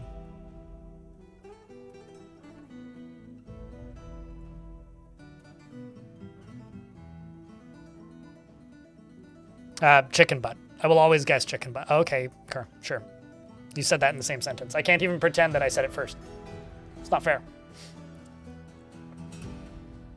Oh, also, I will say this again, because I've said it several times today already. If you like scary movies, watch Weapons. Please watch Weapons. Go watch Weapons. I want enough people to see Weapons so that I can have people to talk about Weapons with. Because I really like that movie.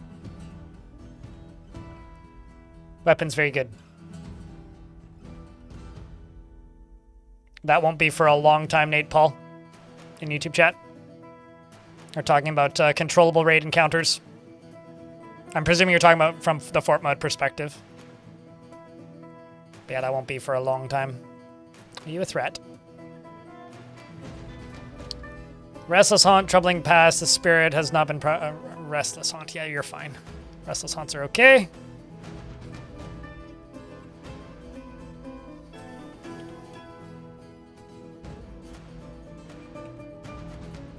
Okay, so up here... Oh, actually, no. What I need to do this is rock blocks.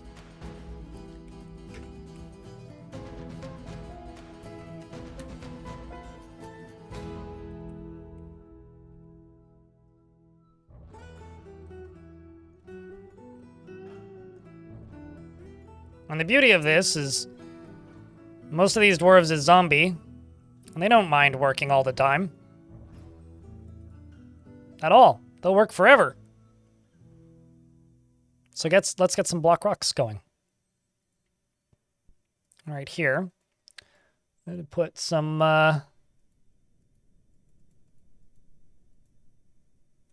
clay bricks right there.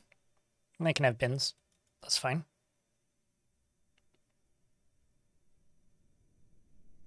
There's a few. It has its moments that are kind of jumpy. Yeah, I would call that movie not super scary as well. It's just a little jumpy in places. Like, there's points that'll make you go, whoa! But, like, and there's certainly some grim imagery in it, but good movie. A lot of fun. Great Halloween movie as well. I like a good horror movie that has some scary points, but, like, at the end makes you stand up and, like, fist bump the sky. Because that movie had a few of those moments in it. Also just really good casting as well.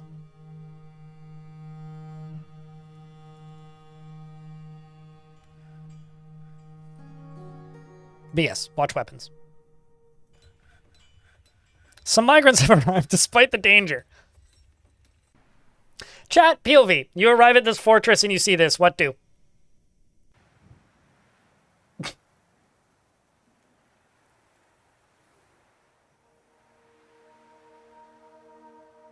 Run. It's like, has anybody here played,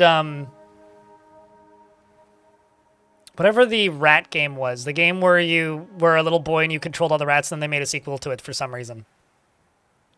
You know, Moreb, 1, you already have a dwarf. 2, you are the first person to use that today. It's been available all day today, and nobody's used it. So, what would you like to name? Although, first, I would like to inform you that you lead my military and have 139 notable kills, and 457 other kills. They made a sequel to Bad Rats, Radis? No, the French game. That studio went on to go make Microsoft Flight Simulator.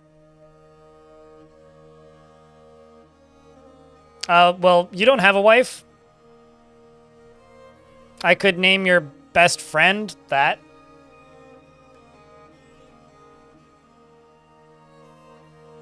You have a kindred spirit who's a minor. Whose lover's dead.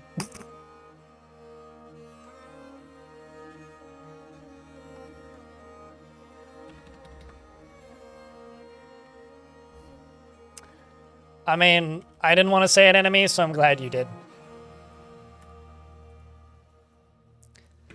She's always in love with somebody and easily develops positive feelings. She dislikes abstract discussions and would much rather focus on practical examples. She is very trusting and has little interest in joking around, and she finds helping others emotionally rewarding and likes a little excitement now and then. She doesn't often feel envious of others and tends to assume that the worst of two outcomes will be the one that comes to pass and isn't given to flights of fancy. She runs her fingers through her hair when she's trying to remember something and needs alcohol to get through the working day. And she doesn't really care about anything anymore. She dreams of raising a family and personally sees family as one of the most important things in life and would have the world operate in complete harmony without the least bit of strife or disorder, considers craft storeship to be relatively worthless and doesn't see cooperation as valuable, and dreams of raising a family.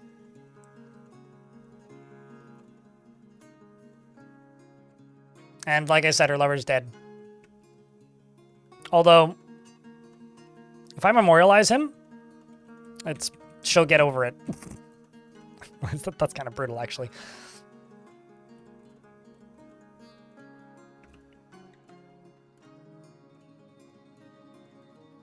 I'm not gonna lie, I'm genuinely surprised that you're still alive, because you are one of two dwarves that made it this far.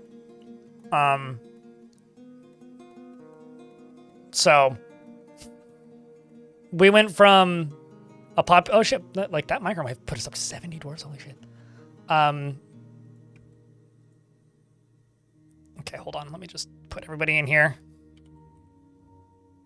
Turn off. And turn off. No butchers. We went from, it was like 60 dwarves down to 14 at one point.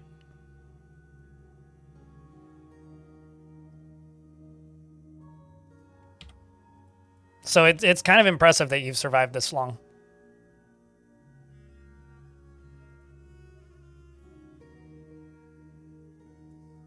I really hope that you can get through this.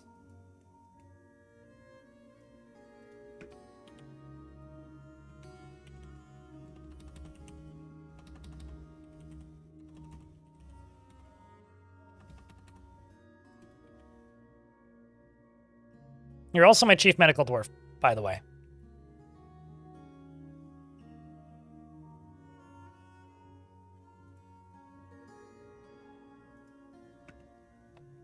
A Plague Tale is what I was thinking of, yeah. But, like, there's a sequence in A Plague Tale where they, like, basically end up in, or wake up in what was a battle. And they're, like, basically crawling over bodies. And she's just like, we have to get out of here. We have to get out of here. That's kind of what I would say if I arrived here. Be like, we have to get out of here. We have to get out of here. And then you find a bunch of things to throw at people's heads. It's pretty good.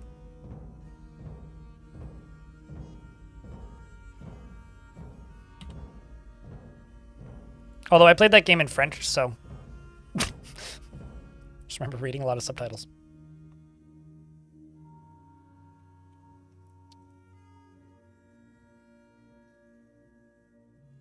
You know what's funny about Bad Rats is Bad Rats became famous for being known as being the worst game on Steam, right?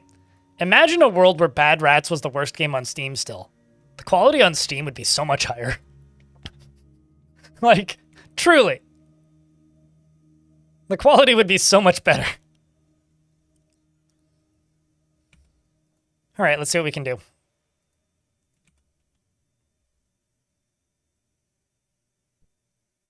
Let's just let them work on blocks for a bit.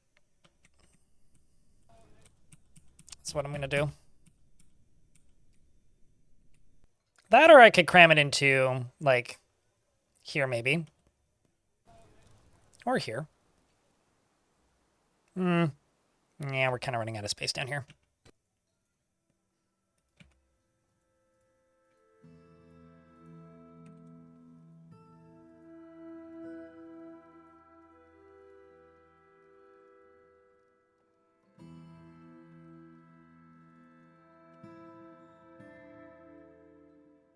At least it's actually playable and doesn't have any Bitcoin miners in it, I don't think. Because, like, at this point, most of the worst games on Steam are just, like, you know, they just have Bitcoin miners in them. Like, you know, they're just there to steal your shit. You know, it's like, it's not actively malware. So I'm pretty sure at this point, like, all of the worst things on Steam, like, are actively malware.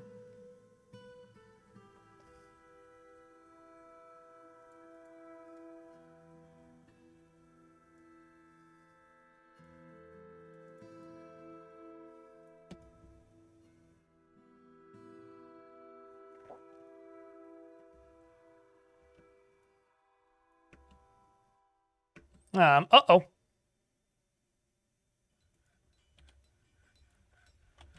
Lyagushka became a ghost and is now breaking my stuff. And unfortunately for Laya, that means I have to deghost Laya. Sorry, Laya. As long as you agree to not break anything of value or hurt anybody who is not dead yet, you can be a ghost in this fort. Laya broke the rules. Sorry, Laya.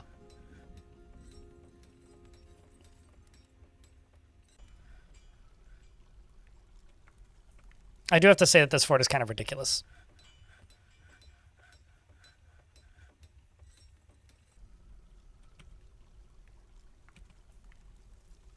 Kind of.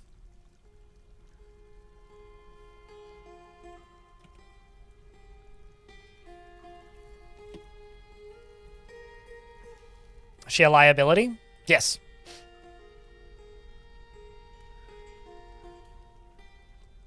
It was never cool in the Limp Bizkit way. I just liked it that way, you know? You know, I've lived to accept this reality is that Limp Bizkit was never cool. I just like Limp Bizkit. I'm the problem. And I think, honestly, it's a healthier place to live.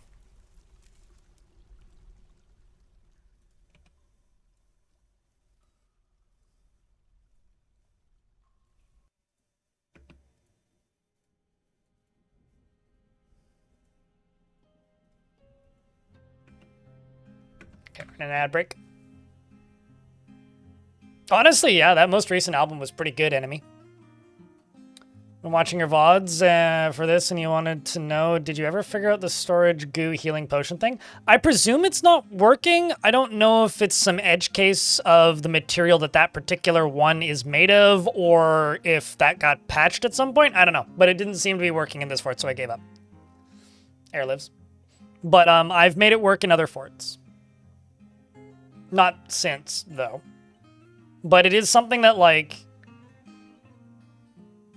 is a feature in adventure mode that's planned as a feature in fortress mode, but isn't a feature in fortress mode yet. So, like, many adventure mode things, you can sort of make them work sometimes, if you're lucky, but they don't always work because they're not designed for fort mode, they're designed for adventure mode. So we supposedly will be able to do something with potions eventually.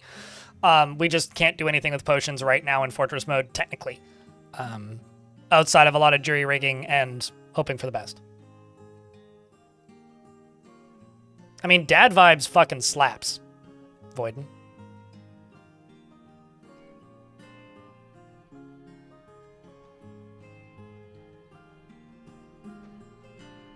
They're having a resurgence of sorts. I don't think that they ever really went away, Lorenzo, in YouTube chat, but, you know. I don't think that you can have a resurgence if you never really left. They've just been popular in Japan and touring, like, Asia quite a bit for the past 15 years or so. Yeah, I'm also looking forward to the Siege update. I mean, magic potions being more varied and functional is something that's been in the worksies for a while. It's just not there yet. Okay, let's lock this and that. And then just... Okay, no, there is somebody down there. Laya's been put to rest. Sorry, Laya. What are you? Restless is fine. Just no poltergeists, please. Unless it's the movie Poltergeist, because Poltergeist is great. Actually, just gonna forbid all this.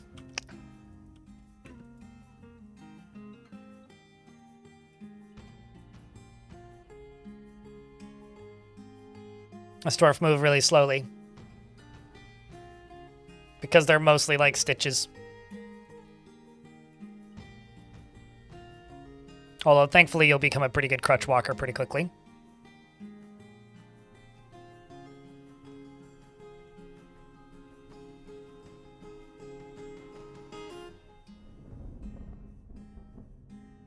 You've been brainstorming that?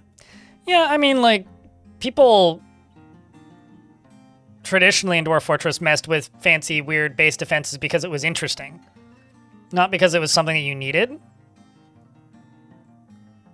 And I still kind of hope that that's going to be the case.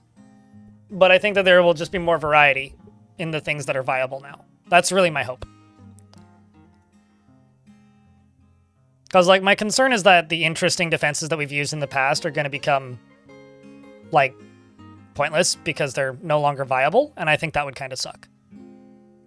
That is my actual worry about the update, is, like, I really like making magma cannons and stuff. And I want there to still be a reason to make magma cannons. I just don't want magma cannons to also only be the only... I don't also want magma cannons to be the only option.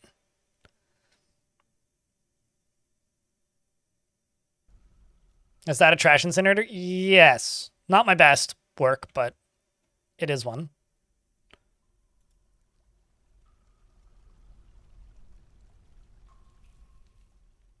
I accidentally killed somebody the last time I turned it on, so this one was more successful.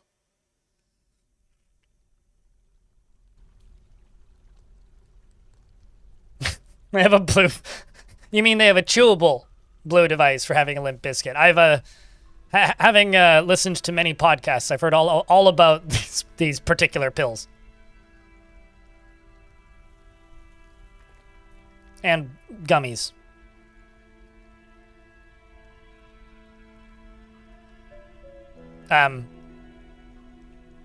Why is there a giant snake in my hallway? Now the extra stuff's gonna go down here and burninate stuff down here. Uh-oh. Them's his artifacts. Thankfully, I don't think they'll catch fire. But they might. That'd be awkward. I feel kind of bad for these Crundles that are burning inside of a cage. Although the cage burning actually released the Crundle, which is always a miracle when the cages burn really quickly.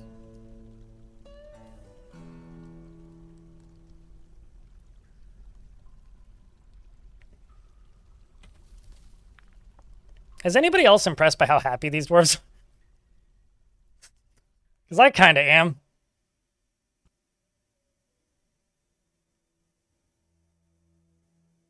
I heard fire increase value. Well,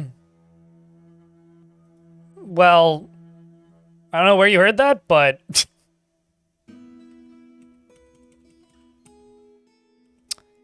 Well, that's a little awkward. At least I can just pump this out.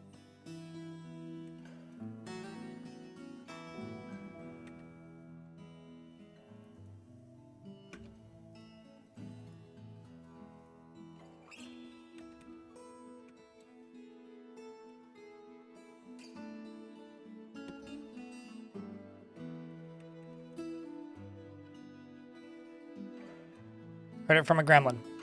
Yeah, I don't know if that's such a trustable source.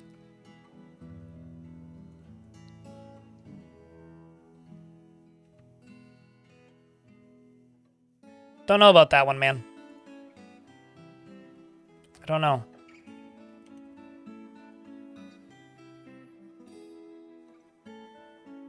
This poor lady.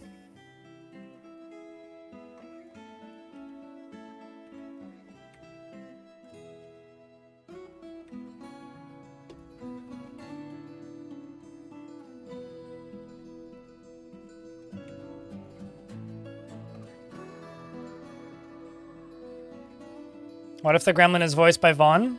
Then I would clap my hands and say congrats on getting the gig? I don't know. What if?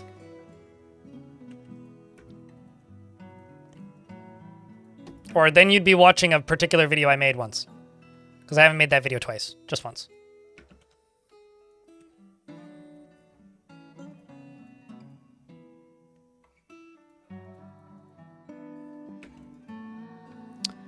This is sometimes what you have to do to get around an aquifer.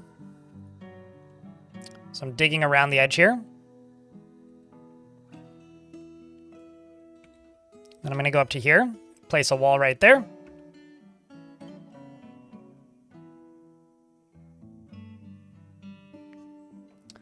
And Olives, thank you very much. Any relation to olives? He's a good friend of mine. And they taste delicious, but Olives, thank you very much for the tier 1 subscription. Appreciate you. It means a lot. It goes a long way. Yada yada round of beers and all that jazz. Thank you very much, mate.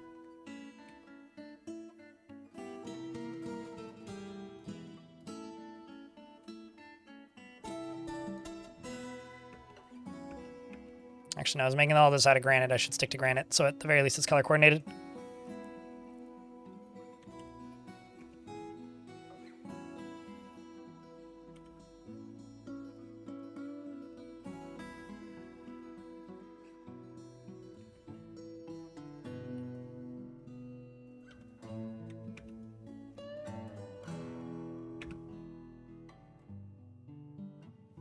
I don't even know if there's a roof there. To cut it out if there is one, or if there isn't one.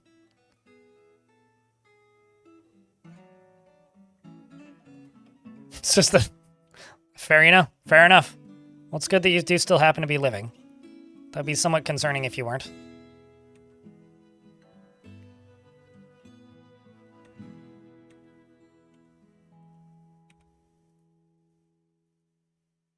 Although maybe you'd just be living in the fort, who knows?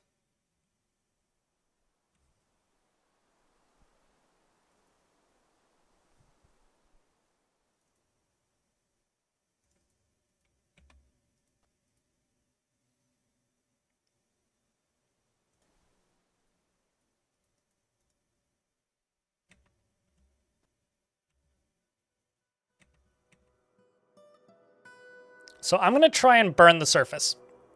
That's what I'm going to try and do. If I can burn the surface, my odds of surviving this fort are going to be a lot better. So I'm going to see what I can do to get rid of the problems on the surface.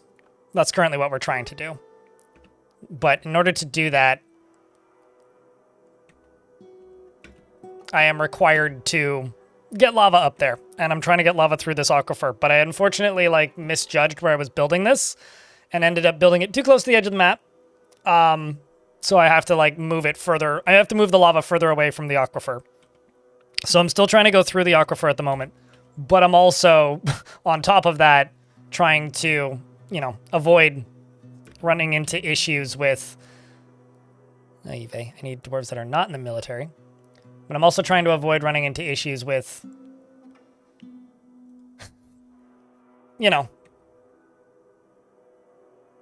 getting rid of space that I kind of need for other things. So I'm hoping that somebody will come along here and deconstruct that eventually, but unless they can't get into these stairs. Nope, they can. It's like that shouldn't be an issue. If anything, that should be totally fine. You're fine. You're fine. You're decidedly not fine. You're fine. You're not fine, but that's fine. Weaponsmith has been possessed. Melville! Which means I will get an artifact weapon. That's exciting.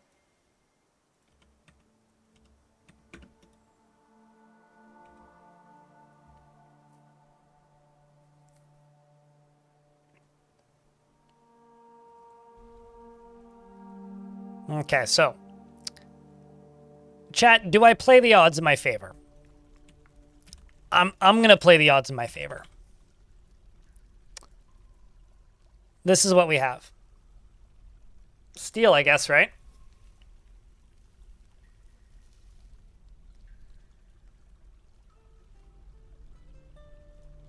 Let's see what you come up with here, Dwarf. Grab steel bars. Damn right you did.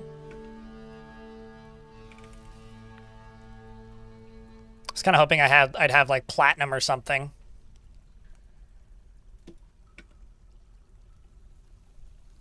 Gold nuggets, nice. I should smelt some of those.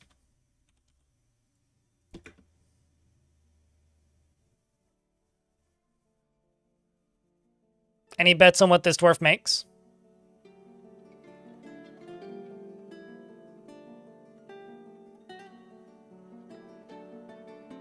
I'd love to hear them if you do.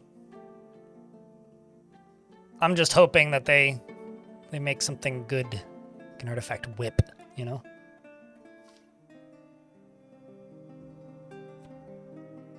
What you just did is genius. One of the oldest tricks in the book. One of the oldest tricks in the books.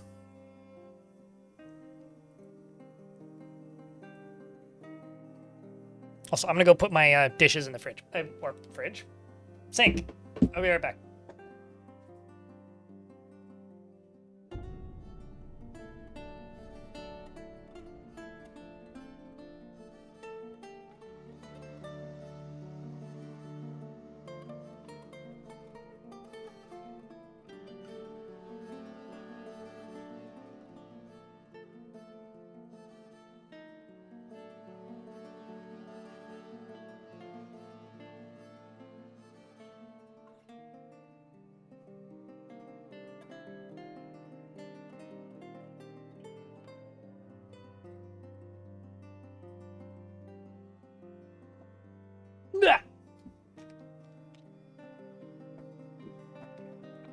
He's feeling Randy today? Hope you asked Randy nicely first.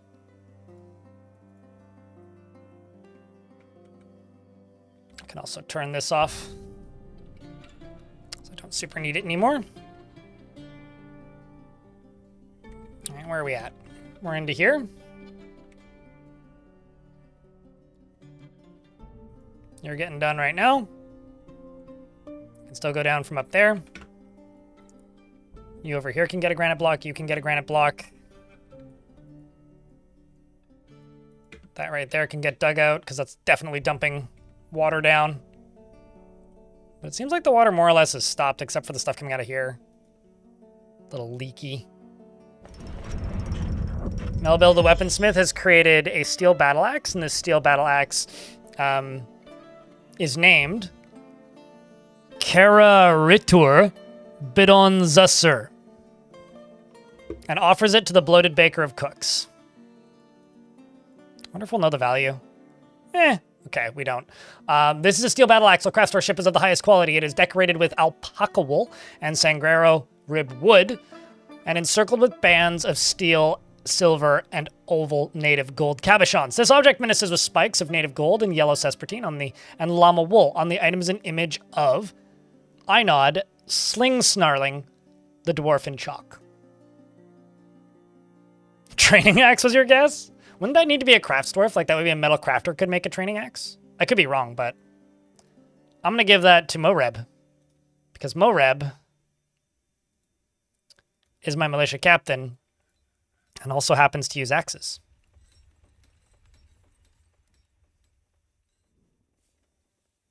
We'll just call it a custom uniform, one-off.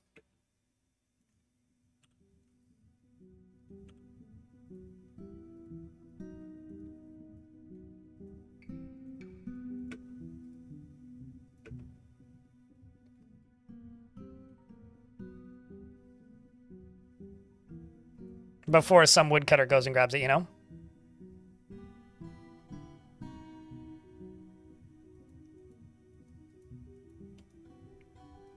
Absolutely glorious.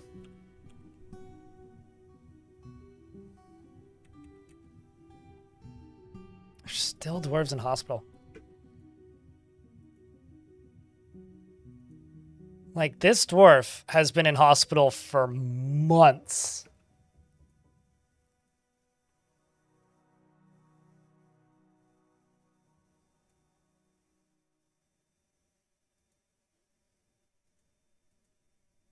It's like you require a crutch, but we've got crutches.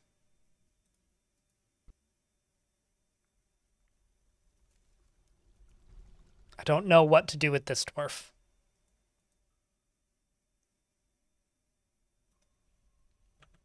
You did one. That would just be lava, right? Like mostly lava. If you're building a tiny fort on a volcano.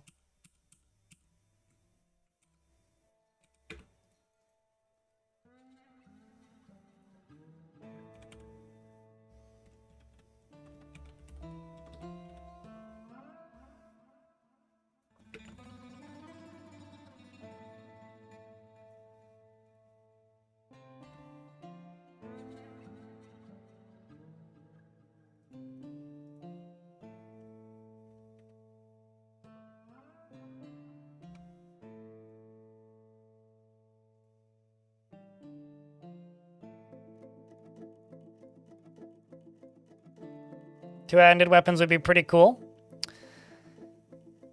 That's one of those. That's one of the many things that would require like kind of a lot of like. As I understand it, weapons have different size, right? So if a dwarf tries to wield a two-handed sword, they're just going to be worse with it than they would be with something else. So you'd be like, if you're playing as dwarves, and you're trying to play as dwarves using two-handed swords, you're just going to end up with significantly worse soldiers than you would if you just played as, like, using the weapons that the dwarves are generally more used to using. So it's dwarf-sized 200-handed swords? Sure. That'd be interesting. But if it's just two-handed swords as they are now, which dwarves can use, you'll just end up with really shitty dwarves. But I also like, I think this was Putnam who said this, I could be mistaken though.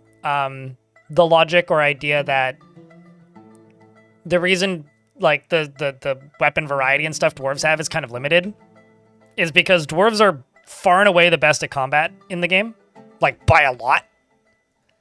And so it kind of makes sense that just from a game design perspective, not that Dwarf Fortress cares about like balance, but it kind of makes sense from a game design perspective that non-dwarven factions would have access to weapons that are better than what the dwarves have access to, purely because otherwise they just wouldn't stand a chance. Like if dwarves could make whips, the world would never make it very far. When shields are so OP to have, because I've played adventure mode and played as a giant elephant person and fired a goblin halfway across the map by hitting him in the head. That's why, but yeah. If it's just for like aesthetics, then yeah. Yeah, there's several mods like that, Ratus, but like as I'm saying, there is also the reality that you're just getting the human variety. And two-handed weapons like halberds, pikes, swords will cause, if you're using default gear, will cause conflicts. So you'll have to go through and adjust all of your permitted weapons more often. And if you're not using default gear and you're using, what's the word? If you're not using default gear and you're using like different varieties, then you're going to have to go back in anyway.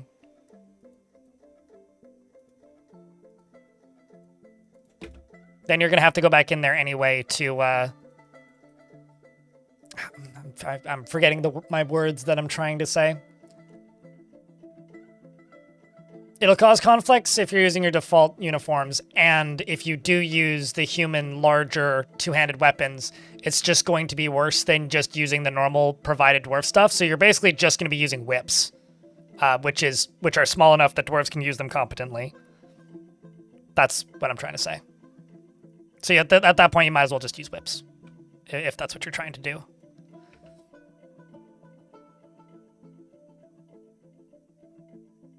Aren't they mid in Fortress mode since you can't tell them to aim for the head? I mean, you could say that about literally any weapon in Dwarf Fort.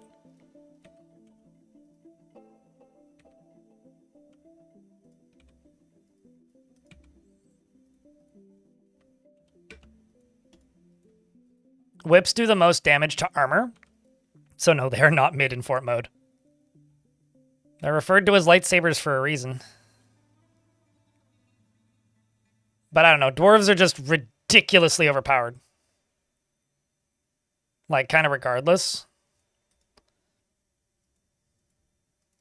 Because dwarves can go into martial trances. No, that's not what I want. I want the other one gone. This one. Having a hard time figuring this out with my brain because it's unfinished and I can't see it all. You love Wednesday? It's Tuesday. What are you talking about? Quit being silly. I don't care about how calendar work in your country.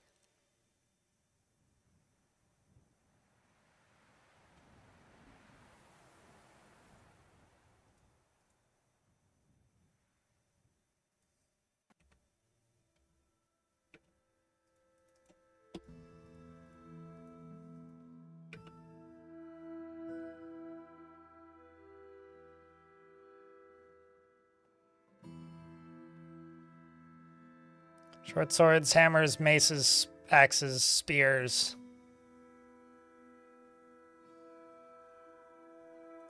I'm out of all the different varieties and types. Yes, that is correct. Sorry, I just read that. I was like, well, yes, those are the weapons. What are you responding to? And then I clocked what you can respond to. Although you forgot crossbows. That's what you're forgetting. Crossbows are a weapon. We're not going to deperson crossbows here. I want my proper crossbow representation.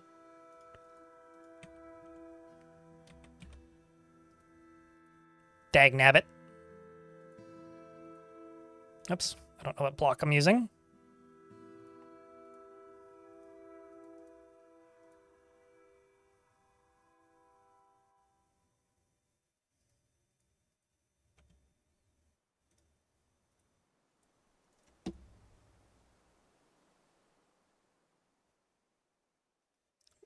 Ever since crossbows have been redone, No Brick, crossbows are ridiculously overpowered. Like, you want to know the strongest weapon in Dwarf Fort? Probably crossbows right now. Like, with steel bolts, I've seen, like, one crossbow dwarf, like, one-tap an entire squad of 10 goblins. Just like, pop, pop, pop, pop, pop. They just hit them all in the head, and they're gone. Did a Grundle just run by? So if you just saw a Grundle run by, I completely missed it. Yeah, I don't know when you started playing again, No Brick, but holy shit. Crossbows got remade or redone like earlier this year.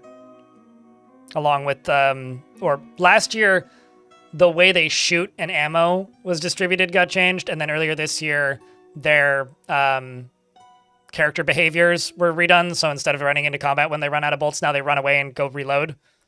Which still sometimes causes them to go into combat, but it's very infrequent now. And the way they prioritize things is very different now. It's kind of fascinating to see. Okay, set up Mark's Dwarves and mess with them. That is my homework for you. From the guy who plays too much of this game. Go fuck around with crossbows. Because, especially if you were one of the people who avoided them in the past. Go mess with crossbows, because crossbows are completely different than what they were. They could not be more different at this point.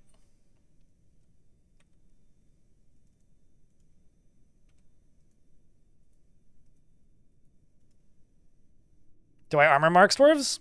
Usually what I do is I armor them and just get them to train wrestling.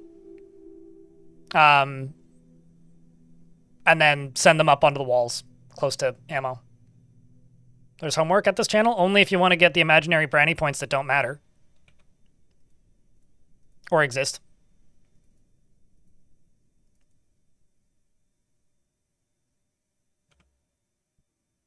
That's one of the key requirements of them being imaginary, after all. A forgotten beast, Ost, has come, a great scaly fruit bat. It has two long hanging tails, and it squirms and fidgets. Its dark olive scales are round and set far apart. Beware its poison bite. Oh, also, if you only started playing 2 weeks ago, turn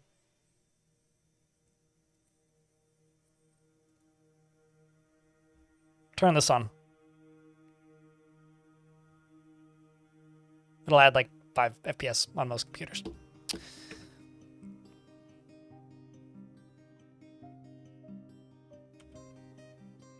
How else do you expect to graduate from dwarf school? If you don't do the dwarf homework. Come on. Get with the program.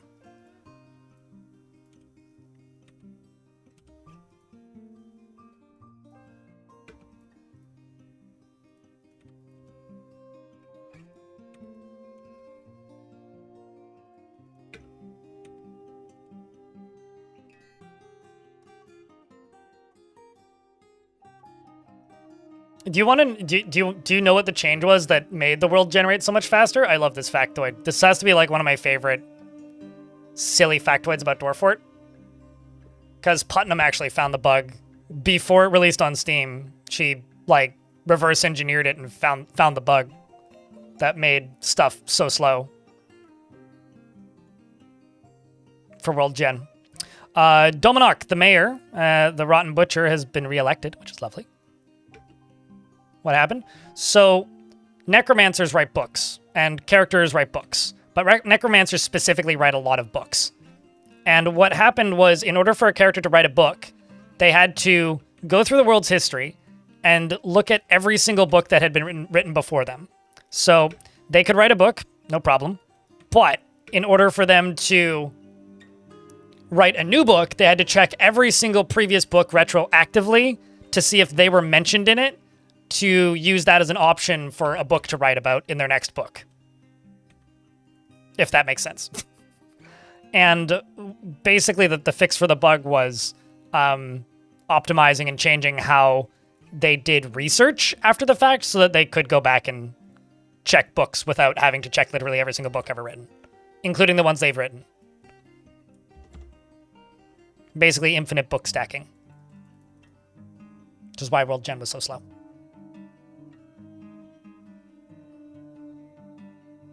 But yeah, it's literally just one other person working on the code. It's Tarn and Putnam. Basically, yes. Roses are red.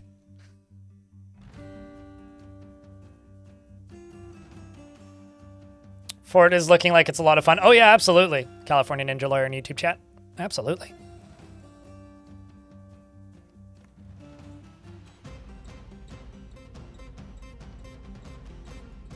By drinking too much and accidentally killing your teacher, thus becoming the teacher. I mean, you know, honestly, I can't deny that that's probably a way to graduate dwarf school. I cannot deny the logic there.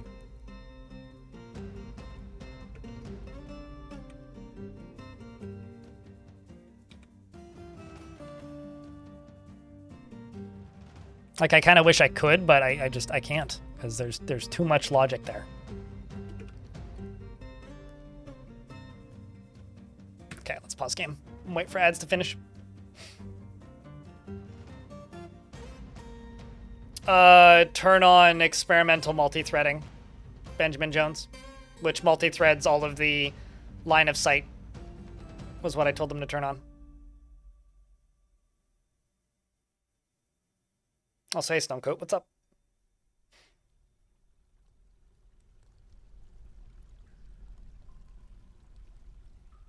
Other than it's neat, it's one of the best positive mood boosts you can give a fortress for the price of literally just making a zone.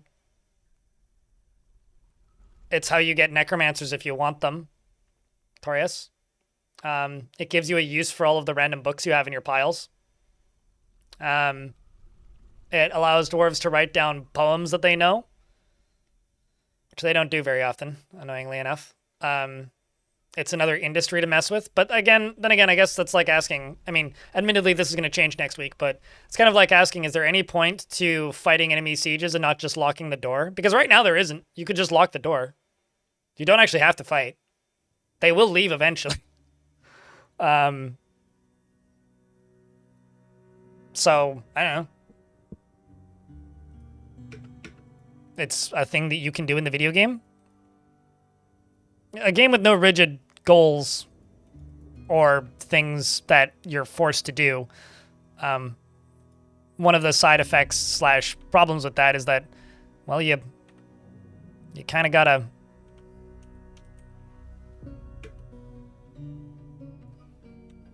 make sure that you enjoy the process of just simply playing the game. And if you enjoy playing the game, one more thing to do is just one more thing to keep you playing the game.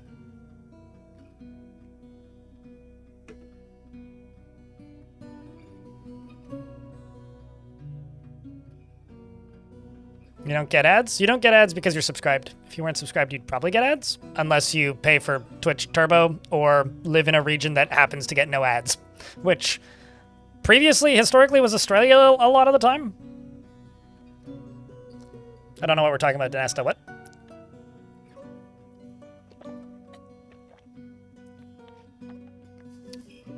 You get ads again? That's what I said historically. No, somebody in your region started buying ads, probably.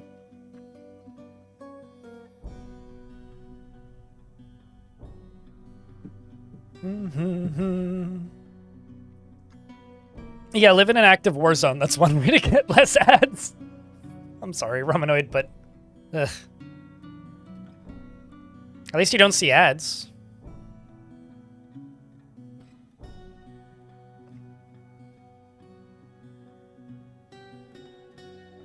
The other thing that like Putnam reverse engineered and fixed along with the slow necro books was a crash that happened in World Gen quite frequently, which apparently was creatures that couldn't speak, usually necromancer experiments, gaining enough knowledge that they try to read. And if they tried to read, then the game would crash. Yeah.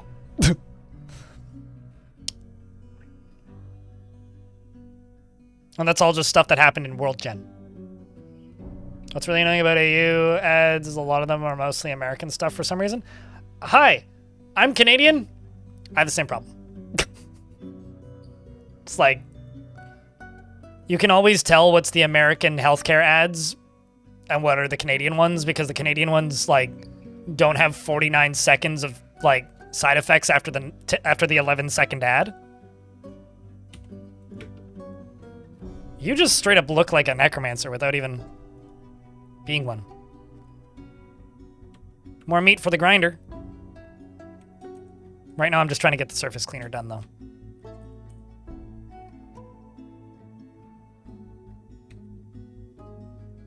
But you have YouTube Premium because it's cheap, but it's like $4 a month. It's like less than $4 a month. I mean, hey, like in your region, like just per dollar value, everything's cheap.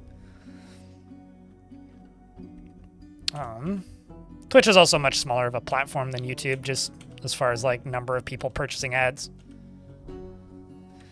Which does also mean you get less ads overall, but generally worse ads on well, actually I was gonna say generally worse ads on YouTube, but I don't see ads on either, so I actually don't know who has worse ads these days. I just know that YouTube has bad enough ads that I went over to my parents' house a couple months ago because I was just over there, and while I was over there, my mom wanted to, or my parents wanted to watch the BC Lions game, and almost immediately we just kind of, I got so annoyed with the fact that they didn't have ad block or any kind of like way to stop the ads.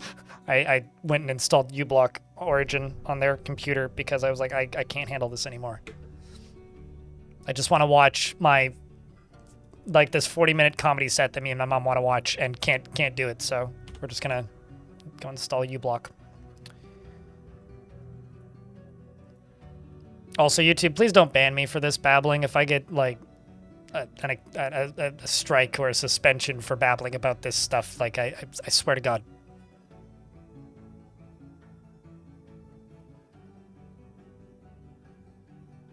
You know, I'll be, like, honest. I don't mind advertising. Advertising doesn't really bother me. Like, but it has to have a little bit of effort put into it. As an example, like, YouTubers who do, like, bits for their ads, like, that doesn't bother me at all. Like Eddie Burback and his brother on the Burback channel, and just Eddie Burback. He does a great job with his ads. They're, like, entertaining enough that it doesn't bother me at all. It's like, as long as there's like a little bit of effort put into them, like ads in theory don't bug me in the slightest. What bugs me is just like the like scam ads or slop ads that are just like generated video that look terrible and sound terrible and are advertising scams. That's what bugs me. The Forgotten Beast, Usu Ulfubathalace Astanaknu has come. A humanoid composed of coral. It has 3 long, curly tails, and it squirms and fidgets. Beware its hunger for warm blood. That always means it's scary. It's pretty. Look at it. It's pink.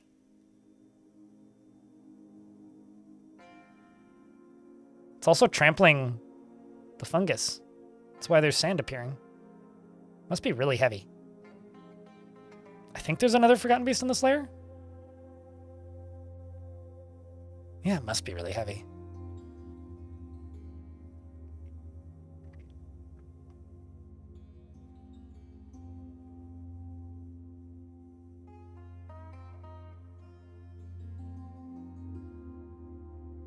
No, I get that, Zortos.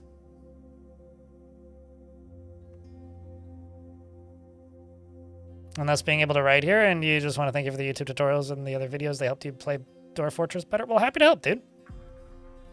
Anyone have a beer? I do have a beer, but it's pretty strong, and I only have 1 can. So I've told myself I'm not going to drink it until I finish the video that I'm working on. Well, good luck, creature.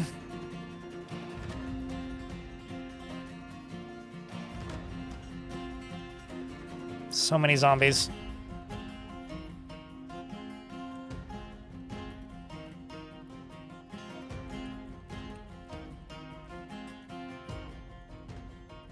So your 125 power require. You go all the way over to here.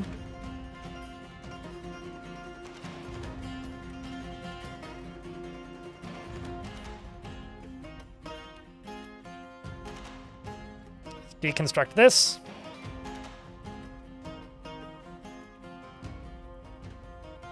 Connect these.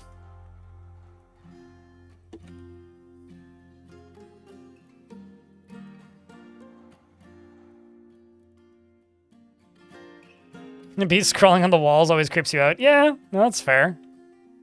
It's like there's no safety in this place kind of deal.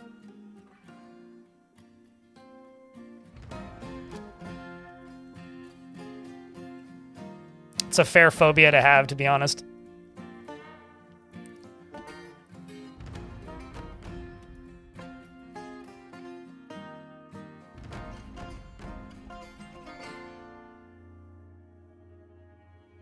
Please, for God's sakes, don't Valve style us with this video. What's Valve style?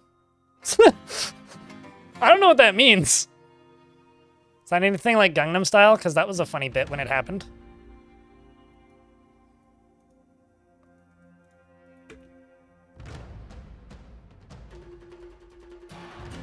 Good old Gabe Knoll. Speaking of Valve, chat, how do we feel about them causing like the 2008 recession for gamers?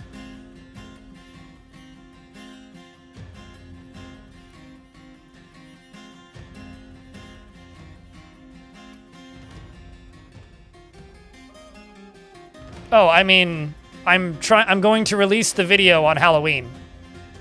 Fucking edited or not. I've got all the footage I need, Ryder, and I just need to spend like another, I don't know, 8 hours like tediously going through and like checking to make sure there's no bugs, like errors in the transitions, and to make sure that it looks nice, and to make sure that everything is properly centered on screen in the right place. Like, I've got all the assets, I've got everything downloaded. I literally just need to, you know, do that.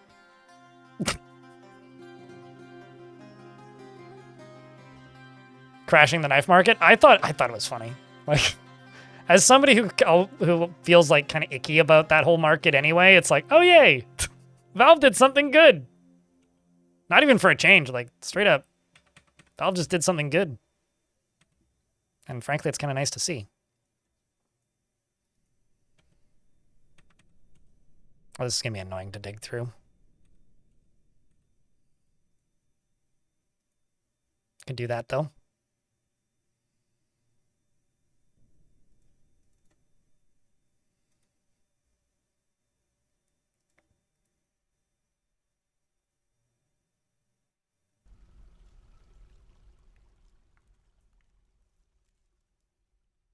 I always forget that undead mine really, really, really slowly.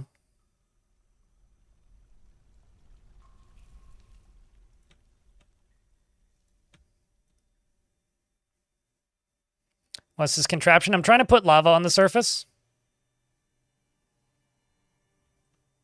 That's what this contraption is. I'm trying to put lava on the surface. And this is going to be a way of me getting power from over here to a pump. Or rather, power from over here.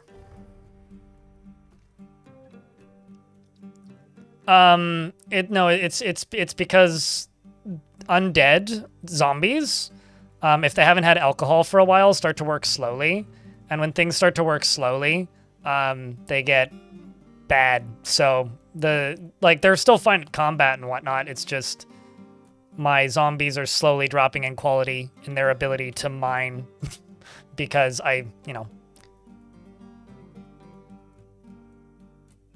because they're silly. I've got a demand for a nicer guild hall. I want to say it's this one. Nope, that's an engraver guild. It's supposed to be a stoneworker guild. Why don't we just make you into the stoneworker guild?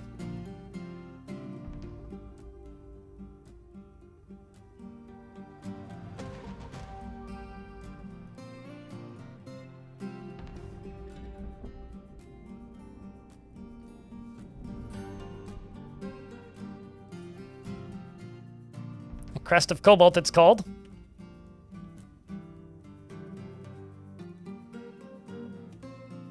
Satisfying. Because that guild died out anyway.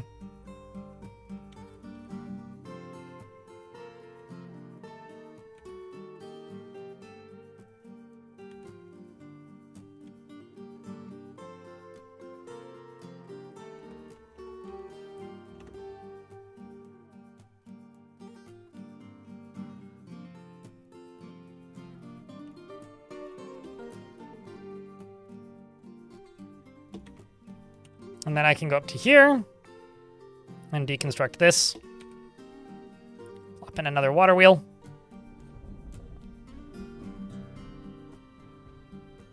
This map is a 1x1, yeah. As a long-time CS player, you notice that there's a big pile of info missing with the crash because of all the salaciousness of the $20K pixels, but because of you can't invest in traditional stocks, and so people invest in traditional ways. Like we're talking about like from China, right? I'll say this. If you're investing in non-traditional ways of storing wealth, digital assets in a video game that could be changed with a patch is not a good investment. And people have certainly lost a lot from that change. But there are other ways to invest money non-traditionally. There are other forms even of digital assets that could... Where did that dwarf go? That dwarf just went over here and disappeared. There's other ways of investing in digital assets that are a significantly better choice that you could make. And I also have kind of screwed this up. He jumped across? Is that where he went? He just disappeared in my vision, but... Yes, there are worse things that you could invest in, but... Somebody tried to sell Dwarf Fortress Worlds as NFTs and literally never sold one and paid a couple $100 in gas fees, and I think it's kind of funny. And then OpenSea took the NFTs off of the marketplace. Lives.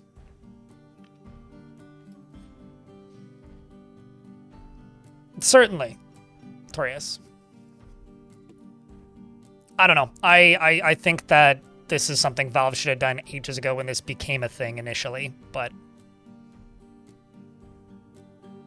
Maybe I'm off base.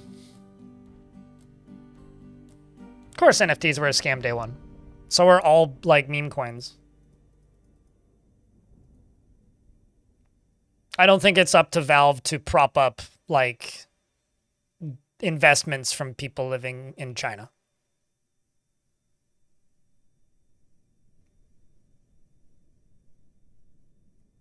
I mean, what else would we be talking about? Havel the Rock? Yeah, that's what we're talking about.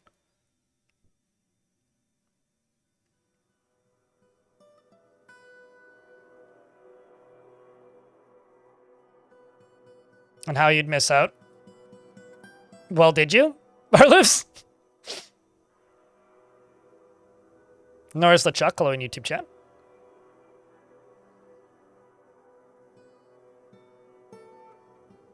I mean, I, periodically So this is Nate in YouTube chat says, Valve hitting me with $50 in fees for trying to sell just one skin was kind of strange.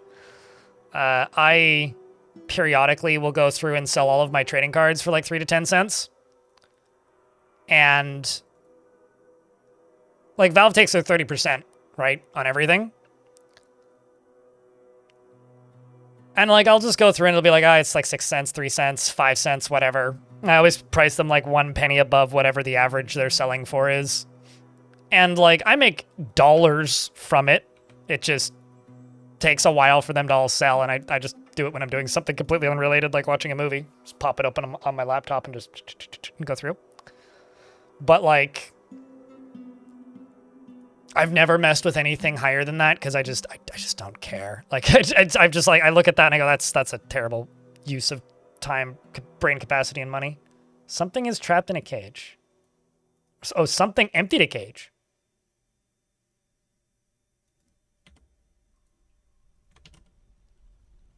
Are you telling me I've got a wild gremlin? Or can Crundles empty cages?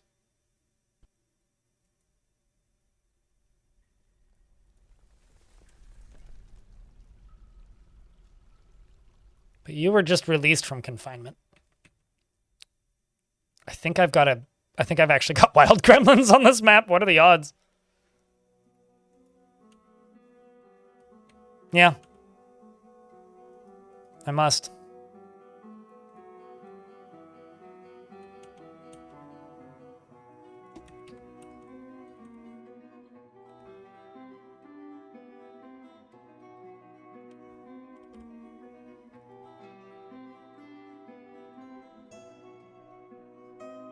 I think investing in housing was a big thing too, and that led to the whole construction bubble that burst a few years ago. Burst? Certainly hasn't burst here. It's trying to find ways of storing wealth. Maybe I was going to say something really kind of mean and silly, but maybe I just won't say that. Yeah, I don't know, man. I think that people shouldn't have that. Like okay. In the grand scheme, if you're investing in property to the point where like 2008 happened, you probably shouldn't have that much money. And if you're purchasing skins for a video game that have value, you probably should seek actual financial advice. I kind of don't feel bad for anybody who lost a fuckload of money on that, because it's like, kind of for the same reason I don't really feel bad for anybody who lost a bunch of money on NFTs. It's just, if you are going to do that and think it's actually a good investment, not that you deserve to lose your money, but it's kind of your own fault. The poor landlords. The poor landlords. I mean, like, I own the apartment that I live in, right? And I own the apartment that I live in for 2 reasons. Reason number 1, I am an extremely fortunate individual who got very, very lucky with the timing of the release of this game and worked extremely hard for a long time. But there's another reason, which is I don't drive, right? So I don't own a car. So I can do, like, if I owned a car and had car payments and insurance and paid for running a car, I wouldn't be able to afford to have bought this place. It never would have happened. Because, like, you know, I basically save an extra 15 grand a year not owning a car. And that's a reality of the disabilities that I have.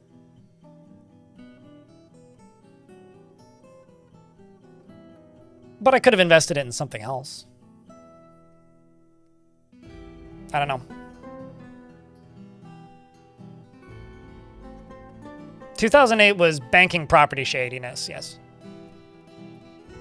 I do have one friend who paid his rent for like a good handful of months when he got laid off. And he paid it with CS:GO skins. That was a fun series of months. He like would show up at my old job and hang out. And there was one point where he showed up, he goes, "Oh yeah, no, I sold 3 skins today, so I've got rent for another 4 months." I was like, what the hell, man?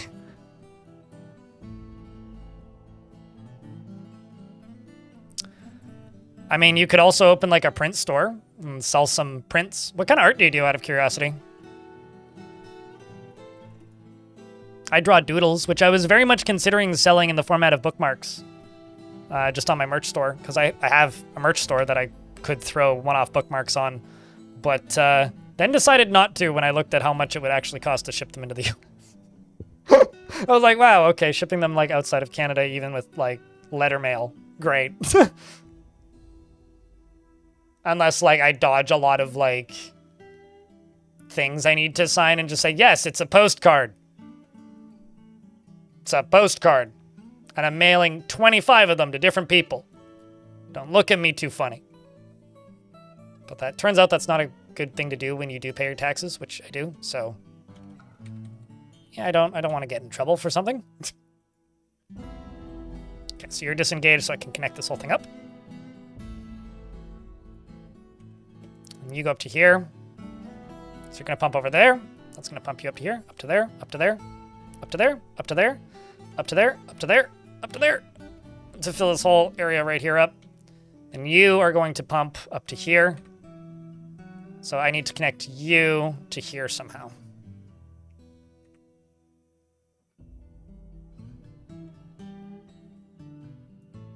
Can I actually do this?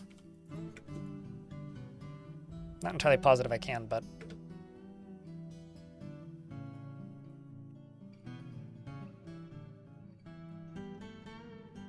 Smuggle them across the lake for me.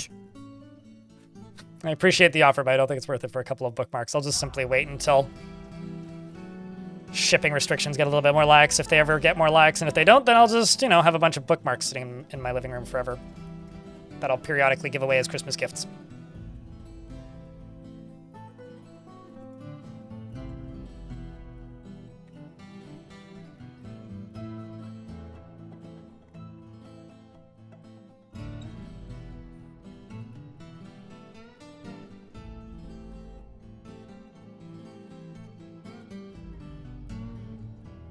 Digital art, but right now it's mostly sculpture and 3D and clay, and you actually recently made your own wax. There's a Literan, one of the regulars in this channel, does a lot of pottery related clay things, which is fascinating to me.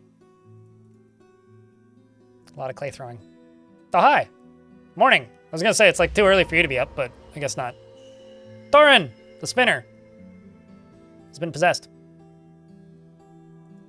It's gonna spin in circles forever now. They're doomed.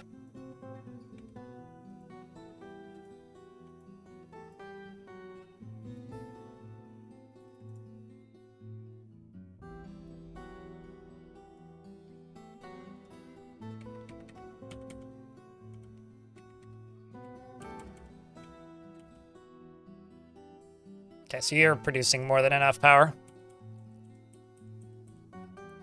And then I just need to go up to here. Do that and that. This and that.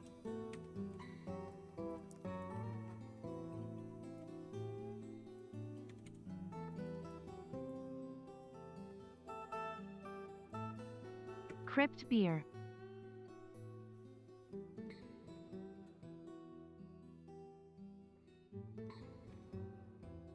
Nodokasa, thank you very much for the 29th month. Welcome back. Chat, can I get a round of beers for Nodokasa, keeping that sub alive for 29 months? Fine clay artifacts. Hell yeah.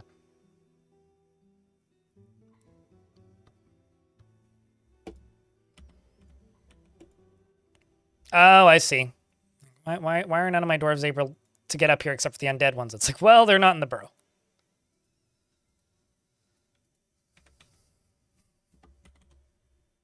Butchers are good. Necromancers are good.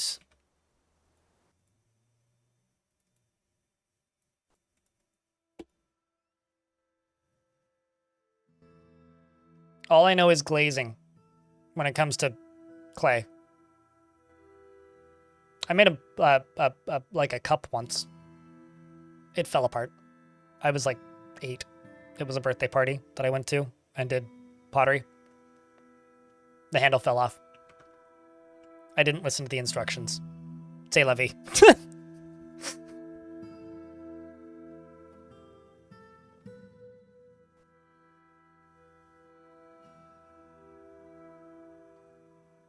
If you've lost, okay, so Benjamin Jones in YouTube chat, if somebody invested all of their money in crypto, or not in cryptocurrency, in like CS:GO skins, they probably have a gambling problem, which is just really sad, is my initial assumption. But if you've invested all of your money in CS:GO skins, you've already fucked up. That's all. Like, you don't deserve to lose everything. Nobody deserves to lose everything. However, it's a really bad financial decision, just in general. So I kind of can't really feel bad for anybody in that particular situation. Because if you've done that, I don't know what to say. I think you kind of did it to yourself.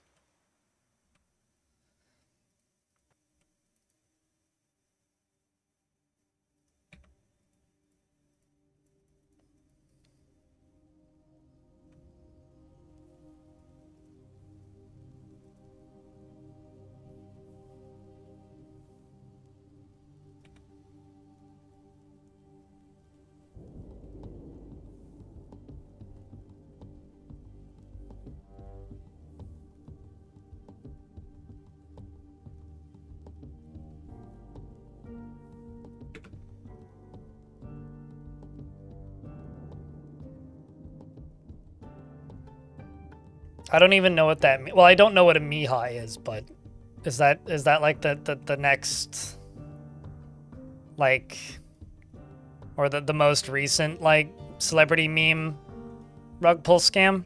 Because this is something I've clearly missed. Oh, is that a term for grandma? Today I learned. I was presuming, I was under the assumption for a hot second there that this was like another Haktua or something. Oh, fair enough. I mean, it certainly might be a term for grandma, but I don't know. Please stay alive. Dying is suboptimal.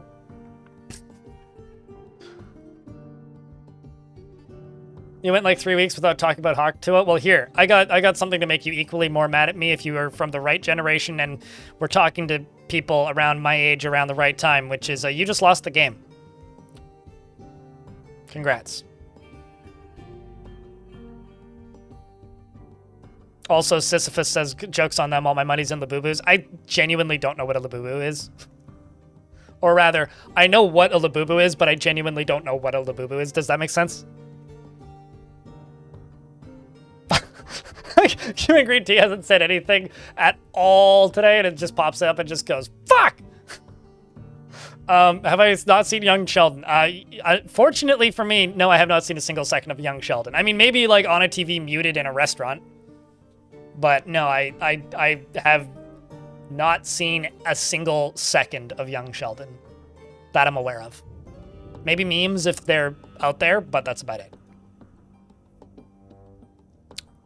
Fuck you, Bling. You know that I pissed you off when you typo my name. A+. You laughed so much you're coughing. Please remember to breathe. Where did that leg come from? The surface. Well, we can just forbid that.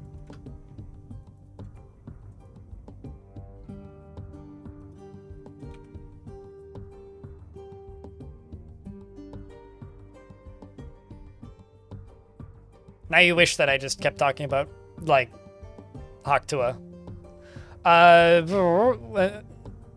Gotta dig out the diamonds so that I can beat Bling IRL. Maybe if I ever get, like sellout influencer money, but I don't do that. Doran the Spinner has created Edanusim, a horsebone buckler, and claims it as an heirloom in the name of the family ancestor, Sodal Gazewire.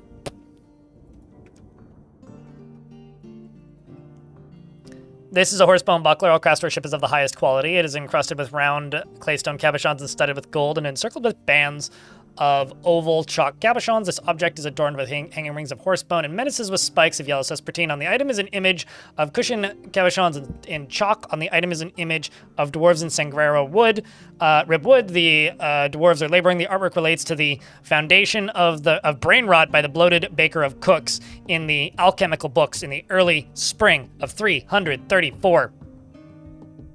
Thumb up. We did it. Well done, Dwarf. Speaking of well done, Dwarf, can someone get this headless rotten butcher out of my way? This is going to cause a shit ton of chaos for absolutely no reason.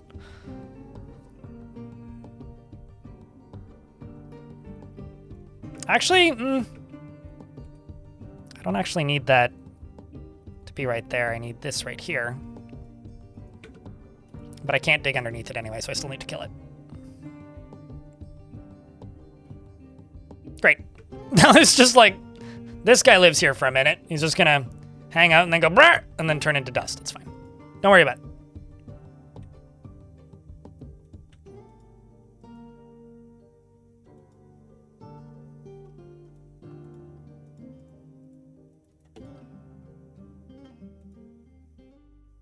Finally back after a break from work. How's it going? It's fine.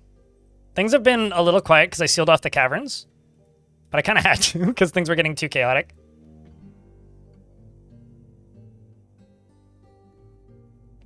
I have to save the bees. Oh, they'll be fine. Don't worry. They'll fly away and go somewhere else. You know what bug that they fixed in the last 2 years that makes me kind of sad that they fixed it?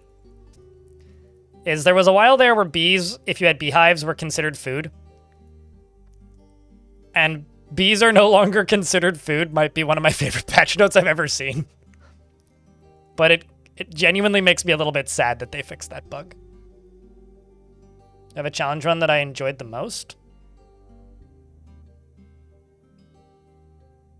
I don't really think of them as challenges because I don't think of generally like challenges in Dwarf Fortress challenges in video games usually make the game harder.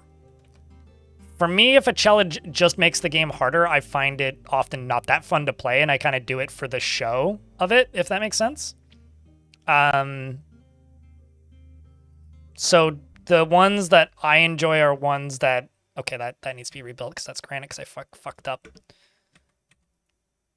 But everything else is good. So generally the ones that I enjoy are the ones that the audience enjoys. I really like the outcome of the following one singular dwarf for 10 years. That was a really interesting result that we came up with when that fort was over. I think the process of playing that fort sucked.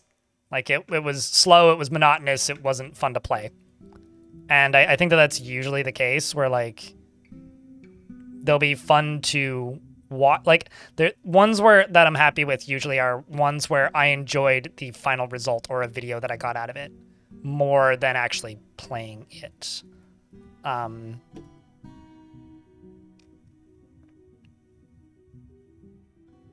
I really enjoyed the Gremlin Fort, but that wasn't really a challenge. Well, it was. It had a challenge, but like it kind of ended up just being me building a fort around a gremlin.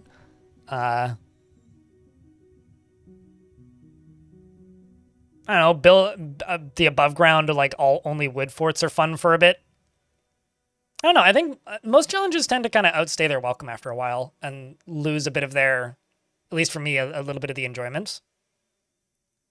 Around the time they outstay their welcome.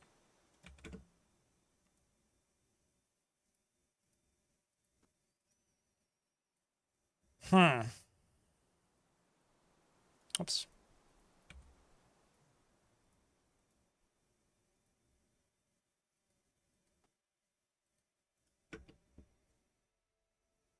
That's good. Past it.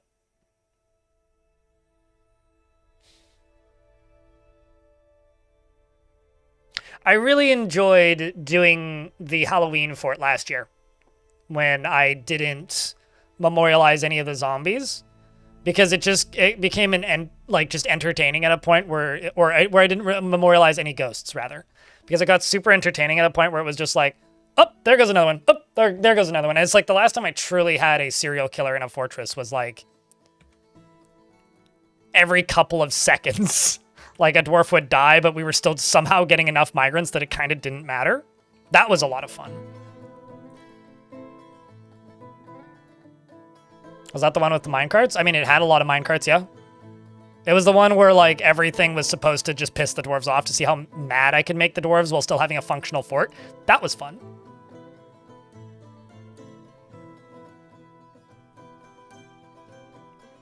It's almost difficult to not have a chill fort once you get farms and stuff up and going.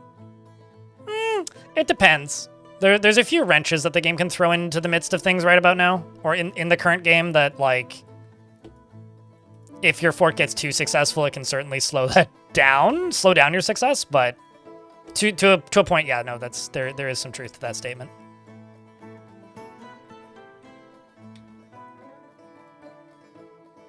Okay, you right here need to be connected to this.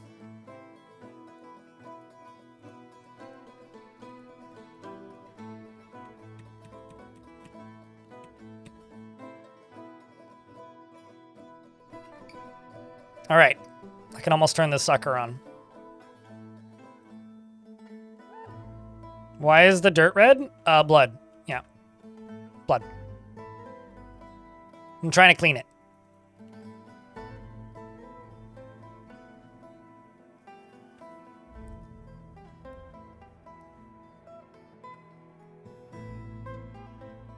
Although that's actually one of my dwarves. This isn't like one of the like silly zombie dwarves. That's actually like straight up one of my dwarves. She's like hauling something.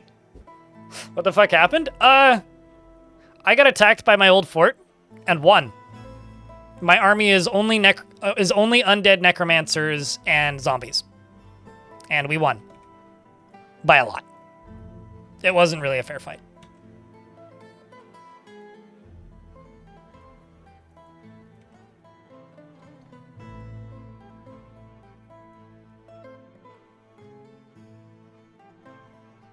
Are we the baddies? Yes.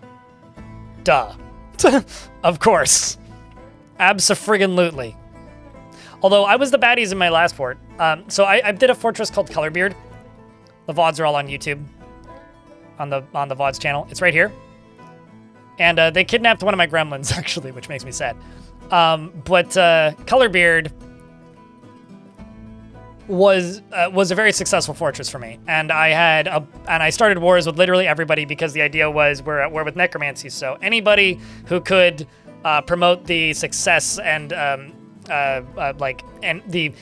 existence of necromancy would be invaded by us. So that's what I did. I went and invaded every necromancer tower and just went to war with everybody. Now I'm fighting against that. That's the idea here, is that I am at war with necromancy. Or I'm at war with the anti-necromancy, using necromancy. So we went from being the exterminatus anti-necromancy people to being the, you know, the necromancers.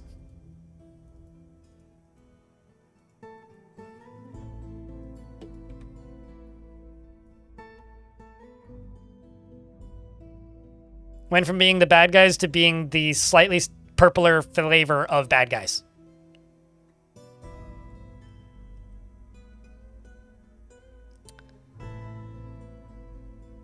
You know, that's a philosophical question that I am not capable of answering at this time, Shinobi, unfortunately.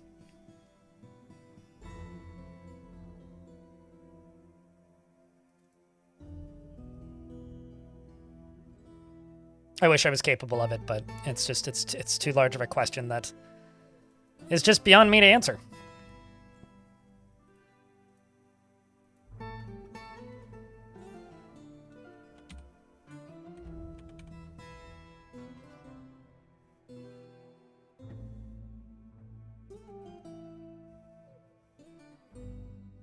Maybe because Necromancer just has a better ring to it than Legromancer. Although the only true living known Legromancers are the surviving members of ZZ Top.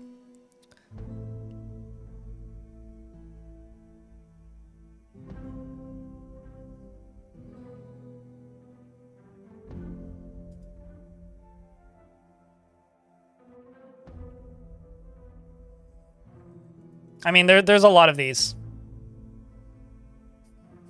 There's kind of a lot of these. Although, I don't know why their eyes are showing. It seems to be a bit more of a recent visual issue. Not that I'm complaining, I think it's actually kind of funny, but... Uh-oh. Who did that? Put your nightmares away, you goof. Although I had 80 dwarves and now I have 81. Uh-oh. There's a problem. Can we wait for that to go away, please?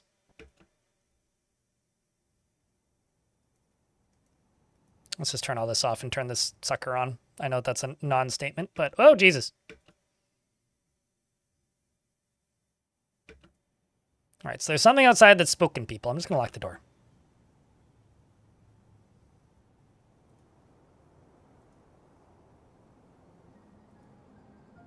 So there's buzzards.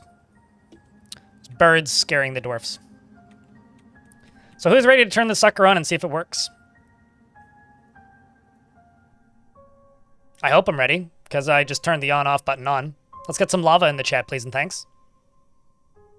Because you lava to see it.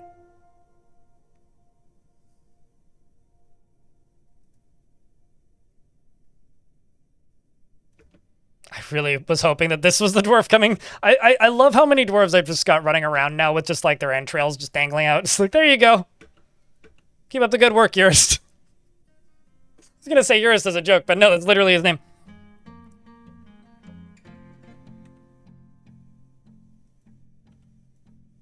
So now's where I figure out if I made any of these out of the wrong material.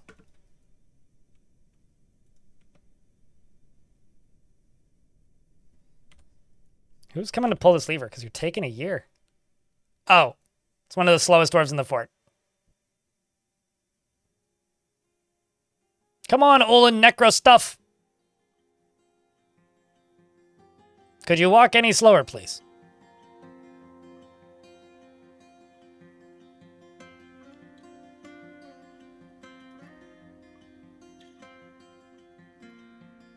It was your captain of the guard. You wanted to throw your keyboard. You could have just like if you have your captain of the guard that's killing everybody, you could just like demote them. Okay. Up it go.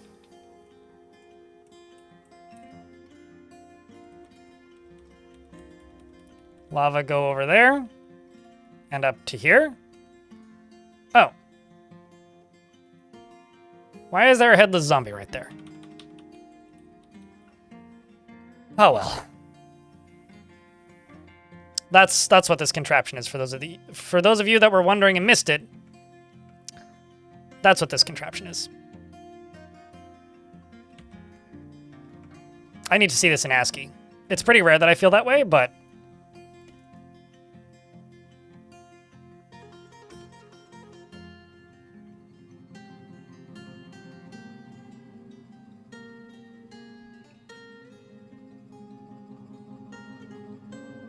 he was there when it was built, he just didn't move? Wait, what? It was always there? Huh. Sorry, I'm living up to my username, but I super duper didn't see him. Uh-oh. Okay, so this could cause some problems. If something caves in, to here it could burninate my snakeadate. But let's just hope that doesn't happen. Let's also hope that I didn't miss any holes.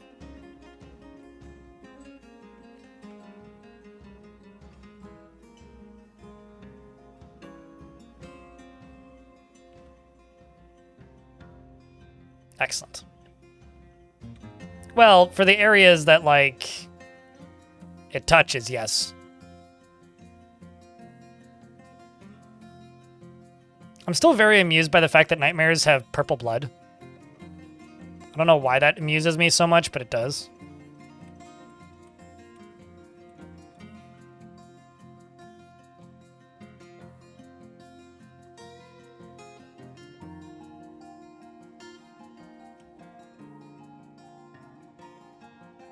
Stuff over here just erupting into flames because random legs and things. Also, it's mid-autumn, which actually means it's trading season.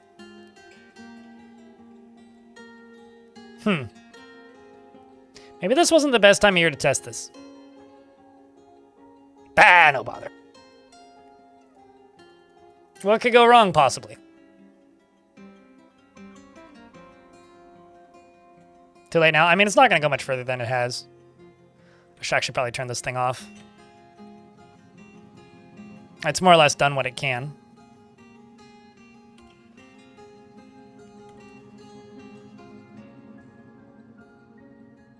This is one of my militia dwarves, who was also in hospital for quite a while. 95 notable kills, and 305 others. Master fighter, nice. Expert axe dwarf as well.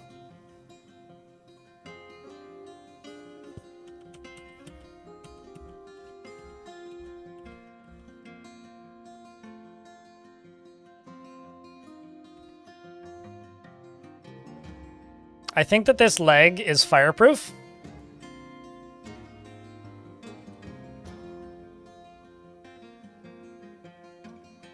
I think.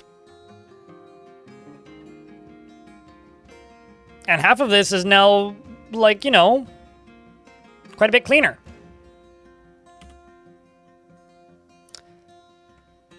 We've made some really good progress, chat. Like, truly. Later, Ann, thanks for the 10 bucks. Order and cheered. The zombie army 1,000. salary. Zombie army salary. From what I can tell, the zombie army is paying for itself right now. That's for sure. We've made some really good progress today. You know, we've got burning corpses in the basement. I beautified a few things. We organized a few things. I don't have a better setup for teaching doctors just yet. But we've still got some time left until Halloween. The 30th, by the way, is my my Twitch partner anniversary. So we'll have to do something fancy on the 30th. Or, yeah, on the 30th.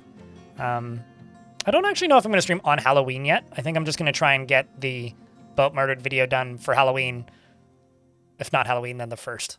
But I think that's it for Dwarfs for the day, chat.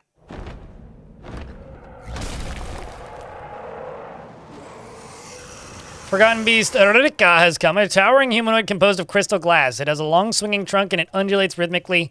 Beware its poison stinger. If it was a dad joke, it would be a zinger.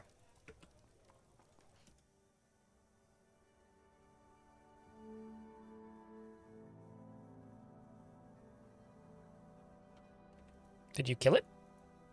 Yes, you did. Well done, Beastie.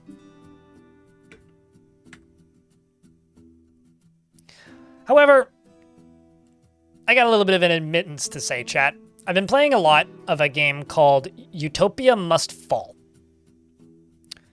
I think I'm going to play a couple runs of Utopia Must Fall on stream, because I've been playing a couple runs of it after stream anyway, and we made the daily minimum today, so I think... So wait, hold on, are you a dad and also a joke, Lanix? Sorry, that was actually mean. So I think we're going to actually swap games for a little bit, and then we'll go play something else. And then I will go at it. Does that work for you guys, chats? You guys want to stick around for something completely different? Also, Elfie, if you're in the chat, could you, by chance, disable the redemption? Otherwise, I'll do it in a minute.